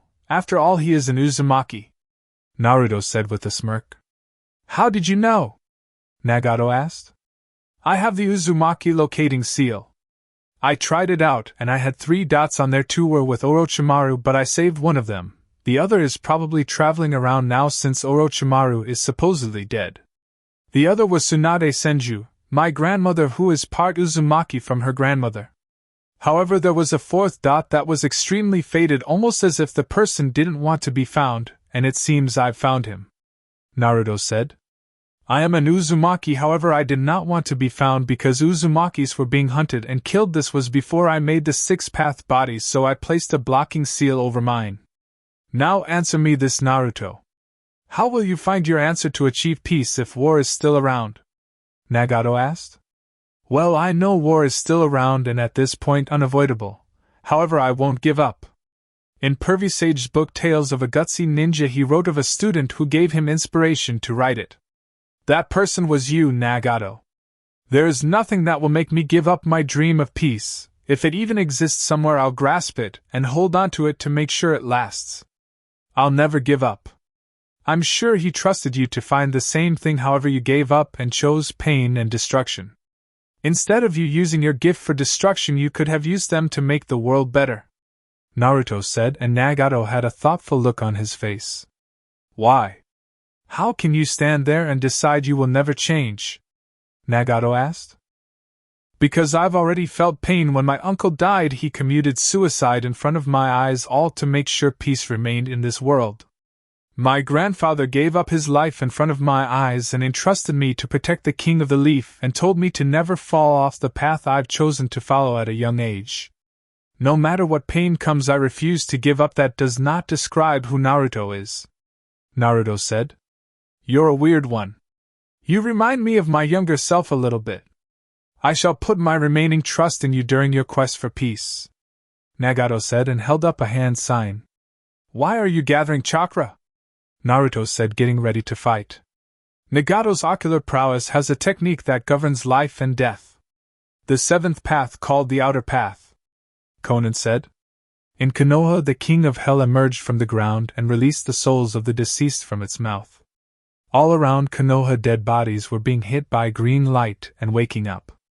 Enko and Tsunade, who were holding the bodies of Ichiraku and Shizen, were scared when they turned green but were shocked when they woke up, and everybody around, civilians and ninja, were celebrating. Naruto has done it, and he finally won. Back in the paper tree, Nagato's hair turned white, and blood was coming from his mouth. Nagato was dying. There's nothing harder than having to accept the death of a person you've loved. So in order for us to ignore that, we simply tell ourselves that they cannot die. It's a false reality we all wish we could live in, where everyone we care about lives forever. But sadly that isn't the case, especially in our world and the current state it is in. Naruto, I truly believe you and achieve peace. With that, the paper tree faded away and Nagato died. Naruto and Konan were standing there with the body of Yahiko that was used for the Deva path. So what are you going to do now? Are you still returning to the Akatsuki? Naruto asked. No, I'm done with the Akatsuki. I'm going back to aim to become the leader and lead it into an era of true peace like the original Akatsuki was supposed to do, Konan said. I have a suggestion. I think you should destroy Nagato's eyes. That fake Madara must want them for his plan to work. I'd destroy them now if I were you. If he wants them, then he will come after you for them, Naruto said. Konan thought about it for a while before removing his eyes and balling them up in paper before blowing it up. She made a paper bouquet of roses and handed them to Naruto. Like Nagato, I too shall put my trust in you, Naruto. Konan said before she could leave. Naruto gave her a tri-pronged kunai. Just in case. He said. She nodded and left in a flutter of paper with the bodies of Nagato and Yuhiko. Well, I'd better get going, he said and summoned Shadow. I take it that you won, Naruto? Shadow asked. Naruto nodded. Let me guess, your eyesight is gone and you need the transfer? Shadow asked again and Naruto nodded. Shadow picked Naruto up and put him on his back before taking off towards the Leaf Village. They arrived and everyone was waiting for him. They rushed him and kids started harassing him with questions, pulling on him. All his friends were in the back happy for him. Naruto, Tsunade said, walking up to him. He lifted his head towards her. Can you see me? She asked, and he shook his head no. She grabbed his hand and took him to a medical tent they set up, and he laid down on the mat they had in there. I need the eyes, Naruto, she said, and he unsealed them from his bicep and gave them to her. She did a sleeping jutsu on him and began the transplant. 3 hours later she was finished. He had bandages over his eyes. You usually would have to wait about a week for your body to get used to the new eyes, however, you should be ready to use them in about 3 days. So just keep the bandages on. I'm going to move you to my tent with Jiraiya. He should wake up from his coma soon. So just take it easy. Tsunade said. He nodded. Thank you, Granny, and I'm sorry for lying to you, but I just didn't want you to worry about me. Oh, and you don't have call our allies to help rebuild. I placed a seal on the ground around Konoha to restore it, but it has to wait since I'm incapacitated right now, he said. Okay, Naruto, I won't worry about it. I have an emergency meeting with the Fire Daimyo and the elders. Apparently he got word the village was destroyed, but the thing is he was told before it even happened, Tsunade said. It was Danzo, he was responsible for all of this. The Akatsuki, me arriving late, he wants the Hokage seat. He's gonna try and force it from you. Bring up the fact that he told the Fire Daimyo before it even happened. That will shut him up, because then he would be forced to answer, and tell him about Root being active still, Naruto said. I will just relax for the next 3 days, I'll take care of everything else, she said and left. Naruto pulled out his necklace and held the yang symbol on it. I'll see you soon, Samui, were his final thoughts before sleep claimed him. Unknown to him, the person he was thinking about would be in the Leaf in 3 days. How much farther till we get there? A redhead with amber eyes complained. We still have 3 days, Karui. That gives you plenty of time to figure out why your breasts haven't grown or why you're still single and haven't been laid, a light blonde-haired boy said. Shut up, Omoi! Karui yelled and threw a rock at him in the direction on Konoha. Don't worry about my breasts, and Samui hasn't been laid either. She rejects everybody that asks her out, Karui said while pointing at her. Will you two stop arguing like little kids? It's not cool and you're giving me a headache, Samui said. Sorry, Samui, but Karui does raise a point. You've never let a man touch you before and you reject all of their offers to take you out on a date. Have you ever kissed a boy before? Oma asked. Yes, I have. Now leave me alone. We've still got 3 days until we reach Konoha. Now let's go, she said and jumped off into the trees. Wow, Oma, you actually got something out of her, Karui said. I know, and it's weird, he said, and they jumped to catch up to Samui, who took out her necklace with the yin symbol on it. I'll see you soon. Kami better not had lied to me, Samui thought before putting the necklace away, since Omoi and Karui caught up to her. As they traveled more, a ghost of Kiyomi appeared with a smile. It's time you finally met each other again, she said before disappearing. 3 days later they arrived at the Leaf Village, and of course Omoi had to mess with Karui. Karui, how could you do this? He asked. I didn't mean to. It was just a tiny rock. What do we do now? She asked, scared. Samui rolled her eyes at this.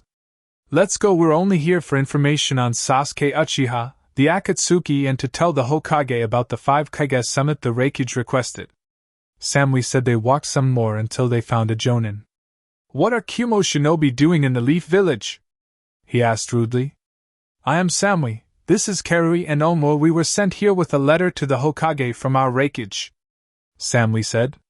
Very well, follow me. I'll take you to the Hokage, the Jonin said. Before we go, what happened here? Karui asked. The leader of the Akatsuki came in and attacked our village. This was the result until he was defeated, the Jonin said. Your Hokage must be pretty strong if she was able to take out the leader of the Akatsuki herself, Oma said. It wasn't our Hokage, she was focused on healing the wounded shinobi. It was one of our Jonin who is stronger than our Hokage.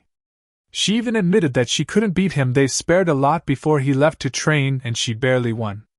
He came back after almost 3 years and completely wiped the floor with Jiraiya-sama, and he even used Sage Mode but said the Jonin was only using 25% of his strength when they fought, the Jonin said, shocking them. Where is this Jonin? Oma asked. Nobody knows, he hasn't been seen in 3 days. He came back from training blind and it got worse when he fought the Akatsuki leader. Lady Tsunade said she would fix him but nobody saw him for 3 days, the Jonin said. Now only one of you can come with me due to the Leaf not really trusting Kumo due to past reasons, the Jonin said. I'll go with you. Karui, Omo, try not to cause any trouble, Samui said and left with the Jonin. Karui and Omo walk around until they hear Sakura talking to Ino and Hinata. I don't know guys, this village wouldn't like this had Sasuke-kun been here, she said. Sakura, for the last time, Sasuke is not coming back to the village, and we know that, Ino said. Ya face it, Sakura, that Sasuke fantasy of yours won't happen. Hinata said. That's when Karui drew her sword and spoke up. Tell me everything you know about Sasuke Uchiha, she said, and charged at them. She was outnumbered, so Omoi drew his sword and joined in. Meanwhile, Samui finished her meeting and got information on Sasuke and told Tsunade about the 5 Kage summit. She was walking around looking for her team when she heard sounds of fighting. I told those 2 idiots not to cause any trouble. With that, she took off towards the fighting.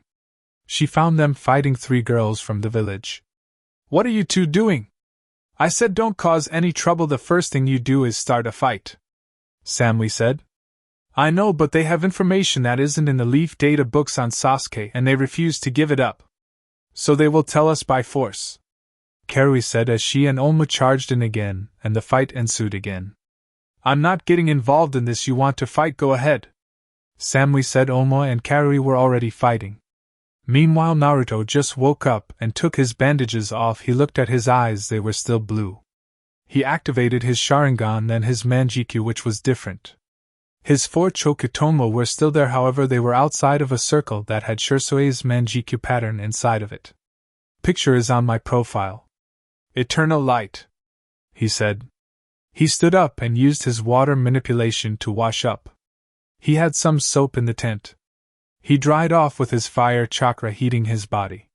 He put a pair of boxers on that he had sealed on him and put his pants and sandals on when he felt Sakura, Ino and Hinata's chakra spike, as well as 3 foreign shinobi. 2 were aggressive and the 3rd was annoyed. He didn't bother to grab his shirt or vest.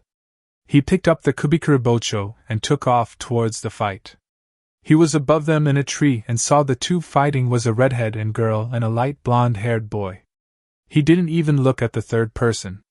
He saw Karui and Oma charge at Sakura, Ino, and Hinata, so he made himself known. He jumped down and kicked Oma's sword away and grabbed Karui's from her. He had the Kubikuribocho pointed at Oma's neck and Karui's sword pointed at her own neck. Everyone was shocked because it happened so quickly. I'm going to ask once, why the fuck are Kumo's shinobi here in the Leaf Village? He said in a cold tone. The girls were speechless due to him not having a shirt on, so they saw his physique. He had an 8-pack and his chest muscles were perfect for his body and his arms were muscular but not bulky. Omoi spoke up. We wanted information on Sasuke Uchiha and to speak to the Hokage about something. The Raikage wants to deal with the Akatsuki since they took his brother, he said. You should have checked our shinobi records room, then not fucking attack Leaf shinobi, and I find it funny the Raikage wants to get off his ass now. The Leaf sent him a letter to help deal with the Akatsuki and he declined. Now that his brother is taken, he wants to fucking get his head out of his ass. If it was up to me, I would reject his offer, but knowing the Hokage, she probably agreed already. Naruto said. Karui got her wits back and spoke.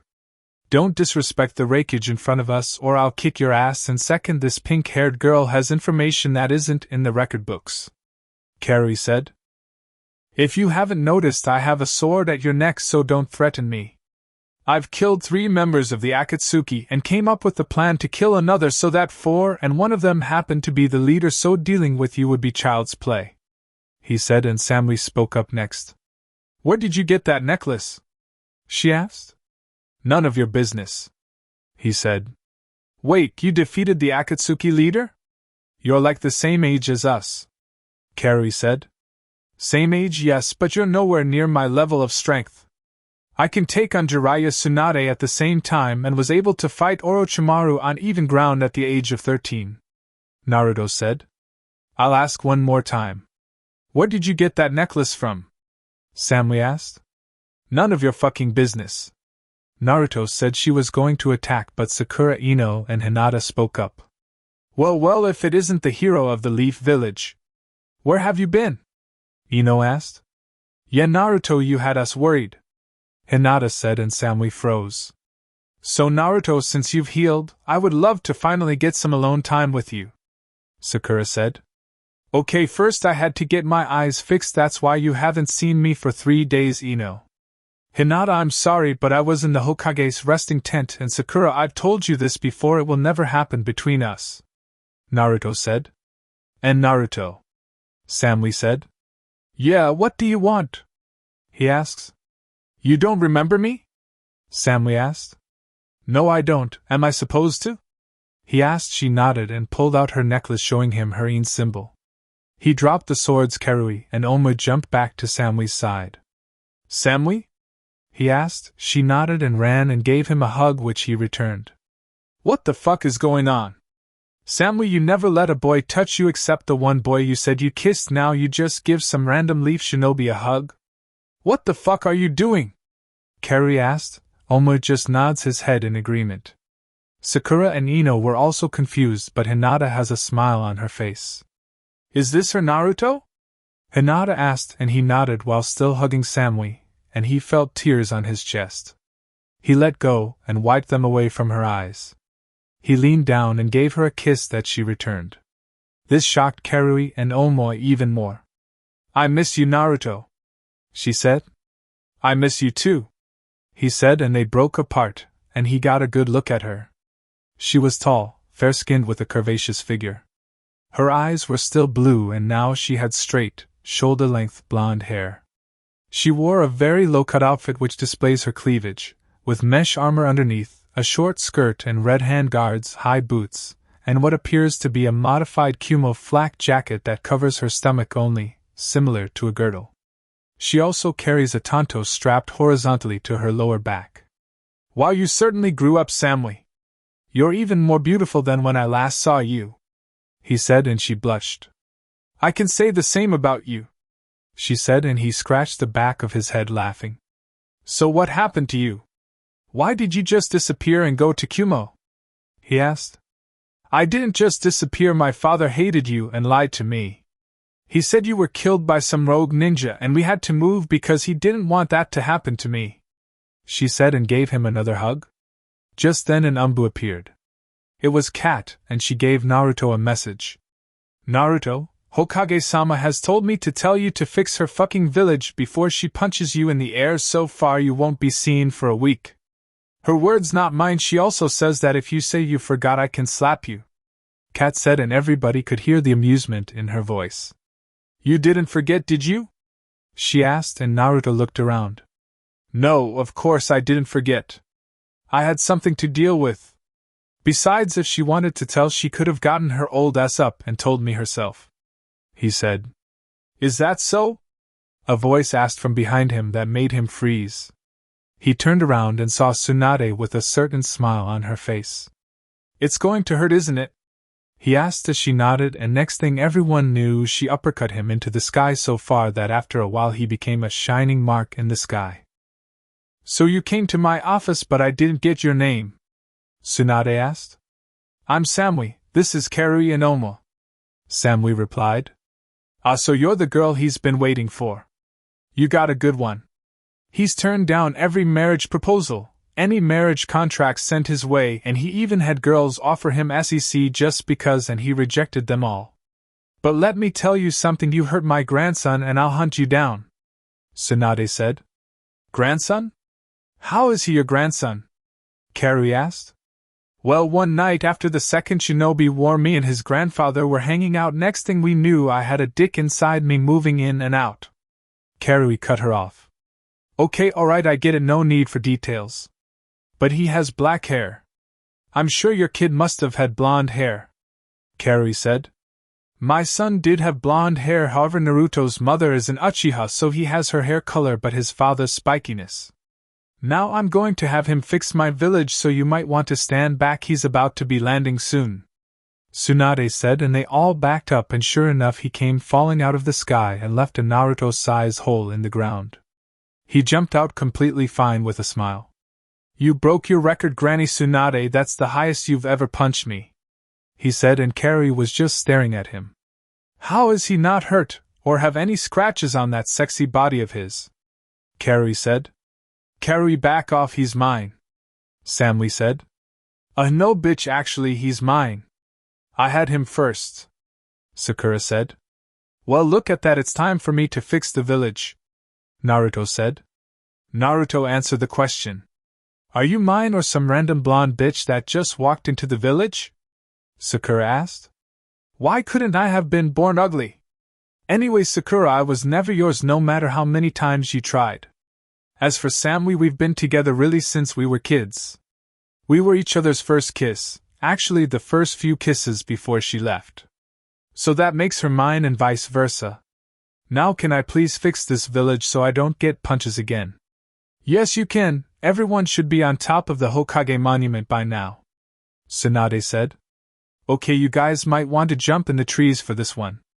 They all jumped in the trees, but Samui gave him a kiss before leaving. He walked about 10 feet in front of him and located the activation seal for the giant seal he placed and channeled a ton of chakra so much that it became visible. Uzumaki sealing, village restoration.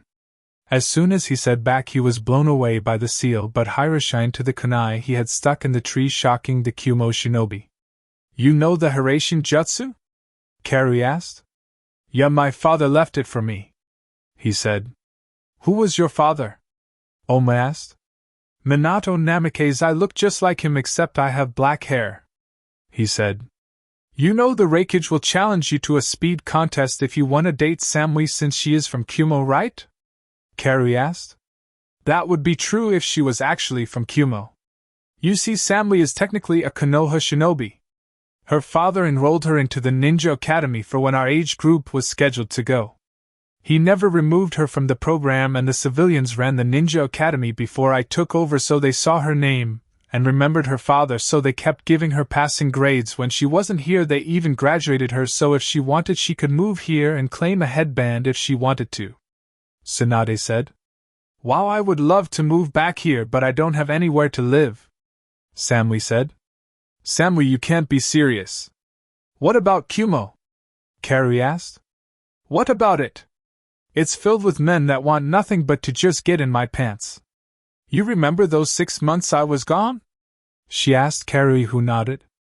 Well, I was sent to prison because the Raikage tried to give me a B-rank mission to sleep with him, and I refused, so he had me sent to prison. So no, I will not be staying in Kumo anymore. I'm moving back to be with Naruto, she said, hugging him. Why, your Raikage is an asshole, how could he do that? Ino asked. He tried the same thing with his secretary Mabui, and she refused. He had her killed by the Umbu, claiming she was a spy. He didn't try it with Yujito because she is a Jinchuriki, and she would let the two-tailed cat loose on him.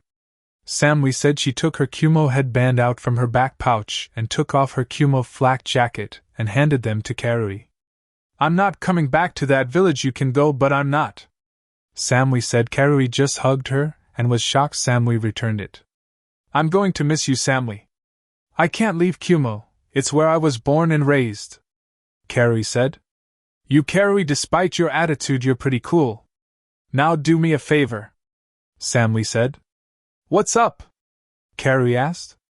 Drop the genjutsu on your chest, I've seen them before. Samui said. Carrie was shocked but nodded. The genjutsu dropped, and they were the same size as Hinata's. Okay, they must have grown now. I'm going to warn you, if the Raikage finds out you have a chest like that, he will assign you the same mission he tried to give me. Now what you can do is file a shinobi release form. Go to my house, and in my kitchen there is a loose floorboard. It has a stamp of the Raikage underneath it. Mabui managed to get her hands on one for me. Use it to stamp where the Raikage needs to stamp it, and hand it to the council, and they will file it. I want you to come here with me. I should have a house or apartment. Oma you can come to if you like. If that is okay with the Hokage, of course. Samui said. Yes, they can join, and don't worry, the only person who would try something on you will be taken care of shortly. Isn't that right, Naruto? Tsunade asked, but Naruto wasn't paying attention. He was staring at a tree in front of him. Tsunade went to slap him, but he vanished with his sword, and then next thing they knew 10 dead blank-masked Anbu members fell out of the tree. Yeah, he is going to die really soon. Did you get the order, Granny? He asked. I sure did. I talked to the daimyo after everybody else left, and put up the privacy barrier. He wrote up the kill on sight form for me. Why? She asked. Danzo, get your ass out here, he yelled. Everybody get back now, he said, and Danzo walked out with his arm uncovered in Sharingan. You can't use your Sharingan, boy. It's time I killed you and started my plans to take over the leaf. Rude to me. As soon as he said that, his entire army of root shinobi, which wasn't much, maybe about 100, showed up. You're a fool, Danzo. I can use my eyes now, and they are better than ever, he said, and activated his eternal Manjikyu Sharingan. Susanoo. He was surrounded by the upper body of a black warrior in armor that had a golden tomo on its chest. The Susanoo also had a sword just like the Kubikura Bocho in its hand. Naruto used the sword of his Susanoo and killed all of the root shinobi and cut Danzo in half. But to everyone's shock except Naruto, he disappeared and reappeared without a scratch on him. So you wanted all of those Sharingan to use the infamous Izanagi technique so you can cheat death? That's good. It means I can kill you multiple times over until you're finally dead. 1 eye down, 9 more to go. Danzo was scared. Naruto figured out his plan, and he took out all of his root shinobi. Now Danzo, we both knew this was coming. However, I bet you thought the people behind you would come kill you, Naruto said, and Danzo turned around to see Sasuke and Itachi staring at him. What? Was all Danzo could say. See, Ino, I told you Sasuke-kun would come back. Look at him, hasn't he grown even sexier? Sakura said. You do realize this is a genjutsu, right? Carrie asked. Huh? How do you know that? Sakura said. Because Itachi is dead. Sasuke killed him when they fought, Oma said. Sasuke didn't kill Itachi. I know Itachi was already dying from the same thing that Shisui had. All Sasuke did was fight somebody who was at about 50%, maybe less, and he still struggled against him. One of my dragons decided to come to our world and noticed them fighting.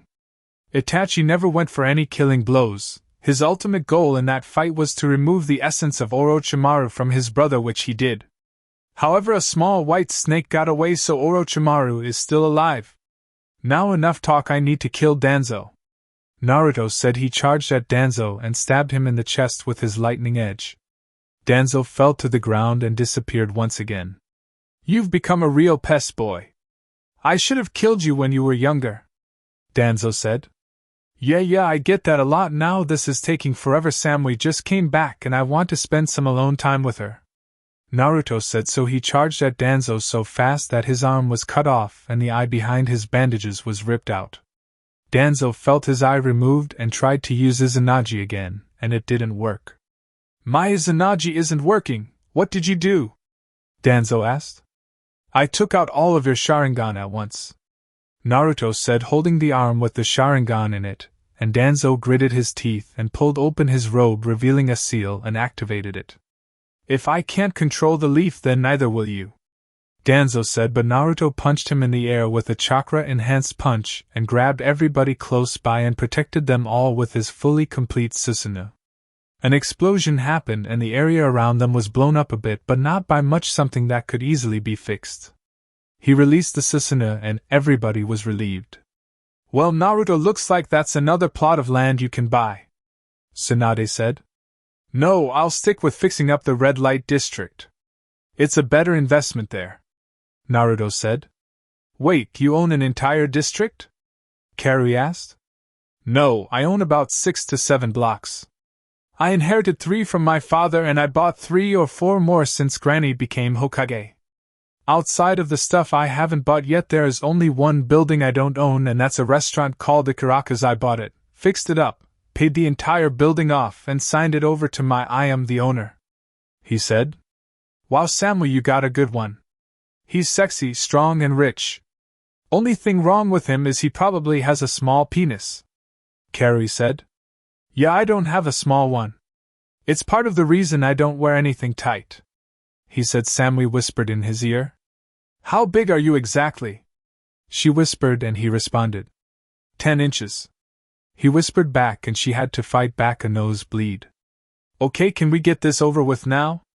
Anything else you need, Lady Tsunade? Samui asked impatiently. She wanted to spend some time with Naruto. Yeah, there is actually. At the 5 Hokage summit next week we can bring 2 bodyguards. I'm bringing Naruto and Samui as my guards. That's it for me. Anybody else got anything to say? Nobody said nothing until Naruto spoke. Actually, yeah, I have a gift for Samui. He said. He bit his thumb and went through hand signs. Summoning jutsu. Out of the smoke came everyone's favorite dragon. Hey Bob, Naruto said, and Karui laughed. It was the wrong thing to do. Who the fuck is laughing at my name? Bob yelled and Karui instantly shut up. Hey Bob, remember that girl we talked about? Well, this is Samui, he said, pushing her forward. She was actually scared to meet this dragon, and he just pushed her forward. Bob leaned down to get a better look at her. Hey, she said. Sup? So Naruto, I take it Helios gave you his blessing? Bob asked, and Naruto nodded. Suddenly a scroll appeared in front of Samui, and unrolled, revealing only Naruto's on the contract. The Dragon Elder, after hearing about you from me, has decided to let you sign the dragon contract. Just bite your finger and sign it, and add blood to your hand for the handprint. She did as told, and Bob disappeared with the scroll. Now what? Samui asked. Now I show you then hand signs and you summon your familiar. He bit his thumb and did the hand signs slowly so she could see them, and he summoned Shadow. What the fuck, Naruto? I was with my girlfriend and we were just about to.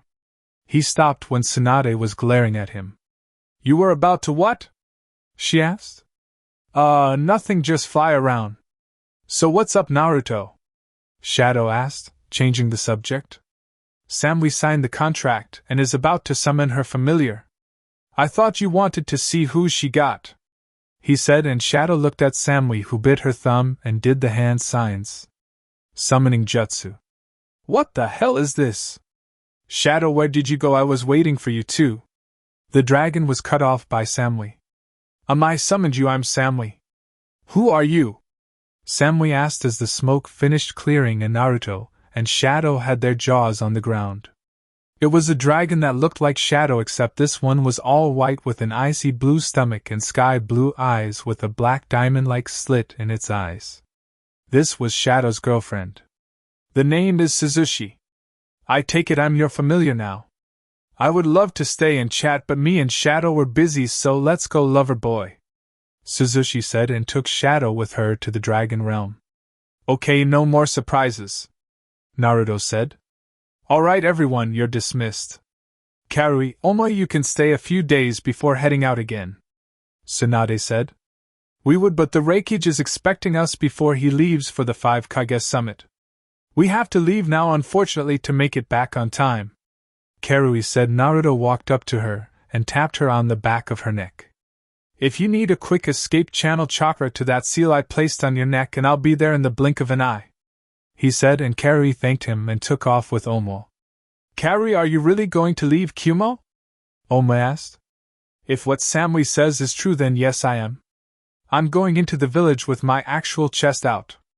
If the Raikage tells me to come back later for a B rank mission, I'll go to Samui's house after the report, and use the stamp and call Naruto to pick me up after I hand the form to the council. Are you going to come with me if I do? She asked. You know I am. We stick together through anything, remember? Oma said. Yeah, I remember, Karui said, and they kept moving towards Kumo. Back in the leaf, Naruto was with Samui in his house with her straddling his lap, making out. I really miss you, Naruto. I thought about you every day, she said in between kisses. I miss you too, he said through kisses. Take me to your room. I've waited long enough for this. Make me yours, she said. He stood up and she wrapped her legs around his waist, and he took her to the room. It's a good thing the houses were soundproof and had a privacy barrier, because Samui and Naruto's moans would have been heard throughout the village. Meanwhile, the fake Madara was talking to Sasuke's team Taka. It consisted of Sasuke, a red-haired girl with glasses that was Karen Uzumaki. There was an orange-haired boy Yugo. A white-haired boy with shark teeth, this was Suigetsu. Zetsu has informed me that Danzo has made a scheme to become Hokage. He will be at the 5 Kage summit. You can get your revenge on him there, Sasuke, the fake Madara said.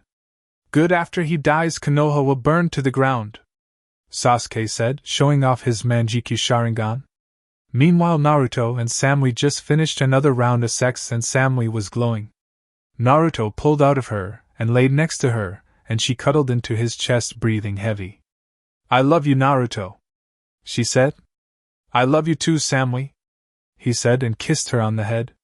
They laid like that until Samui fell asleep with a smile on her face, and Naruto soon joined her. And that concludes the third part of this story. Thank you for spending your time here at Ichiraku Ramen and listening all the way to the end.